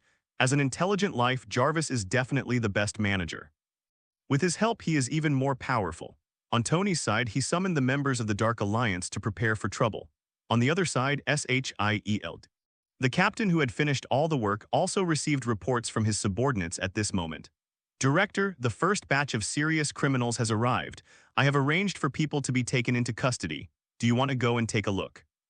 After hearing what his subordinates said, the captain originally wanted to shake his head, but after thinking about it, he finally nodded. These guys were all sacrifices for him to summon his helpers, and there was no room for error. Therefore, in order to prevent accidents, he still took the time to take a look around. Needless to say, the result is that shield is one of the most powerful forces in the United States after all. Although Tony has been repeatedly frustrated, how could some serious criminals defeat shield in this way? Time passed by quietly and Nigu City fell into calm. But somehow this calm feels like the calm before the storm. At this moment, most members of the Dark Alliance are still worried about how to build a territory. After all, some of them have no management experience and don't know where to start. Only Loki and Norman had already defined their own territory almost the day after Tony divided the tasks and began to gradually develop it. Of course, those who can join the Dark Alliance are elites. They may be a little confused at first and don't know where to start. But as more and more people build territories, everyone begins to follow suit. Although they still don't know how to lead the creatures in the territory towards darkness, at least the first step has been established. As for Norman and Loki, who are developing the fastest, they have even begun to guide the creatures in their territories to yearn for darkness. The method Norman used was very simple: throw money at it, and he didn't believe there were things in the world that money couldn't solve. As long as he successfully believed in darkness, he could get 10,000 yuan, and this was just the basis, and there were still rewards. As for Loki, he destroyed his old business and acted as a god. He named himself the God of Darkness, collected the beliefs of the gods in his territory, and subtly changed everything. New UA suburbs, not long after everyone summoned Dr. Doom, everyone from shield came here again, but this time there was less Director Nick and more Director Steve. Looking at this familiar place, Dr. Destruction's eyes narrowed slightly, and a trace of emotion seemed to flash in his eyes. At this time, the captain came to him and asked, "Can you tell me now who the helper you are looking for is?" There was a hint of toughness in his tone. Although he knew that the helper Dr. Doom was looking for came from hell, he didn't know who it was. Now that the summoning was about to begin, he also wanted to find out in advance so that he could be mentally prepared. After glancing at the captain, Dr. Doom pushed up his glasses and smiled. "Of course. There are 3 helpers in total that I can contact: Mephisto, Damu, and Zatanos. They are the ones I want to summon this time." Dr. Doom said in a relaxed tone, and the captain's expression suddenly changed after hearing the names of these people. Although he had known for a long time that the person Dr. Doom contacted was definitely not a good person, he did not expect that he would directly contact Mephisto, the Lord of Hell. He didn't know much about the other two, but he had a certain understanding of Mephisto. This guy is powerful and mysterious. His shadow has been behind many extraordinary events in the past few decades. And according to legend, this guy has always been known for being cunning and cunning. Would such a threatening guy really fight against Tony with them? In this regard, the captain had a question mark in his mind. In addition, there are two other guys. The captain has never heard of their names, but they are equal to Mephisto and are qualified to be invited by Dr. Destruction. Obviously, these two guys are not good friends. Probably two more big demons. Thinking of this, the captain suddenly felt a little uneasy. Is it wrong or right to call these guys for help? While thinking about it, he remembered what Hela said in the conference room, luring the wolf into the house. With a murmur in his mouth, he looked at the busy people and finally did not choose to interrupt the ceremony. When things have reached this point, he has no way out, so even if there is a huge pit hidden in front of him, he can only step on it now. Of course, everything is not certain yet. If possible, he would prefer to coexist peacefully with those guys, at least before solving Tony. Thoughts in my mind were whirling over and over again, and the preparations of everyone outside were not delayed at all. Dr. Doom said in a cold voice. When things got to this point, the smile on his face disappeared and was replaced by a cold face. With his appearance, everyone around him felt stiff, as if he was being targeted by some terrifying existence and he might become food for others at any time. He is Damu, one of the three demons summoned by Dr. Doom. For a time, many people looked at the captain, their faces full of prayers. However, after learning from the previous experience, all the prisoners were blindfolded, so they could not see everything outside and did not know what they were about to face. With a wave of his hand, a ray of magic power immediately fell into the magic circle and activated the magic circle. While many prisoners were trembling, Dr. Doom also made some movement at this moment. He is Zatanos, the ancient elemental demon. Anyone who is given the ancient power is powerful. Get those people in. At this moment, the captain shouted at Dr. Destruction, "Doctor." Before the person appeared, a strange voice sounded. For a moment, everyone except Hela and Dr. Doom stretched their necks.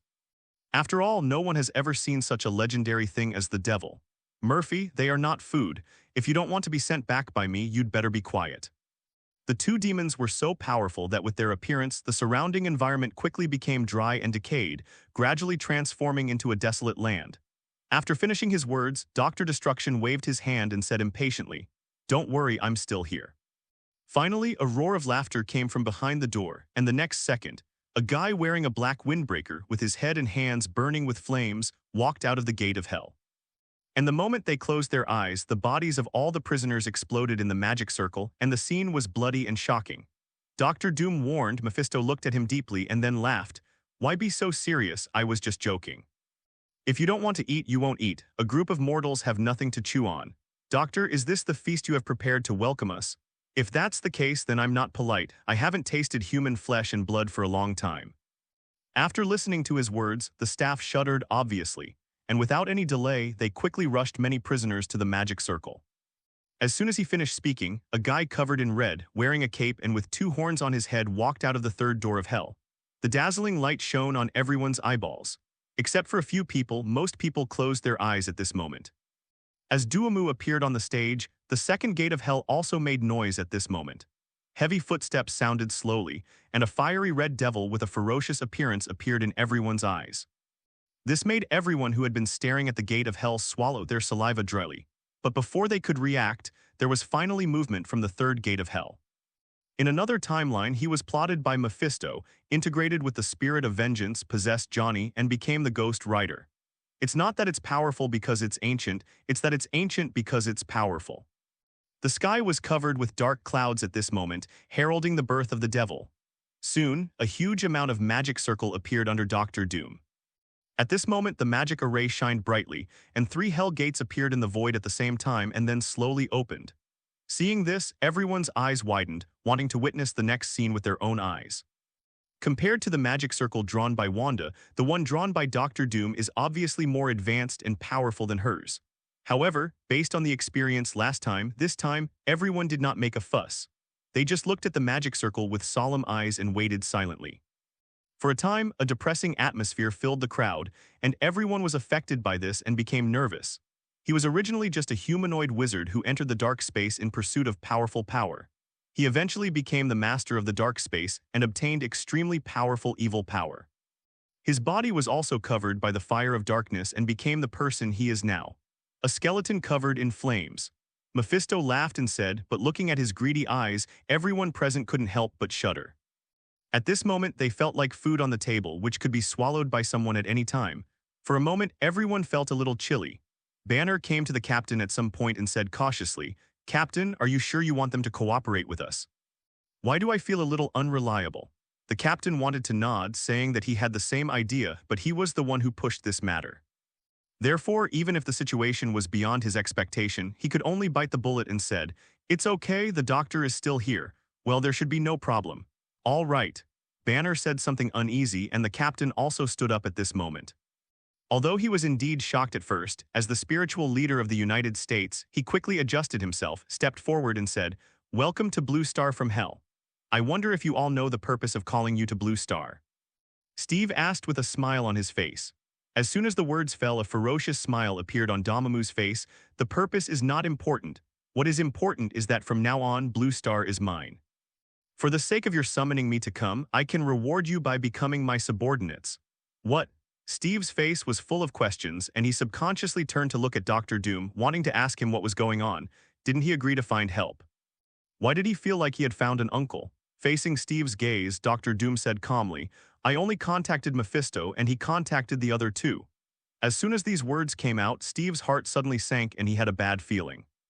Sure enough, Mephisto also said with a smile on his face at this time, "I contacted them, but I am only responsible for gathering them together. Other things are not my responsibility." As his words fell, a heavy hammer hit Steve's heart, and a bad premonition suddenly arose in his heart. Sure enough, the next second, Zatanos, who was the second to come out of the gate of hell, said with a ferocious look on his face, "I haven't felt such a free atmosphere for a long time. I'll go for a walk first. See you later." With that said, Zatanos' figure instantly rose into the sky and disappeared into the sky. Suddenly, the corner of Steve's mouth twitched, and the helper he had just summoned ran away. Unfortunately, before he could complain, Damu, who had been ignored, roared, "Little insect, I'm talking to you, but you ignore me, die." As he spoke, Damu waved his hand, and the fire of darkness immediately burned towards Steve. The terrifying high temperature swept through the space instantly, and suddenly a scene of space melting appeared in front of Steve. He had no doubt that if he were hit by the flames, he would turn into a pool of blood in an instant. Just when he thought his whole body was going to feel cold, suddenly, a burst of frost solidified behind him. "I didn't die in Tony's hands, but I was killed by the helper I found. What a big deal." The dark fire seemed to have locked onto his position, and it would not give up until it hit him and followed directly. Mephisto said with a smile on his face. He was good at deceiving and manipulating people's hearts, so he was naturally able to break up fights. Therefore, seeing that the conflict between the two was about to escalate, he had no choice but to appear in front of the two, blocking their sight and saying, "Everyone, no matter what, we are not allies now. How can we start from the beginning? Just take advantage of your allies." He didn't want to have internal strife on his side, even though he knew there was a formidable enemy. Dormammu said arrogantly, while Dr. Doom looked at him with cold eyes. After finally escaping the attack of the dark fire, just when he was about to stop, a hot breath suddenly came from behind him.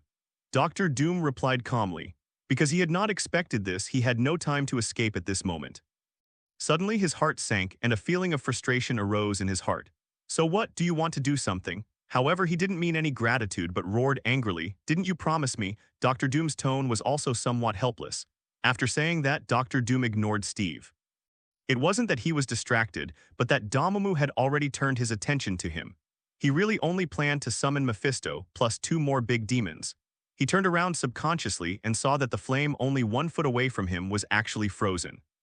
As soon as these words came out, the atmosphere at the scene suddenly changed, and a chilling atmosphere filled the surrounding area. "I just asked him to bring a few demons over to help. Who knows, he brought these 2 guys over." For a moment, Steve was angry and anxious, avoiding and yelling, asterisk hole, stop it." Especially the 2 people's eyes were staring at each other closely, giving people a feeling that a war was about to break out. Watching this scene, Steve felt tired. At this moment, he suddenly regretted agreeing to Dr. Doom's plan. "But what did you mean just now? Are you provoking me if you dare to stop me?" Looking at Doctor Doom, he saw that he had just stopped, but Steve didn't know that it was him who saved him. In addition, the two of them were not willing to start a fight, so when Mephisto stopped them, they naturally went down the steps. Although he didn't know how strong Tony was and he had never met Tony, judging from the fact that Doctor Doom actually asked him for help, it was enough for him to take it seriously. "I know you, Doctor Doom. I have heard of your name for a long time. God knows the big demon will turn into two demon lords and one is stronger than the other. He is helpless. He is my guaranteed target. In my original plan, he was the strongest guy." The two of them did not have any more meaningless quarrels, and Dormammu left without saying a word, just like Satanos just now. Why is this happening now? Once he reached the steps, Dormammu regained his aura and sneered, "Dr. Destruction, I don't know if you are worthy of this title." Faced with his question, Doctor Doom did not panic at all, but raised his finger and pointed at Mephisto. However, in addition to the two people, there was also Mephisto. Seeing the two of them confront each other, Mephisto could no longer continue to play tricks. "You don't have to worry about that. Normally, he would like these two guys to die together, but not now." As the two demons left one after another, the scene suddenly fell into deathly silence, and the faces of everyone in SHIELD became even more ugly. Why did they work so hard to plan all this? They just wanted to have two more helpers. Good guy, now the two helpers ran away. Is there anything more ed up than this? Banner was so angry that he almost transformed. At this moment, Mephisto, the only remaining sapling among the three demons, walked towards Steve. He looked at Steve with greedy eyes and then said in bewitching words, "You need help, don't you? Ignore those two idiots just now, I can help you. No matter what you want, I can help you accomplish it, as long as you give your soul to me afterwards." As an expert in playing with souls, Mephisto could see the high-quality soul in Steve at a glance. If he could get his soul, he wouldn't mind doing anything. After saying this, Steve laughed angrily, and at this moment he suddenly didn't know what to say. Of the three helpers he had spent a lot of money to find, two ran away and one asked for his own soul to help. What a weird thing he found. But thinking about it, Steve would be willing to trade his own life for Tony's. So after laughing, he nodded directly and said, "If you want my soul, it's simple, just help me deal with Tony today." Hearing this, Mephisto's face was overjoyed and a contract suddenly appeared in his hand. This was the Devil's contract, which stipulated the responsibilities of both parties. In short, it was very unfriendly to Steve. However, there is also the most basic point. If either party cannot complete or fulfill the contract, it will be at the cost of losing their souls. Okay, after signing him, our transaction officially begins. Hearing this, Steve didn't hesitate at all and directly pressed the bloody fingerprint on the contract. Suddenly, the contract was reached and burned to ashes in front of the two of them. Mephisto looked at this scene with great joy on his face. He was ready for a protracted war, but he didn't expect Steve to be so decisive and sign the contract directly. It really gave him an inexplicable surprise. After all, the quality of Steve's soul is very high, and even if he takes it himself, he will get a big improvement. As for Steve's request, he didn't take it to heart at first. Although Steve's strength is not bad, in his opinion it is just that he can kill it with one hand. Such a weak guy, no matter how strong his enemy is, how strong can he be? Therefore, this is why Mephisto signed the contract with confidence. However, the pride on his face did not last long. Soon, he found that the people around him were looking at him with strange eyes. This includes Doctor Doom. Suddenly, Mephisto was startled and a bad premonition surged in his heart. At that moment, he looked at Doctor Doom with a reluctant look and smiled. "What's wrong with you? Why are you looking like this?" Hearing this, Doctor Doom shook his head. "No, I just think you're brave. I wrongly blamed you before." After saying that, Doctor Doom reached out and patted Mephisto on the shoulder, completely confusing Mephisto. "You guys stopped playing riddles with me. What happened? Are you really not aware, or are you pretending not to know? Didn't I tell you? I summoned you this time to deal with a guy named Tony. I know, but does this have anything to do with my deal? It's impossible for me, a guy with the same name and surname, to be as strong as your opponent." When Doctor Doom said Tony, Mephisto had already reacted.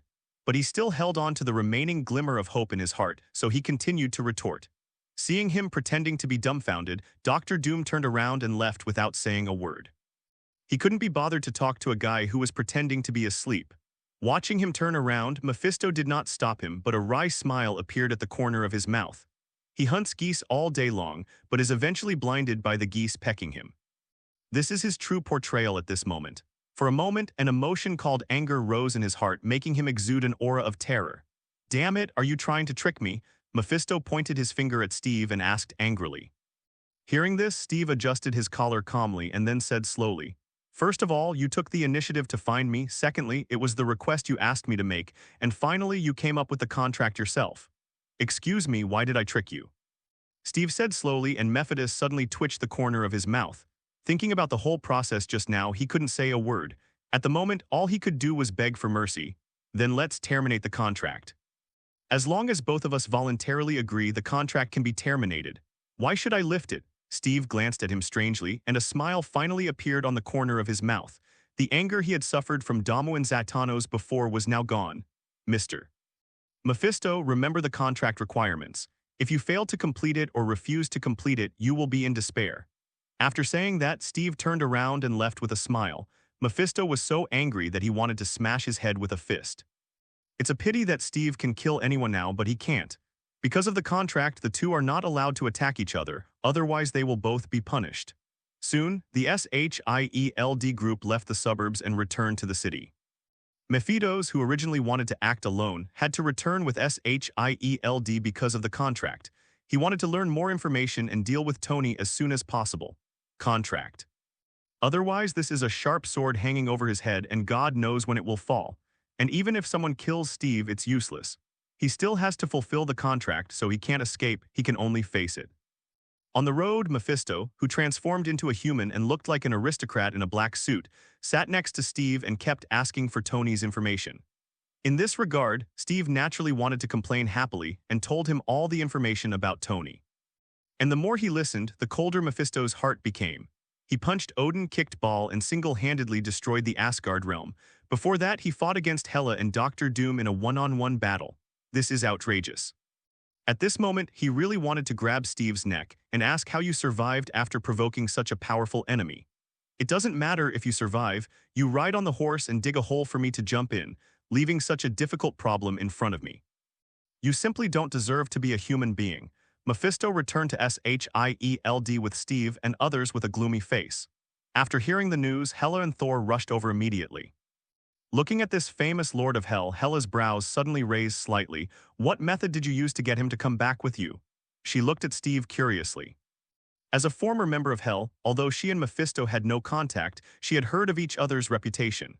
This guy was not an easy guy to get along with, but now he followed Steve back obediently, which was really amazing. Hearing this, Steve didn't hide anything and told her about the contract he signed with Mephisto with a smile on his face. After listening, Hela and Thor couldn't help but have a strange look on their faces. A Hell Lord known for his cunning was actually plotted by a human being. This kind of thing sounds a bit like a fantasy, no matter how hard it sounds. But the facts were in front of them, and the two of them had no choice but to believe it. For a moment, the two of them looked at Mephisto with strange eyes. Mephisto, who was already in a gloomy mood, almost exploded when he saw the look in their eyes. If he hadn't seen Hela's identity right away and knew that she was as strong as him, he would have let these two guys know why the flowers were so red. He dared to laugh at himself in front of his face. He simply didn't want to live anymore. Unfortunately, Hela's strength meant that he couldn't do anything. In the end, he could only let Steve arrange a place for him and disappeared from everyone's sight. As Mephisto left, Steve also looked at Doctor Doom, who was silent along the way. "Doctor, what should we do now?" Steve said with a headache. Although tying up Mephisto made him feel a lot better, he still didn't forget about Zatanos and Damu. These two guys were summoned by him. Now not only can they not be his help, but they may also become his opponents. Naturally, he has to find a way to solve this kind of problem. Wait, Steve frowned. Yes, although things have changed slightly, believe me, sooner or later both guys will choose to cooperate with us. "Doctor, are you so confident?" Steve said a little uncertainly. Hearing this, Dr. Doom simply shrugged. "It's not that I'm confident, it's that I don't have a good idea." It was out of this consideration that he forcibly suppressed the greed in his heart and wandered around Loki's territory, looking for the reason for the birth of high-quality sinful souls. As he continued to observe, he soon had an idea in his mind. For example, a person suddenly took out a knife to rob, but the guy who was robbed shot him directly with his backhand. Zatanos stared at that area with greedy eyes. However, when he entered the hospital, he himself did not come out again. In Zatanos' observation, he himself was forced to become a commodity, which made Zatanos watch in amazement. After discussing the next countermeasures, Steve got busy again. SHIELD had many things, and as the director, he didn't have much time to waste. After just walking down one street, he had already witnessed 10 violent incidents.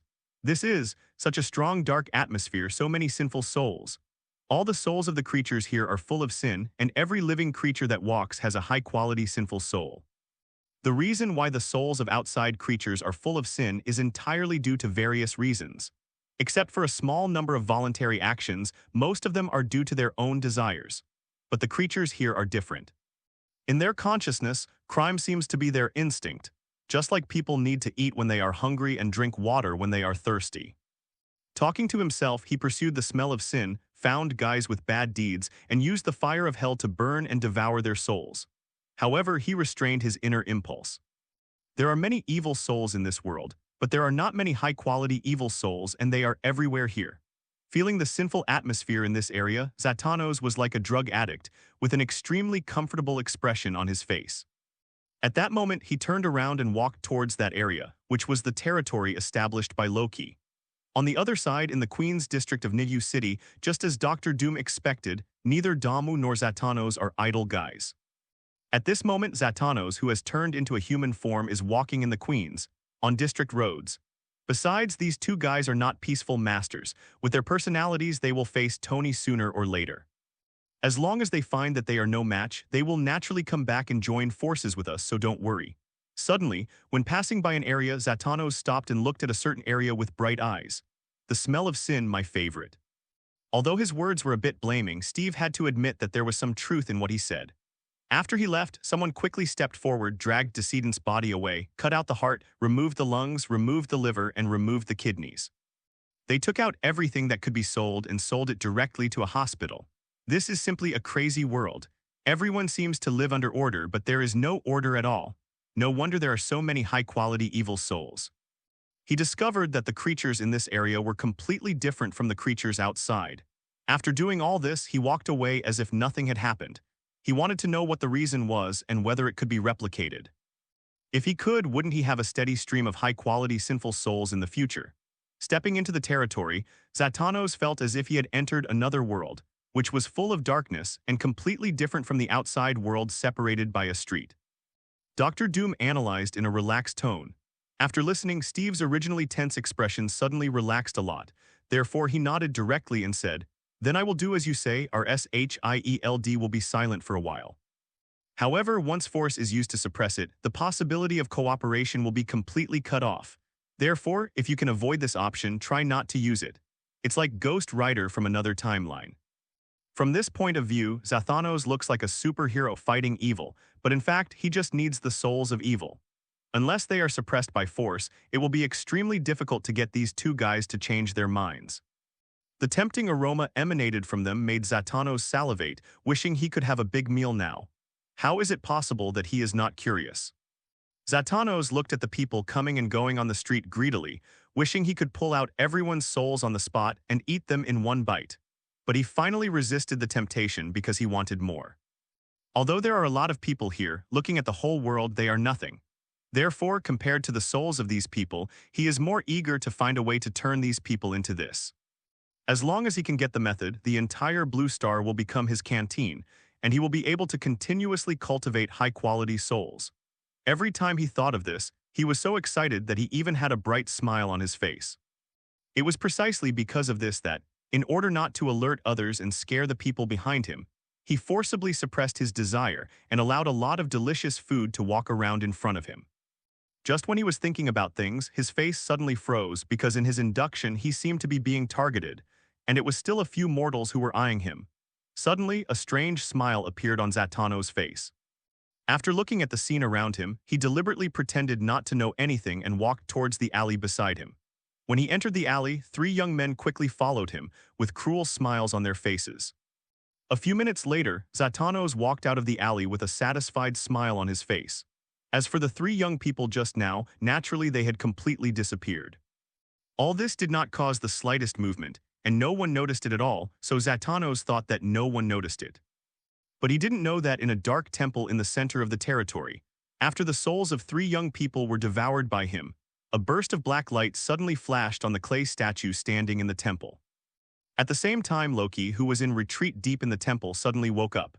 "Someone's soul has completely disappeared. What's going on?" Loki frowned for an instant. As the master of the territory, he could feel everything in the territory at any time. But just now, the souls of 3 creatures in the territory suddenly disappeared. You know, as a lord, everything in the territory belongs to him, including the souls of these creatures. Now someone dares to snatch food from his mouth. It is simply asking for death. With a cold light flashing in his eyes, Loki stood up and walked out of the quiet room and came to the huge amounts of clay statue. Loki's consciousness was directly linked to it. Suddenly his consciousness was greatly strengthened, quickly spreading to the surroundings, and finally the entire territory was shrouded in it. At this moment he seemed to have become the master of the world. In this territory, everything was clearly presented in his mind. And he finally discovered the figure that was incompatible with the creatures in the territory. Zatanos, who came out of the alley, was about to find 2 more people to have a tooth-slapping ceremony. Suddenly, a vast consciousness fell on him, which immediately made him raise his eyebrows and look up to the sky. In the eyes of others, the sky was still blue and nothing unusual, but in his eyes, he could feel a terrifying dark aura gathering. In less than the blink of an eye, the black energy gathered into Loki's figure hanging in the sky, looking down at Zatanos. It's a pity that Ping has tasted the delicious taste of high-quality fallen souls. How can he leave? Even he has to get Loki's method of cultivating fallen souls. Are you a dark god who was driven out of some divine realm? He had only felt this level of power from strong people like Hela. The touch of the soul is more than 10 times that of the physical body. Therefore, with one whip, not only the phantom created by Loki was shattered, but also the soul will was severely whipped, causing all the pain suffered by the phantom to be transmitted to the Tao. Onto Loki's body, there was a loud noise and the sound directly tore through the space. After all, having a strong backer behind you is undoubtedly a good thing. Therefore, when Loki refused, Zatanos suddenly sneered. It seems that after a long time of absence, the world has forgotten my reputation. Snapped. Hey, it's actually a god. In other words, the guy in front of him is at least as strong as Hela, and may even be stronger. Just when Loki asked the question, Zatanos looked at Loki's figure on the ground and suddenly smiled. Even for some weak gods, being able to hug his lap is a thing that is enough to make them ecstatic. Hole, damn it, I want you to pay the price. At this moment, he suddenly raised his hand and caught the flames on his body. Then he twitched his right hand, and a whip made of flames suddenly appeared in front of Loki's eyes. Zatanos said in an arrogant tone, giving people a feeling of giving alms from above. A howl sounded and the shadow in the sky instantly shattered. At the same time in the temple, Loki suddenly hugged his head and let out a shrill roar. Although he was very angry, he also knew that Zatanos was not weak, so as long as he could be expelled, that would be enough. After all, the fire whip can whip the physical body, but it can also whip the soul and will. Therefore, after listening to Zatanos' words, not only did Loki's face show no trace of joy, but his expression instantly turned cold and he no longer spoke politely. He wants to find that guy and avenge this whipping, Loki said in a cold tone. After saying that, Zatanos suddenly moved. The fire of hell instantly burned on the surface of his body, and the terrifying flame temperature caused the surrounding temperature to rise rapidly. In that case, let the world remember it again today and let me do the surgery on you. In fact, this is indeed the case. As one of the oldest demons, his strength and status are far beyond those of ordinary beings. Roaring angrily, Loki left the temple and walked towards the area just now. The strength is not weak and it can also cultivate high-quality fallen souls. As if surrendering to him is such an honor. Unfortunately, he met Loki, not to mention that Tony stood behind Loki. Loki's own pride alone did not allow him to surrender to a demon. For a moment, even if he was filled with pride, he couldn't help but feel a little heavy in his heart. Who are you? Why are you trespassing on my territory? Give you a chance, kneel down now and surrender. I say it again, this is my territory, leave now, otherwise don't blame me for being rude. The next second, the fire whip struck Loki's shadow with a burst of sound. Loki looked at Zatanos with solemn eyes and said he could feel the terrifying aura emanating from Zatanos. At the entrance of the street and alley, watching Loki's shadow disappear, Zatanos suddenly showed a mocking smile on his face. He thought Loki was capable of something, but after doing it for a long time, he couldn't even withstand a whip from him. Of course, he wasn't worried, Loki was scared away. As early as when he started, his mental power had already enveloped Loki's territory. No matter how Loki ran, as long as he appeared, he could immediately locate his traces. Even the way he acted just now seemed to force him to show up. Just when he was considering whether he should continue to use some means to force Loki to show up, Suddenly, according to his induction, a figure suddenly rushed out from the center of this area. Looking at Loki's familiar appearance, Zathanos suddenly smiled, his smile full of anticipation. "You finally showed up. I thought you had escaped." Zatanos looked at Loki, who was approaching, his tone full of mockery. Loki didn't pay attention to his attitude. After seeing him, he locked him directly. The Mind Stone appeared in his hand and shouted loudly, "In the name of God, I sentence you to death." As soon as he finished speaking, the sky was instantly covered with dark clouds, and terrifying thunder snakes kept scurrying in the clouds. The next second, Razor seemed to sense something, and immediately tore the clouds apart and slashed towards Zatanos. Boom! Terrifying thunder spread all around like the roar of the sky, and the silver-white light instantly illuminated the darkness, making the falling thunder snake even more terrifying. Seeing this scene, Zatanos frowned and subconsciously wanted to resist. Although the thunder snake in front of him was terrifying, he didn't take it seriously yet. But just when he was about to take action, suddenly, he seemed to notice something, stopped his movements instantly, and stood quietly, letting the razor fall on him. Sizzle! There was a burst of electric shock, and Zatanos turned completely black under the thunder. Not only that, a burst of green smoke came out directly from his head, and the whole person looked extremely miserable. But in such an embarrassing situation, Zatanos, who should have been angry, did not laugh. Instead, his laughter became so hearty that people couldn't help but suspect that he was being fooled from time to time. On the contrary, not far away from Zatanos, Loki frowned instantly when he looked at Zatanos, and a trace of confusion appeared in his eyes. "Why don't you hide or fight back? Why should I do this?" Zatanos raised his eyebrows and said with a relaxed look on his face, "When falsehood is true, truth is also false, and when true is false, falsehood is also true.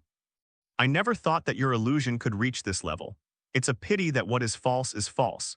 Even if you can make it come true, there is nothing you can do to me as long as I don't believe it." Zatanos mocked, obviously having seen through Loki's methods.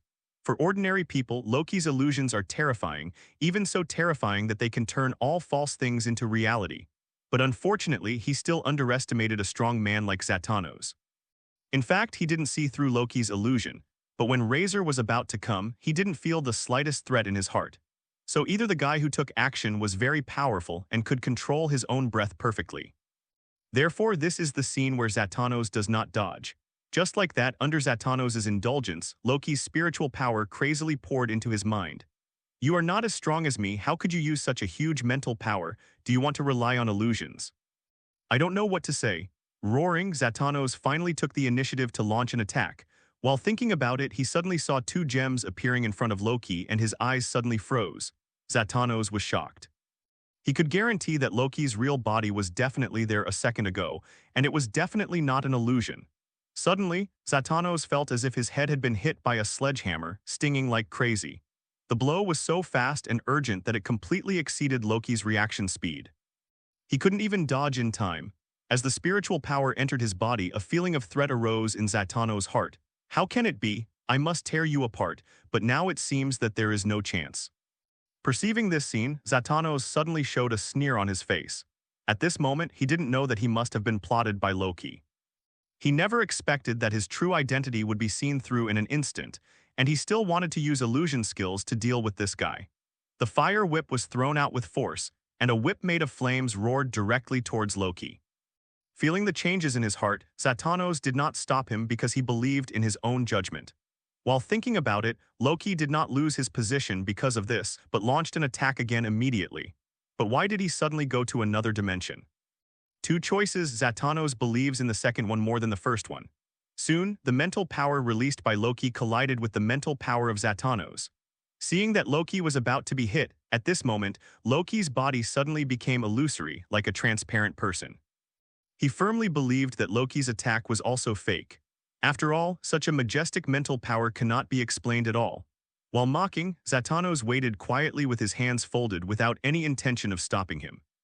For a moment, Zatanos endured the pain and said with anger on his face, "Damn little bug, you succeeded in irritating me." Therefore, at the last moment, he suddenly stopped, chose to take a gamble, and directly withstood Loki's attack head-on. What? If it's fake, it must be fake. If it was true, then he thought he was unlucky and retreated immediately. After all, the terror of a strong person who could prevent him from sensing even the slightest breath was definitely beyond his imagination, let alone something he could contend with. Either that, everything is false, that's why it looks so powerful, but it won't cause any harm to him. As his words fell, the pupils of Loki's eyes suddenly shrank, and the expression in his eyes became particularly solemn. The first time I used illusion magic to attack, I made my judgment correct. The second time I used real attack directly, and I also exerted more terrifying mental power than myself to make myself misjudge. It can be said that it is true and false, false and true. A terrifying mental storm swept out in an instant, and the majestic mental power slammed into Zatanos. But if it is false, it means that this guy is a paper tiger and there is no basis for it at all. The fire whip exuding terrifying power also passed through Loki's body in an instant, causing Zatanos to miss in one blow. "This is the Infinity Stone," Zatanos said with a tone full of uncertainty. If he hadn't noticed before, now Loki was unexpected one after another. It was difficult for him not to notice. The infinite gems, the treasure of the universe, something that countless forces in the universe want to steal, now appear in the hands of a weak god. Suddenly, Zatanos' eyes burst out with a strong look of greed, and he wished he could take the infinity stones for himself immediately. "Little insect, I will give you another chance to atone for your sins and hand over the infinite gems. Otherwise, you will definitely die today." Zatanos threatened, but unfortunately Loki was not moved at all and still stared at him with a cold face. Seeing this, the smile on Zatanos' face slowly disappeared. "Okay, I want to see how long you can last. Although the infinite stones are good, they are not absolutely invincible. Overuse may cause side effects, I hope you can bear it." With a cold snort, Zatanos stopped talking nonsense and began to attack crazily. The fire whip kept hitting Loki's position.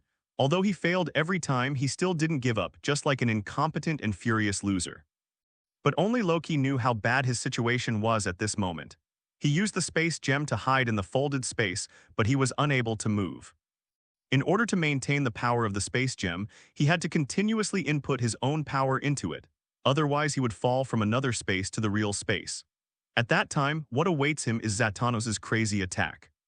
It was precisely after seeing through this that Zatanos attacked crazily, firstly to block his retreat and not give him time to breathe, and secondly to consume his strength and fear that he would escape. Because as long as he returns to the real space, he can use the space gem to escape immediately. Even if Zatanos is stronger than him, he will not be able to catch him.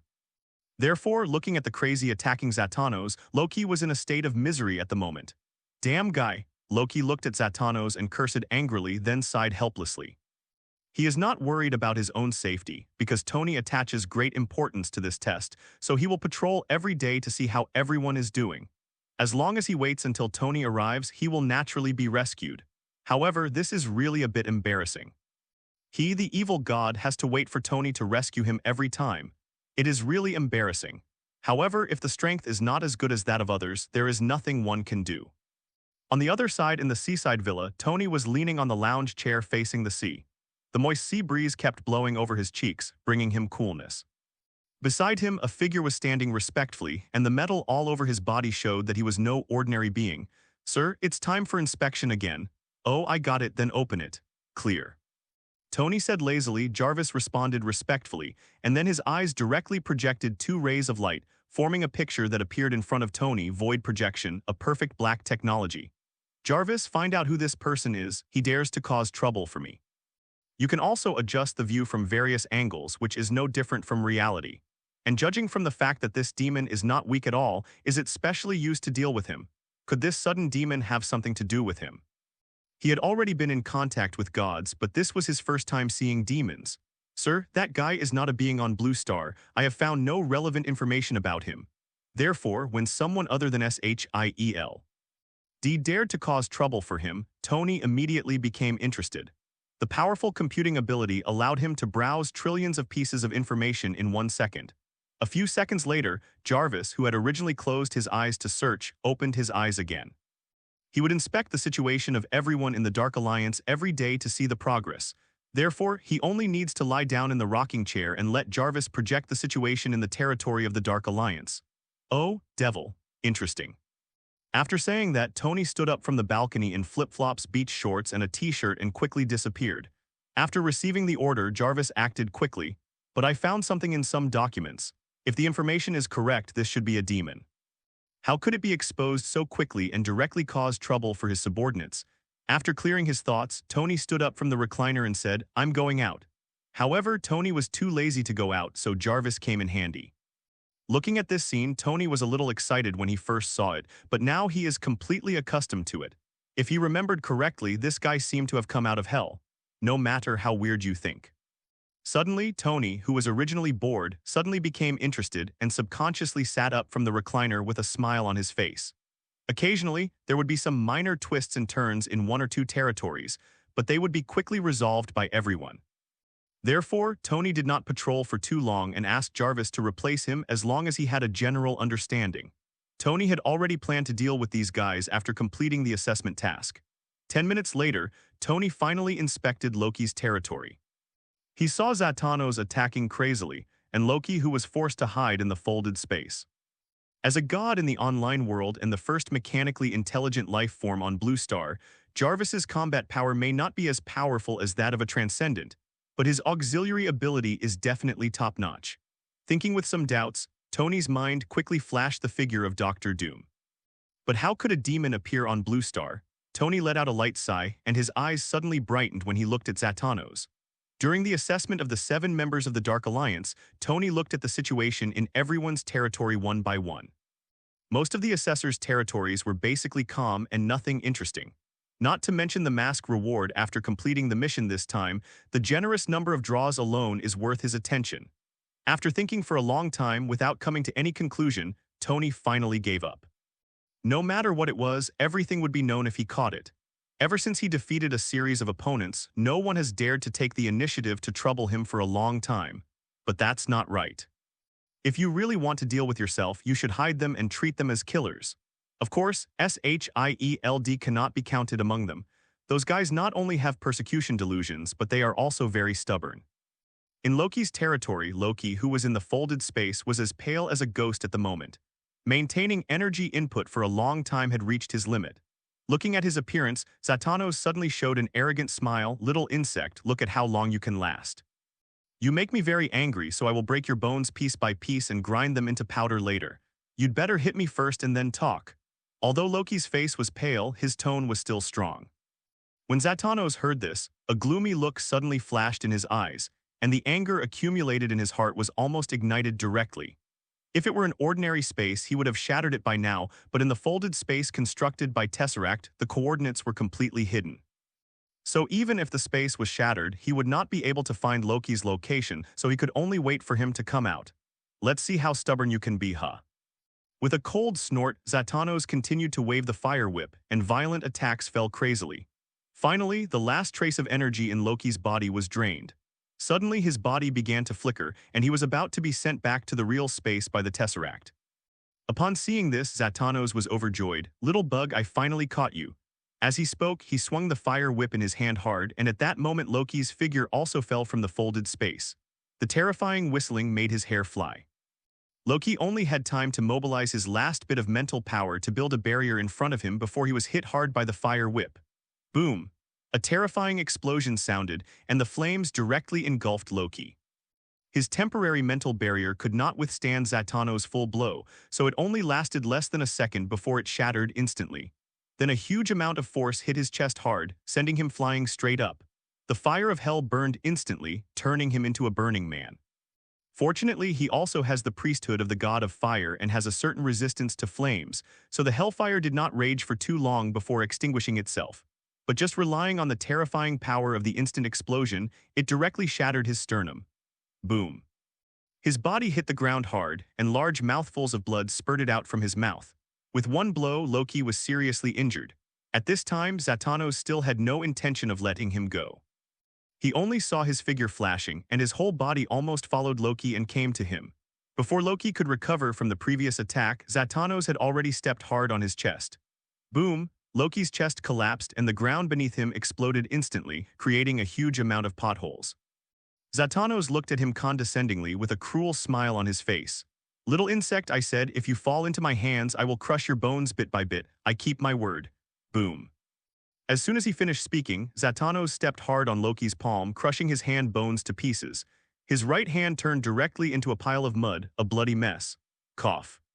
A suppressed painful cough sounded, Loki's eyes stared at Zatanos, anger, helplessness, regret, and many emotions flashed through his heart, but in the end these emotions all turned into murderous intent. Don't be complacent, your end will be more miserable than mine. Loki held the corner of his mouth and revealed an arrogant smile. His eyes could only open a crack because of the blood, but Zatanos could still feel the disdain in his eyes. Devils with bad manners will be punished. Even if you are a devil, you still have to be polite. Bang, bang, bang. Looking for answers from his soul is also a common way for demons to obtain information. Of course, this is all that is left. Doesn't he know that his life is now in my hands? Does he look down on himself? At the same time, he quickly looked to the side, and a guy wearing casual pants and beach shoes suddenly appeared in front of him, and he was looking at him with a smile on his face. But in the end, there was no one except Loki lying down. Suddenly, a voice came from behind him. Hello, are you a devil? Why do you look a little different? Where are your horns? For an ordinary person, such an injury would have killed him long ago, but Loki is a god after all, and his physical fitness is not comparable to that of ordinary people. Listening to the words that sounded almost close to his ears, Zatanos' heart instantly surged with turmoil. Of course, in Loki's current state, I don't know whether he would say it or not. Even if he wanted to say it, he probably wouldn't be able to say it. Suddenly, Zatanos' eyes changed.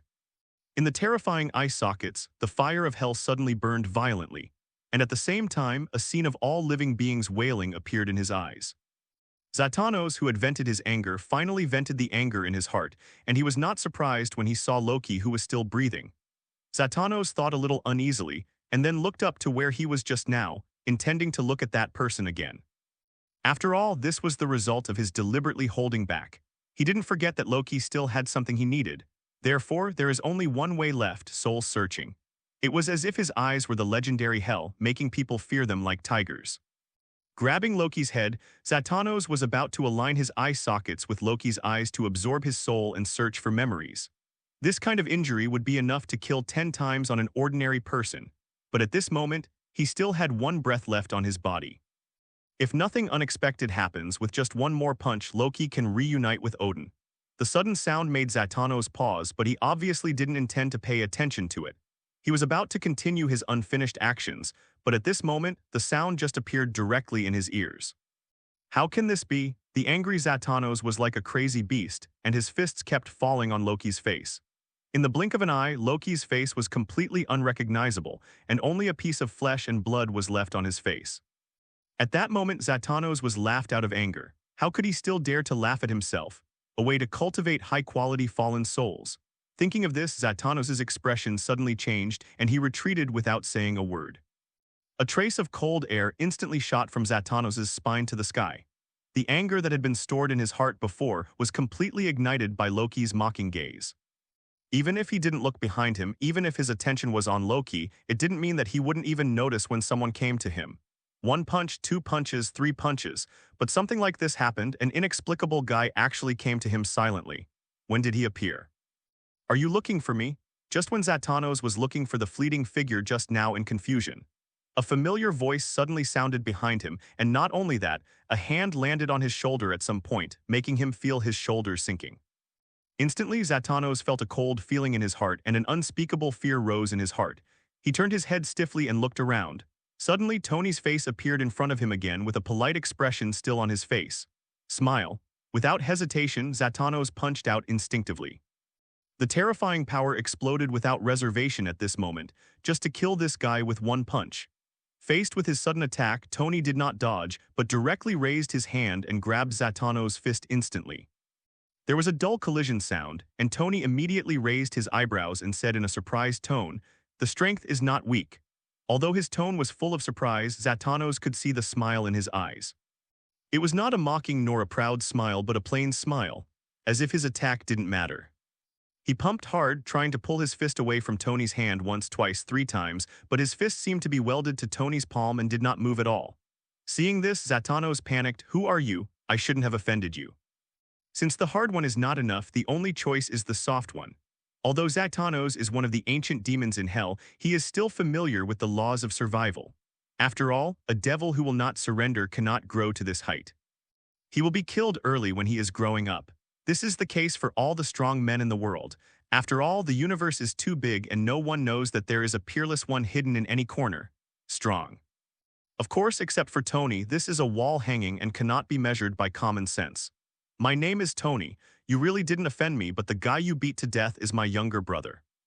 Tony said with a smile. His smile looked very kind, but in the eyes of Zatanos, his smile looked more terrifying than a demon. Especially the big white teeth that Tony shows when he smiles. For some reason, a picture appeared in his mind involuntarily. Tony cut off pieces of meat from his body, and then chewed it slowly and swallowed it in his stomach. Thinking of the bloody and cruel scene, Zatanos couldn't help but shuddered all over. However, this thought did not last long, and soon he suddenly realized that he was a skeleton with only bones and no flesh on his body.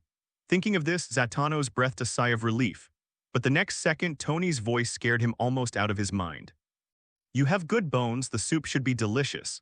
Tony said matter-of-factly, making Zatanos almost cry. It's too much, even the bones are not spared. Are you still a human being? I'm sorry, I really didn't know he was yours. I apologize to you. Without any hesitation, Zatanos apologized decisively. It is the power of the horse talisman that drives away all external forces and harm. Don't say that, you have to show your villain's arrogance. I feel unfulfilled by you like this. Tony comforted. The reason why he had been entangled with Zatanos for so long just now was not only for fun, but also to test his current strength. In fact, he was already here when Loki was beaten, but he just watched from the side. And Tony was a little surprised at this moment. Is he so aware of current affairs?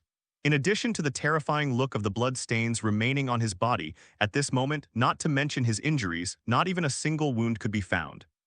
But now one move is enough and the progress is huge. Therefore, compared to living, he is more cowardly than he is. He doesn't want to be boiled into soup. Now after some testing, I finally have a rough idea.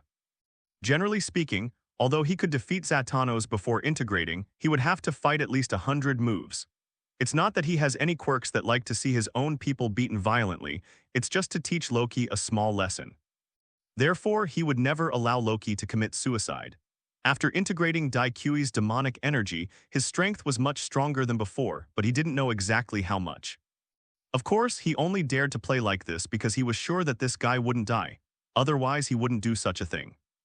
But he couldn't help it, whether it was the ghostly speed Tony showed before or the scene where he resisted his own punch but was indifferent, he was reminded of Tony's terror all the time. At that moment, he shook his head helplessly. Forget it, you'd better die. He wasn't even ready to start showing off and slapping him in the face. The matter was already over. How could this be possible? This guy knew how powerful Zatanos was, but he still dared to go up and fight with this guy. He was just seeking death. For this kind of death-seeking behavior, he naturally had to give him a good beating to let him know that he should run away and give in. Otherwise, if I don't want to patrol today, then this guy will really be beaten to death. He only dared to play this way because he would come to save him. After saying that, regardless of Zatanos' reaction, Tony directly held his skull with one hand, and in the next second he exerted force with 5 fingers, crushing Zatanos' skull when he didn't react at all. Seeing Loki with only 1 breath left, Tony didn't delay any longer. He immediately placed his hand 1 centimeter away from Loki's head, and a burst of white light suddenly appeared on his hand. Well. He was complaining crazily in his heart, but naturally he did not dare to say this with his mouth, so he had to cooperate carefully. Then tell me what I should do. As an ancient elemental demon, I have to say that he is acting a bit cowardly now. Of course, this is also because Zatanos was frightened by him. If it were a normal battle, the result should not be so terrible. The corners of Zatanos' mouth suddenly twitched fiercely. Immediately, Loki, who was almost beaten to pieces, healed quickly at a speed visible to the naked eye. After a few breaths, he who had only 1 breath left was directly dragged back from the Hell Gate by Tony. Are you a devil? I have so much pride, where can I get it from? After doing all this, Tony flicked his wrist and a smile appeared on the corner of his mouth. Tony thought about it seriously, and finally he had to admit that pretending to be cool was a technical job and he didn't know it at all. Looking at Loki's miserable look, Tony clicked his tongue and shook his head. It doesn't matter if he dies, the problem is that it delays the progress of his mission. Ignoring Zatanos who fell to the ground, Tony turned and walked towards Loki. Immediately, the beating flames in Zatanos' eyes were extinguished, and the skeletal body fell to the ground, splashing dust on the ground. Slowly opening his eyes, Loki's eyes flashed with confusion. Wasn't he seriously injured and unconscious? While thinking about it, he turned his head and looked to his side. Suddenly, Tony's half-smiling face appeared directly in front of him. Tony! Loki was obviously startled by Tony and couldn't help but let out an exclamation. After reacting, Loki quickly stood up from the ground and stood there with an embarrassed look on his face without saying a word. Why even the mighty evil god will be embarrassed sometimes. Isn't it brave to fight Zatanos before? Tony said with a hint of teasing in his tone which made Loki feel like he was dead. You saw it all. I've been watching. If you hadn't stopped beating me, I would have looked again. Tony made no secret of the fact that he had been there so long ago. You know you're not your opponent, but you still fight to the death. I think you're out of your mind. With a cold snort, Loki lowered his head in scolding. He also knew that he was impulsive this time. If Tony hadn't been supporting him, he might have turned into a corpse now. And just when Tony was scolding Loki, not far away, Zatanos, who had lost his life breath, suddenly had the fire of life in his eyes again. Looking at Tony and the two people not far away who didn't notice him at all, he directly made seals with his hands, and his whole body turned into a black smoke and disappeared in place. The sudden movement alerted Loki instantly. At that moment, Loki glared and said, "No, that guy ran away, chase him quickly." After saying that, he wanted to chase after him, but before he could move, Tony's right hand fell directly on his shoulder and held him in place. Forehead. Loki looked back at Tony with confusion, and Tony said calmly, "I let him go on purpose, so there's no need to chase him." Why? Loki was confused. Of course it's to catch them all in one go. Tony waved his hand lazily. In fact, Tony knew from the beginning that the guy was not dead, and it wasn't that Zatanos had revealed any flaws, it was just because it was too easy. After all, he is a master on the same level as Odin, and he is not much weaker. If you die so easily, you won't be worthy of the word strong. Therefore, when he saw Zatanos' fire of life extinguished, he suspected that this guy was faking his death. However, he did not expose him but pretended not to know and let him go. He wanted to use this guy's mouth to promote his own power and gather those guys who were hostile to him, saving him the trouble of searching for them one by one. In addition, he also wanted to see to what extent the strength of Loki and others would improve after the assessment task was completed, so he left it for them to practice. Loki was naturally confused about Tony's plan. After all, in his opinion, if you can defeat an opponent, you should try your best to solve it. There is no reason to let the tiger go back to the mountain. However, since it was Tony's decision, he couldn't refute it, so he could only nod his head in compliance. Tony also noticed this, but he had no intention of explaining it. Although Loki's strength is good, the gap between him and him is too big after all, and I can't understand his methods. But the joy did not last long. Thinking about the scene where he was almost beaten to death by Tony before, he still couldn't help but feel a little scared and doubtful in his heart. Although he also knew that this was only a small probability event, he did not dare to gamble. After all, if he lost the bet, his life would be lost. Thinking with some confusion, Zatanos soon arrived at Steve's office led by SHIELD personnel. As for how he knew the location of SHIELD, he knew it naturally as soon as his mental power was swept away. At that moment, a trace of embarrassment appeared on his face. "Well, I encountered a little accident, so I became like this." Soon, he arrived at the SHIELD headquarters. After reporting Dr. Doom's name, someone immediately notified Steve and the doctor, allowing him to successfully enter SHIELD. Steve looked at him suspiciously, with two words written all over his face: disbelief. Yeah.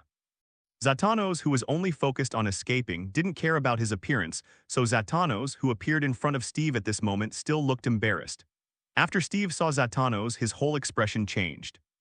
To put it simply, Tony didn't take Zatanos seriously, so he naturally didn't care whether he was alive or dead. In the office, Steve thought about the report of his subordinates just now and couldn't help but have a strange look on his face. Are all the devils so polite nowadays? They also know how to let people inform them in advance. There is nothing right or wrong between the two, it's just that their personal strengths are different, so their ideas are naturally different. As a demon, he still has some means. Blue Star, how could there be such a terrifying guy? Steve was puzzled and said that he still remembered how arrogant Zatanos was just after he came out of hell. Therefore, after escaping, he headed directly towards SHIELD. Thinking of this, he who originally planned to change places to continue wandering suddenly lost interest. On the other side, after Zatanos left, a joy of surviving the disaster suddenly filled his heart. But when I first came into contact with him, this guy didn't seem like this. What happened? How did you become like this? Manage your territory well. If you encounter something like this next time, call for help directly. It had been a while since I last saw him, and he looked like this, as if he had been beaten up. Loki smiled awkwardly, and Tony stopped staying and turned around to leave. mainly because he was frightened by Tony, who almost beat him to death if he showed up at random. If he continued, he knew what kind of monsters he would encounter. Although this was the second meeting between the two parties, Zatanos felt an indescribable feeling of closeness in his heart at this moment. Otherwise, I won't care if you get beaten to death. In this regard, Tony will naturally not waste his time to explain. Only when Loki really reaches his current strength can he understand his current mentality. This is like a poor person who feels expensive even if he eats 50 yuan a meal, and a rich person who eats 3,000 yuan a meal still feels it is not worthy of his worth. As an ancient elemental demon, he had experienced countless life and death crises in his life, but every time he escaped from death, he felt sincerely grateful. Looking at Steve's familiar face, Zatanos finally couldn't help but breathe a sigh of relief. Zatanos, who had not noticed his own appearance at first, now saw his own embarrassed appearance under Steve's reminder. It was those guys who summoned him, and now if something happens, they have to take responsibility. After all, this can be considered an acquaintance of his in Blue Star. Looking at Steve's suspicious gaze, Zatanos couldn't help but twitch the corner of his mouth and said as stubbornly as ever, "I said it was an accident, it was an accident. Okay, then I'll arrange for someone to take you to rest first." Steve shrugged indifferently and didn't ask any more questions. Zatanos made it clear that he didn't want to say anything, so he naturally wouldn't ask for trouble. Of course, the more important thing is that he has vaguely guessed who did it. Although he has never seen the strength of Zatanos, he is very aware of the strength of Dr. Doom. Being able to be summoned by him, there is no way Zatanos is a weakling. Therefore, there are not many people on Blue Star who can defeat Zatanos, or there are almost none. In addition, this is Nihyu. In Nihyu, who can have such a strong strength? Naiwan. Therefore, it is speculated that there is only one truth. This guy should have been educated by Tony. While thinking about it, Steve watched Zatanos leave his office. After he walked out of the office, he couldn't help but smile. This smile seemed a bit gloating. Logically speaking, he shouldn't be like this. After all, Zatanos was on his side. But just thinking about this guy's arrogant look at the beginning, he couldn't help but want to laugh. Of course, this was just a minor incident, and his attention soon returned to business. Zatanos' strength is not weak. Even if a single person is not Tony's opponent, he should be able to escape easily. But looking at Zatanos' appearance, it was obvious that he had been convinced by Tony. And it must be the kind that has no resistance, otherwise the demon would not be so obedient. Thinking of this, Steve suddenly felt a headache and rubbed his head. The confidence that was originally boosted by the arrival of the three demons has now become less confident, let alone the fact that one of them has escaped. Rubbing his cheeks fiercely, Steve stood up and left the office. He was going to see if Dr. Doom could find Damumu. And just as he was chanting about Damu, at this time, a rebellion was taking place in a temple above the Himalayas. Baron Mordo looked at the druid who was glaring at him with a wild smile on his face. **** hole, how dare you sneak up on Master, I will clean up the house for Master today. As a psychiatrist, Druid has always had a good temper, which can even be said to be gentle. He has never had a dispute with anyone. But now a gentle man's face is full of anger, and the light in his eyes is like a wild beast, ready to choose people to devour at any time, which shows how angry he really is. Looking at his appearance, Baron Mordo raised the corners of his mouth in disdain. Only you? Even that old guy fell into my hands, why do you fight with me? Baron Mordo's words made Druid silent for a moment. Soon, Druid took a deep breath and forced himself to calm down. Master has always treated you well, why did you sneak attack on Master? Druid asked in a deep voice. He only saw Baron Mordo sneaking up on Ancient One and he quickly stepped forward to stop him. He didn't know why, so at this moment he wanted to do something, clear everything. Hearing this, the smile on Baron Mordo's face disappeared, replaced by a gloomy look. Why? You should ask that old guy this question. In terms of talent, I am the strongest in the temple. In terms of merit, I have defeated countless enemies in order to protect the temple over the years. But why does that old guy want to pass the position of supreme mage to that loser? At the end of the sentence, Baron Mordo roared and raised his hand to point to Stephen, who was watching the excitement in the crowd. When he saw Baron Mordo pointing at him, Stephen was even more confused. What happened, and what does all this have to do with me? As the saying goes, he is unkind and unjust to me. Doesn't he want to make this place a utopia? Then I will destroy this temple. Baron Mordo continued. After listening to his words, the druid who understood the cause and effect immediately shouted angrily, absurd, simply ridiculous. Master has his own opinion as to who should be given the position of supreme mage. When will it be your turn to dictate? The master was really blind to accept you as his disciple. Absurd. I don't think so. In short, I know I am convinced. Baron Mordo said word by word without any sign of repentance on his face. Seeing this, the druid finally didn't bother to talk nonsense with him. He stamped his feet instantly, and his body was ejected directly like a bow rushing towards Baron Mordo. Although he is also a disciple of Ancient One, unlike others, he does not follow the path of magic but the path of his own evolution. He has amazing control over his body, can burst out with extremely powerful power, and even develop the power of the mind with the help of the Ancient One. Therefore, he is more like a superpower than a magician. In comparison, Baron Mordo appears to be much more orthodox. As the chief disciple of the Ancient One, all his abilities were taught by the Ancient One, and he followed the path of an out-and-out mage. Looking at the druid who rushed forward in an instant, Baron Mordo drew a circle with one hand, and suddenly a mysterious magic pattern appeared in front of him, easily blocking the druid's attack. There was a loud noise and the druid punched the magic shield hard. Even after being blocked, he was not discouraged. Instead, he tried his best and kept fighting closely with Baron Mordo. For a moment, his figure reached a point where it was difficult to capture with the naked eye, and his fists fell like raindrops. Baron Mordo's reaction was not slow at all. The magic shield kept flashing in front of him, blocking all attacks. For a time, the battle between the two dazzled everyone around them. At this moment, Baron Mordo raised his hand and pointed at the ground. Suddenly, a huge pit appeared under the druid's feet, almost causing him to fall. At the critical moment, the druid controlled the power of his mind to support his body, and the whole person stood in the air. At the same time, he also raised his hand to grab the object from the air and grabbed it towards Baron Morton. As an invisible force joined him, Baron Morton's eyes changed, and he quickly recited a long list of spells. A burst of soul power came out of his body, instantly shattering the druid's spiritual power. Puff! The druid spat out a mouthful of blood, and his face turned pale instantly after being counterattacked by the power of the soul. Seeing this scene, Baron Morton burst into laughter. Don't you know that what I study is soul magic? Although your spiritual power is powerful, it is just a branch of soul magic. What are you using to fight me? Baron Morton's tone was arrogant. Druid wiped the blood from the corner of his mouth, his face still calm. I don't need to defeat you, I just need to hold you down. What's the meaning? Baron Morton frowned for a moment, and Druid's words suddenly gave him a bad feeling. The Druid didn't answer, just chuckled and turned to look at the room behind him. Baron Morton followed his gaze and looked over. Suddenly, the door that had been closed slowly opened, and a young figure walked out of it.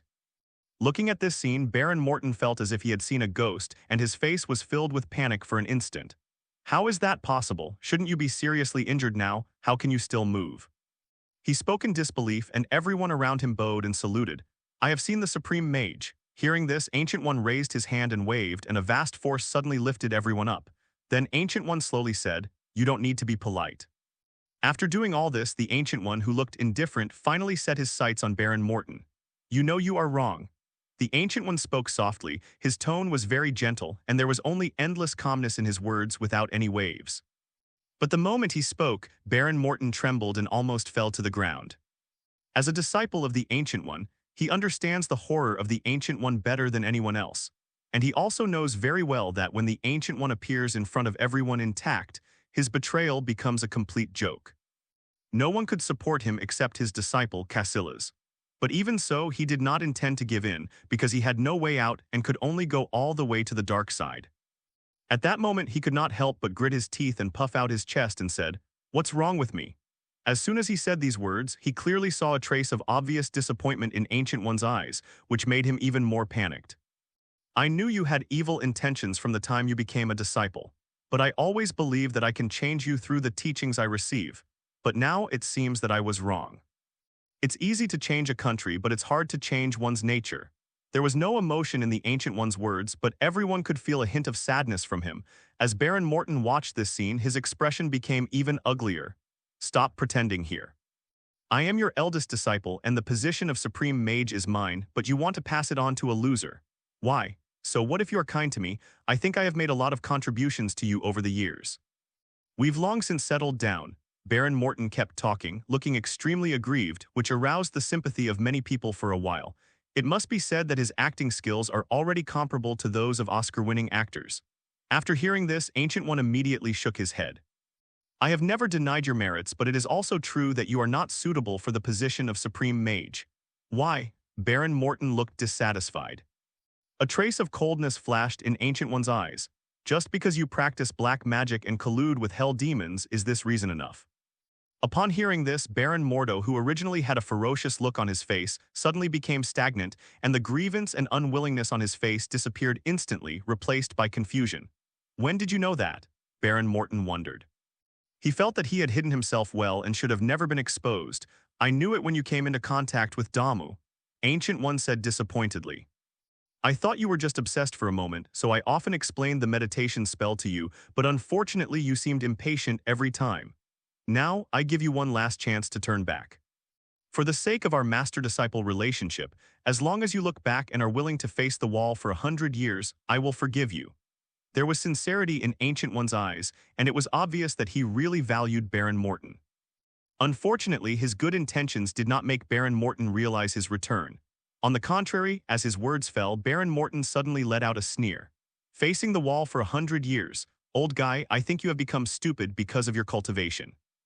Are you planning to lock me up until I die of old age? I'm telling you, it's impossible for me to look back, not now and not in the future. So what if you are fine, all of you are going to die today? Speaking viciously, a strong dark aura suddenly filled Baron Morton's body. What do you want to do? The druid looked at Baron Morton and roared. Baron Morton sneered and did not respond. As for the Ancient One mage, he did not stop him and just watched quietly.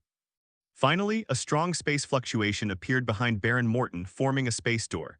The next second, Damamu, who was tall and burning with flames, slowly walked out of the space door behind Baron Morton. Ancient One, long time no see. Duamumu's tone was deep, and his words were filled with an inexplicable smile. As he appeared, a strong demonic aura quickly enveloped the entire temple. Suddenly, the originally Zen-like temple was quickly replaced by the aura of killing and destruction, and the expressions of many monks in the temple changed at this moment. If the Ancient One said that Baron Morton was colluding with demons before, it was just a one-sided statement, but now with the appearance of Damu, this matter has been completely confirmed. I'm very curious about how you came to Blue Star. You should have been sealed by me. Ancient One said with confusion. Even the sudden appearance of Damumu did not shock him at all. As early as the beginning when Damu came to Blue Star, he already had some perceptions. Even the matter of Baron Morton's contact with Damumu was well known to him. If he had not wanted Baron Morton to know his way back, he would have suppressed Damumu from the beginning. Unfortunately, Baron Morton disappointed him, so he has decided to give up Baron Morton. Therefore, it doesn't matter whether Duamu appears or not. Anyway, he will seal him sooner or later. It doesn't matter how I came to Blue Star. Anyway, now that I'm here, it's time to settle the grievances between us. Damamu laughed. After saying that, he suddenly changed the subject. However, I thought you should be seriously injured, but now it seems that you did not fall into the trap. You are such a waste, the last sentence Damamu said to Baron Morton. After arriving on Blue Star, he immediately contacted Baron Morton, hoping to use his identity to seriously injure the Ancient One and then finish him off completely. However, the Ancient One is now intact, so Damamu feels unhappy about Baron Morton. At that moment, he couldn't help but wave his hand, and a powerful force directly bombarded Baron Morton, sending him flying away. Puff! A mouthful of blood spurted out from Baron Morton's mouth, and the unsuspecting Baron Morton was directly blown away by Damamu's blow. Looking at this scene, many people suddenly took a breath of cold air. They did not have a clear understanding of Damamu at first, but now they clearly perceived the power of Damamu. As the eldest disciple of the Ancient One, Baron Morton's strength is absolutely top-notch. But such a top-notch strongman was blown away by Duamumu with a casual blow. Although Baron Morton was unprepared, but if it were another person, such as a druid, Baron Morton would definitely be able to react. After being blasted away, Baron Morton stood up and ignored the injuries in his body. He quickly bent down and lowered his head and said, "My lord is teaching you that your subordinates know their mistakes." Such a scene made everyone's hearts tremble again. They had seen with their own eyes how arrogant Baron Morton was just now. Even the Ancient One dared not give face, and now he took the initiative to apologize after being blown away by Duamu, which simply subverted their worldview. Faced with Baron Morton's apology, Duamu didn't even look at it and focused all his attention on the Ancient One. "Come on, let me see how much you have improved over the years." As soon as he finished speaking, the terrifying flames swept towards the Ancient One in an instant. The extremely high temperature made it impossible for everyone in the temple to bear. For a while, many people let out bursts of screams. Seeing this, Ancient One frowned and then thought about it. Suddenly, the surrounding environment changed drastically. The temple and many monks disappeared directly, and only he and Damu appeared in a deserted world. It was his magic ability, space transformation, that could instantly transfer him and the target he was targeting to another dimensional space. Feeling the changes around him, Damu immediately smiled. It seems you care about those mortals. If I kill them, I wonder if you will go crazy. HMPH, let's wait until you can get out of here alive. Ancient One snorted coldly. The two kept talking, but the movements of their hands were not slow at all. Countless meteorites fell instantly from the blue sky. The meteorite cut through the air and burned with flames. For a moment, the sky above the two of them was covered by the falling meteorite. It is the destructive magic forbidden spell cast by the Ancient One, which is enough to destroy a world in one blow. If it were cast on Blue Star, just relying on this forbidden spell, I am afraid that the entire human race on Blue Star would die instantly. However, in the face of this terrifying forbidden spell, Dormammu did not panic at all. Before he fell into the darkness, he was also a famous mage, so he knew magic. Even because he became the master of the dark dimension, the power of the magic he cast was greatly enhanced. It is precisely because of this that, although the Ancient One is powerful, it has never been able to kill him. Even the last time he sealed Dormammu was because there was something wrong with Dormammu himself. The two of them could not exchange more than 100 moves, and this dimension came to the end of its life and completely collapsed. Do you think I will be sealed by you a second time? But at this moment, golden barriers shrouded all directions, blocking all routes. The power of destruction in the dimensional space explodes, and everything in this dimension is swallowed up by the waves of destruction. The Ancient One's appearance is still intact, but the golden light that originally enveloped him now only has a thin layer left, flickering dimly and brightly, and may go out at any time. Dormammu stood in the void, breathing heavily, staring at the center of the explosion. Seeing that he couldn't escape, Dormammu couldn't help but sneered. At that moment, he let out an angry roar and was about to leave here. Distortion. The moment the Ancient One's protective shield was completed, Dormammu's attacks were also gathered together. Destroy. Yes, it seems that you have made some progress after such a long time, but it is not enough. Seeing this, Dormammu is naturally not a vegetarian. He also uses magic to confront each other. Frost, fire, boulders, explosions, and various magic collisions are constantly appearing in the dimensional space. The dimensional space that was already heading towards destruction, with the attack of Dormammu's explosion, accelerated its destruction in an instant. In a burst of brilliant fireworks, the Ancient One's figure was completely submerged by the energy shock wave, and the dimensional space was completely destroyed, leaving only endless void. After all, he has long known how powerful Dormammu is. If it were so easy to deal with, Ancient One would not let him live until now. Seeing this, a trace of annoyance suddenly flashed across Dormammu's eyes, and he couldn't help but curse it angrily, damn it. An extremely terrifying beam of light instantly erupted in his palm, and the destructive power directly tore through the space and roared towards the Ancient One. There were loud roars, and they continued to resound throughout the dimensional space. At that moment, a series of obscure spells sounded in his mouth, and various powerful forbidden spells continued to erupt, attacking Dormammu. It can be seen that the blow just now consumed a lot of him. Dormammu smiled and praised, and in the next second, terrifying dark energy gathered in his palm, and a trace of energy locked firmly on the Ancient One, making it inevitable for him to avoid it. Only the Ancient One and Dormammu seemed to be independent from other dimensions, and the waves of destruction dissipated before they could reach them. Mysterious runes flickered on the golden barrier, and Dormammu recognized them at a glance. They were sealing runes. The next second, the falling meteorite turned into rain, and the downpour instantly fell on the entire dimensional space. The Ancient One's forbidden spell was easily broken before it had time to explode with its due power. Suddenly, the meteorite that landed in the sky with its tail flame was instantly shrouded and distorted by an invisible force. In this regard, Ancient One couldn't say he was disappointed or not. His face remained calm. Seeing this scene, Ancient One's eyes suddenly became serious. At that moment, he quickly pressed the seal with both hands, and a burst of golden light appeared on his body, quickly forming a perfect barrier covering him. Almost Dormammu's attack could penetrate the Ancient One's defense. He was sealed by Ancient One using this move before, and he didn't want to be driven back again. Seeing this familiar scene, Dormammu's pupils shrank, but at this moment, these are not within the scope of his consideration. He just wants to know how the Ancient One is doing. Call, Dormammu raised his hand and shook it, and a terrifying dark power instantly burst out from his body and quickly swept across the sky. Time passed slowly, the explosion gradually subsided, and at the same time the figure of the Ancient One gradually appeared in front of Damu. And the moment he spoke, suddenly the Ancient One's figure disappeared instantly, and the next second 4 Ancient Ones appeared directly around him. As Damamu spoke, he stretched out his hand to grab the void and then moved it. The next second, everything around him began to go backwards, and the dimensions of destruction began to reunite. He actually moved the timeline and wanted to go back in time. Suddenly, the Ancient One's figure started to flicker. Obviously, once time goes back, he will not be able to seal Damamu anymore. But at this moment, Ancient One's originally flashing figure suddenly stabilized, and the magic seal that was about to disappear became stable again. Seeing this scene, Damamu's eyes bulged, and he could no longer suppress the horror in his heart. How is that possible? You are beyond time.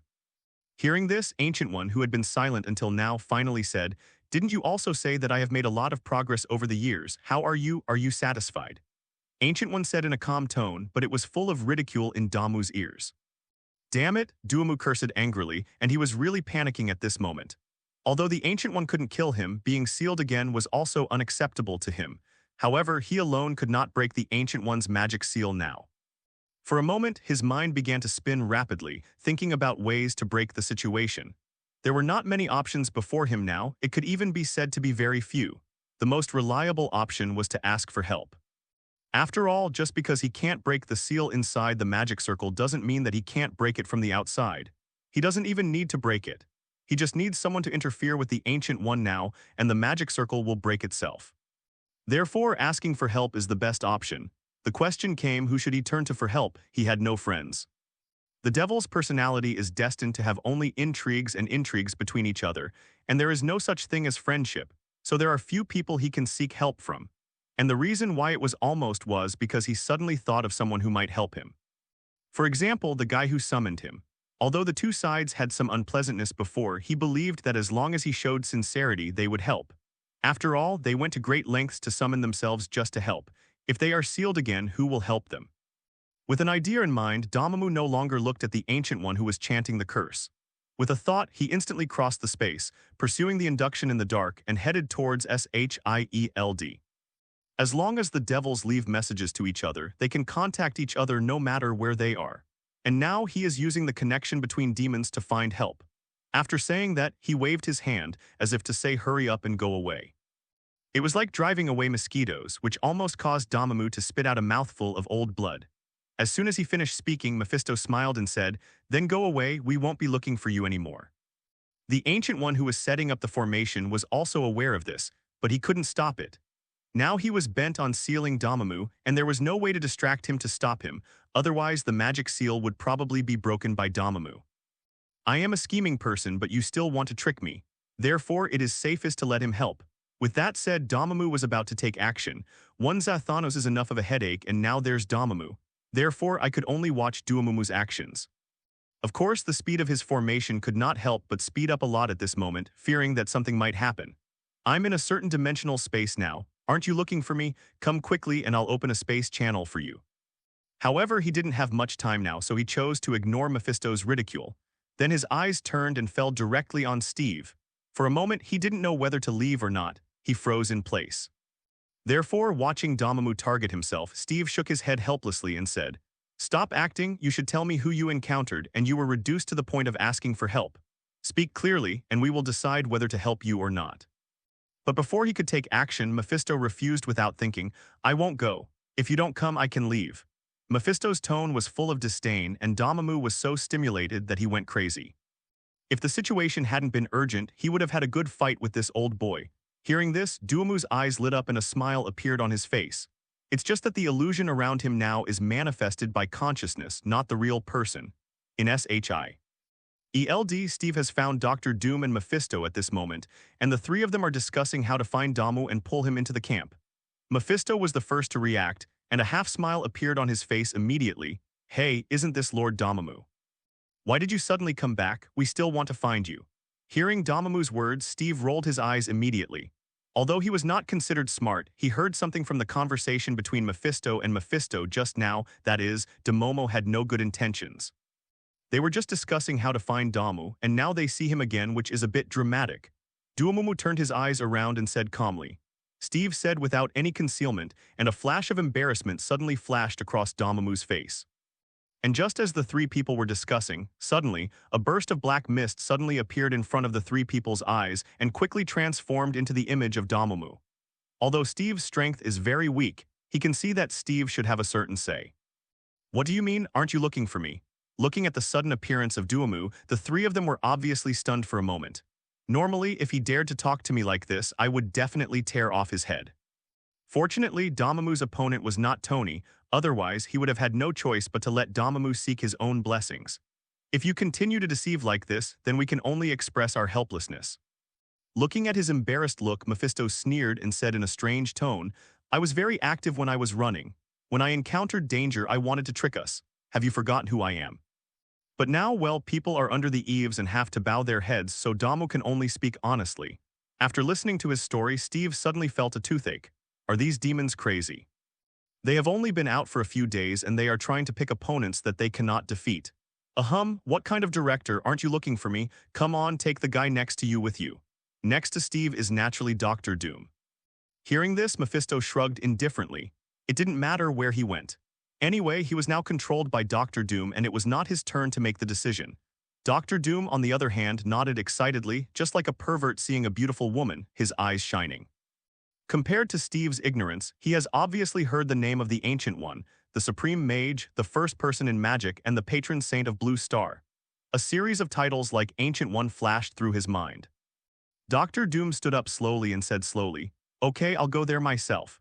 As soon as he finished speaking, Dormammu's face suddenly showed joy. He had originally asked for a helper, but unexpectedly two helpers came. At that moment, Dormammu did not waste any time and quickly opened a space channel. "Then I will wait for the two of you to arrive." After saying that, Dormammu's consciousness disappeared immediately. Dr. Doom also took Mephisto into the space channel. Dimensional space, endless void. With the return of consciousness, Dormammu suddenly opened his eyes and looked at the Ancient One with a smile on his lips. "Today, I want you to die here," Dormammu said fiercely. The murderous intent in his eyes almost turned into reality. Hearing this, Ancient One's brows suddenly frowned. He didn't know where Dormammu got the confidence. Did he find a helper so quickly? While thinking about it, Ancient One felt a sense of urgency in his heart and wanted to seal Dormammu as soon as possible. But at this moment, not far from the two of them, a space door slowly opened, and Dr. Doom and Mephisto stepped out of the space door. Seeing this scene, Ancient One suddenly felt a warning sign in his heart. He was supposed to speed up the sealing, but now he slowed down his actions and just kept the seal from being broken. "Why are you two here?" Ancient One looked at Dr. Doom and the two and spoke proactively. Although he knew that these two people might be helpers brought in by Dormammu, he did not take action immediately because there might be room for redemption. After seeing the two of them, Dormammu suddenly became excited and couldn't help shouting, "Don't talk nonsense with this guy, let me out quickly. Then the three of us will join forces and kill this old guy." Listening to Dormammu's words, Ancient One's brows jumped, and the vigilance in his heart instantly rose to the highest level. As expected, these two people were helpers brought in by Dormammu. Just when he was considering whether he should run away or fight to the end, Dr. Doom, who walked out of the space door, finally spoke. Ignoring Dormammu, his eyes fell directly on Ancient One, and he couldn't help but smile. "Are you the Supreme Mage?" "I am also a magician who came from Blue Star. I don't know if you can bear the title of Supreme Mage. As the saying goes, Wen Wu is the first and Wu Wu is the second." If Ancient One was not a Blue Star person, Dr. Doom would not do anything for a false name, but he happened to be from Blue Star. He also practiced magic and won the title of Supreme Mage. At the same time, his hands were waving rapidly at this moment, forming an afterimage. Magic spells were instantly formed and blasted towards Dr. Doom. It's a pity that Dr. Doom, who made the decision, will not be affected by the Ancient One. Besides, he doesn't need the Supreme Mage who was given up. He has to rely on his own strength to get it. "Sir, I have something to do now. Even if I have to fight, can we change the time?" At that moment, he couldn't help but let out a sigh of relief and said with helplessness in his tone, "Why can't you just give me some time?" The unfinished magic seal lost the power blessing of the Ancient One, and how could it trap Dormammu? Therefore, in just a few moments, the sealing magic circle constructed by the Ancient One was shattered, and Dormammu also escaped from the magic circle. Out, the Ancient One's figure quietly appeared in Dr. Doom's place. As soon as he finished speaking, Ancient One's expression suddenly changed. His figure fell directly into the void at this moment, and he would no longer be able to use teleportation in a short time. If you can't beat him, you can't hide from him. Convert. This made Doctor Doom unable to sit still and wanted to compete with him. It was already difficult for him to fight Damu, but now he was joined by an unknown Doctor Doom and Mephisto who exuded a strong demonic aura. Unless he had a brain convulsion, he would stay and fight them. After saying that, two rays of divine light suddenly bloomed in Ancient One's eyes, and the dazzling light directly bombarded Doctor Doom. Dr. Destruction recited this spell while making seals with his hands. What does this mean? I'm beating myself up. Thinking a little silently, he could only hold up the defensive shield and resist the large wave of forbidden spells he released. Therefore, it would be best if you could persuade Doctor Doom to stop with words. Damu laughed wildly, and at the center of the explosion, the Ancient One who heard Damu's voice suddenly lamented. He just wants to seal Duamu immediately and doesn't want to worry about other things for the time being. At this moment, a clicking sound came from the magic seal not far away. Moreover, he is not afraid of Damamu chasing him to the Himalayas. When he returns, he will move to a place where others cannot find him. Suddenly, rays of light appeared on his body, and the next second he disappeared directly. Ha ha ha, old guy, I'm out, your death has come. He activated the teleportation ability in an instant and teleported to the side of the Ancient One. Then a burst of black light lit up on his fingertips and shot towards the Ancient One. The next second, under the cover of the explosion, he directly tore through the dimensional space and disappeared instantly. As for his true body, he had already moved to the other side instantly.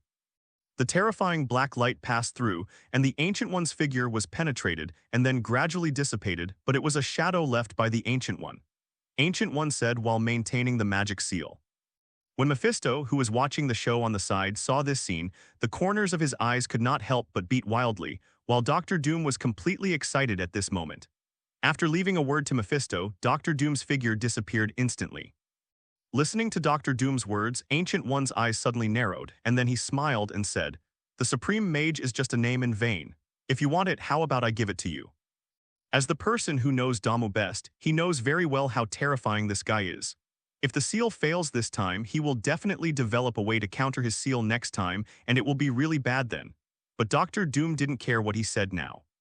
Seeing him teleport and disappear in front of him, a flash of excitement suddenly flashed in his eyes. He raised his hand and pointed at Ancient One and uttered two words in a clear tone, "Fall, stay here." The sudden change made Ancient One a little confused, especially when he saw a series of forbidden spells flying towards him.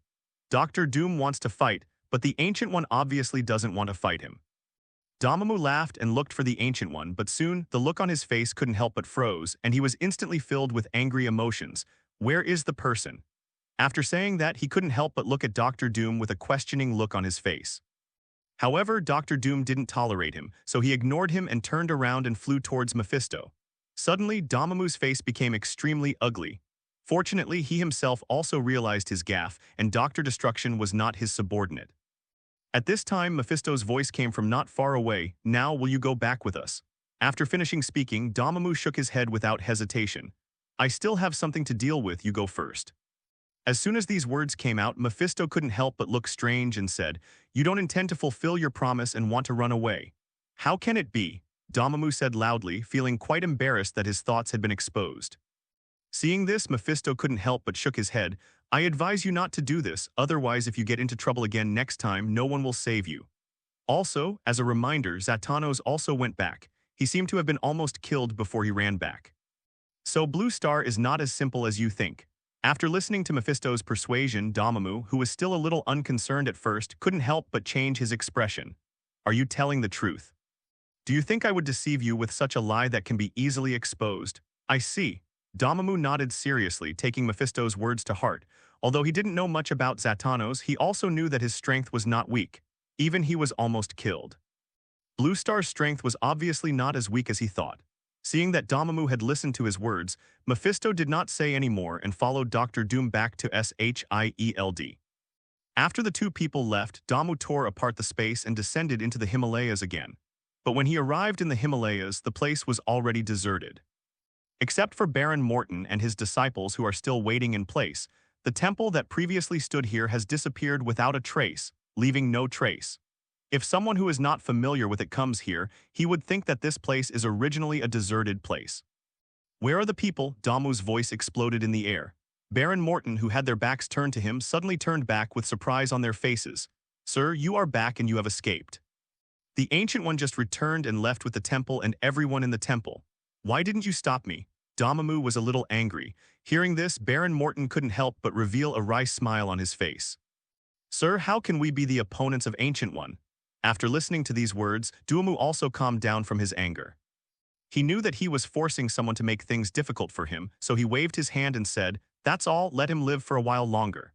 After hearing this, Baron Morton was relieved.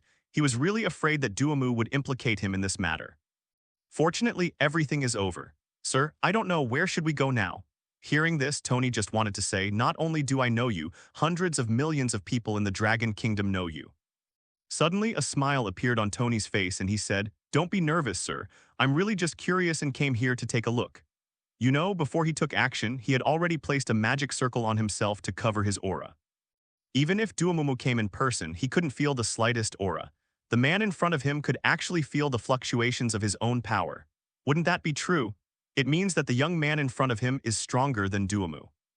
Lying on the rocking chair, he couldn't help but stand up instantly and looked up at the sky. Tony folded his hands and smiled. Ancient One's expression remained unchanged on the surface, but his heart suddenly became wary. "By the way, haven't you asked me your name yet?" But they didn't know that a figure was standing proudly above Niyu at this moment, opening up a dimensional space above Niyu City. "That's not true. I just felt a slight fluctuation and came here to have a look. I was just curious." As soon as he finished speaking, Dormammu subconsciously wanted the two of them to catch blood food to sacrifice to him, but he remembered Mephisto's instructions in his mind, and he said a little irritably, "Come with me, go back first." Baron Morton was a little confused where to go. His eyes penetrated the thick dark clouds in the sky and saw the Ancient One standing in the sky. Tony naturally saw the Ancient One's defense. Although the Ancient One concealed it very well, it still couldn't hide it from Tony's eyes. The Ancient One reported his name, and Tony, who was still calm at first, suddenly shrank his eyes and pupils. And just when he opened up the dimensional space, the beach villa, Tony suddenly let out a light sigh. Seeing this, Tony couldn't help but become interested instantly. Soon, Tony came to him, and the Ancient One took the initiative and said, "I wonder if there is something wrong with you." And this heavy rain was naturally caused by him, so as not to be seen by the Niyu citizens on the ground. At that moment, the movements of his hands stopped and he turned to look in Tony's direction. "Go back." After hearing this, Ancient One nodded non-committally, not sure whether he believed Tony's words. Of course, he would never say this, so he made an excuse and said, "Of course I have heard of the reputation of the Supreme Mage, but I didn't expect it to be your excellency, so I was a little surprised." The Ancient One, who had been paying attention to him, naturally saw the change in his expression and couldn't help but be moved when he saw it. "Do you know me, Ancient One?" Tony didn't care about this, and then the conversation changed and he asked curiously, "How did the mage think of having a date with the girl? This person is none other than the Ancient One who moved from the Himalayas." Before he could ask, Dormammu waved his hand, and a magic power directly enveloped the master and disciple, leading them to leave the Himalayas. Thinking of this, Ancient One was secretly surprised, and at the same time he was ready to take action at any time. Baron Morton asked cautiously. While thinking about it, Tony's figure floated up and rushed towards the sky. After all, if a strong man who didn't know the depth of things suddenly came to visit, he couldn't be sure whether the other party had good intentions or malicious intentions. The Ancient One, who was opening up the dimensional space, also instantly noticed Tony's aura at this moment. On the other side, in Niyu City, a heavy downpour suddenly fell, and many people were soaked in the water. He knew most of the strong men in Niyu, but this one was very unfamiliar. For a moment, everyone on the ground cursed the weird weather. He knew that Dormammu would not let him go easily, so in order to cover up his traces, he directly settled in Niyu, using the billowing breath of red dust to cover his traces. Hello, everyone! As we wrap up this video, I want to share a quick note. I have a Patreon account. If you'd like to support me and enjoy on-demand audiobooks, you can become a Patreon member. Alternatively, you can check out my Google Drive link, which has 500+ novel audiobooks available through my Ko-fi or Patreon shop. I appreciate your support.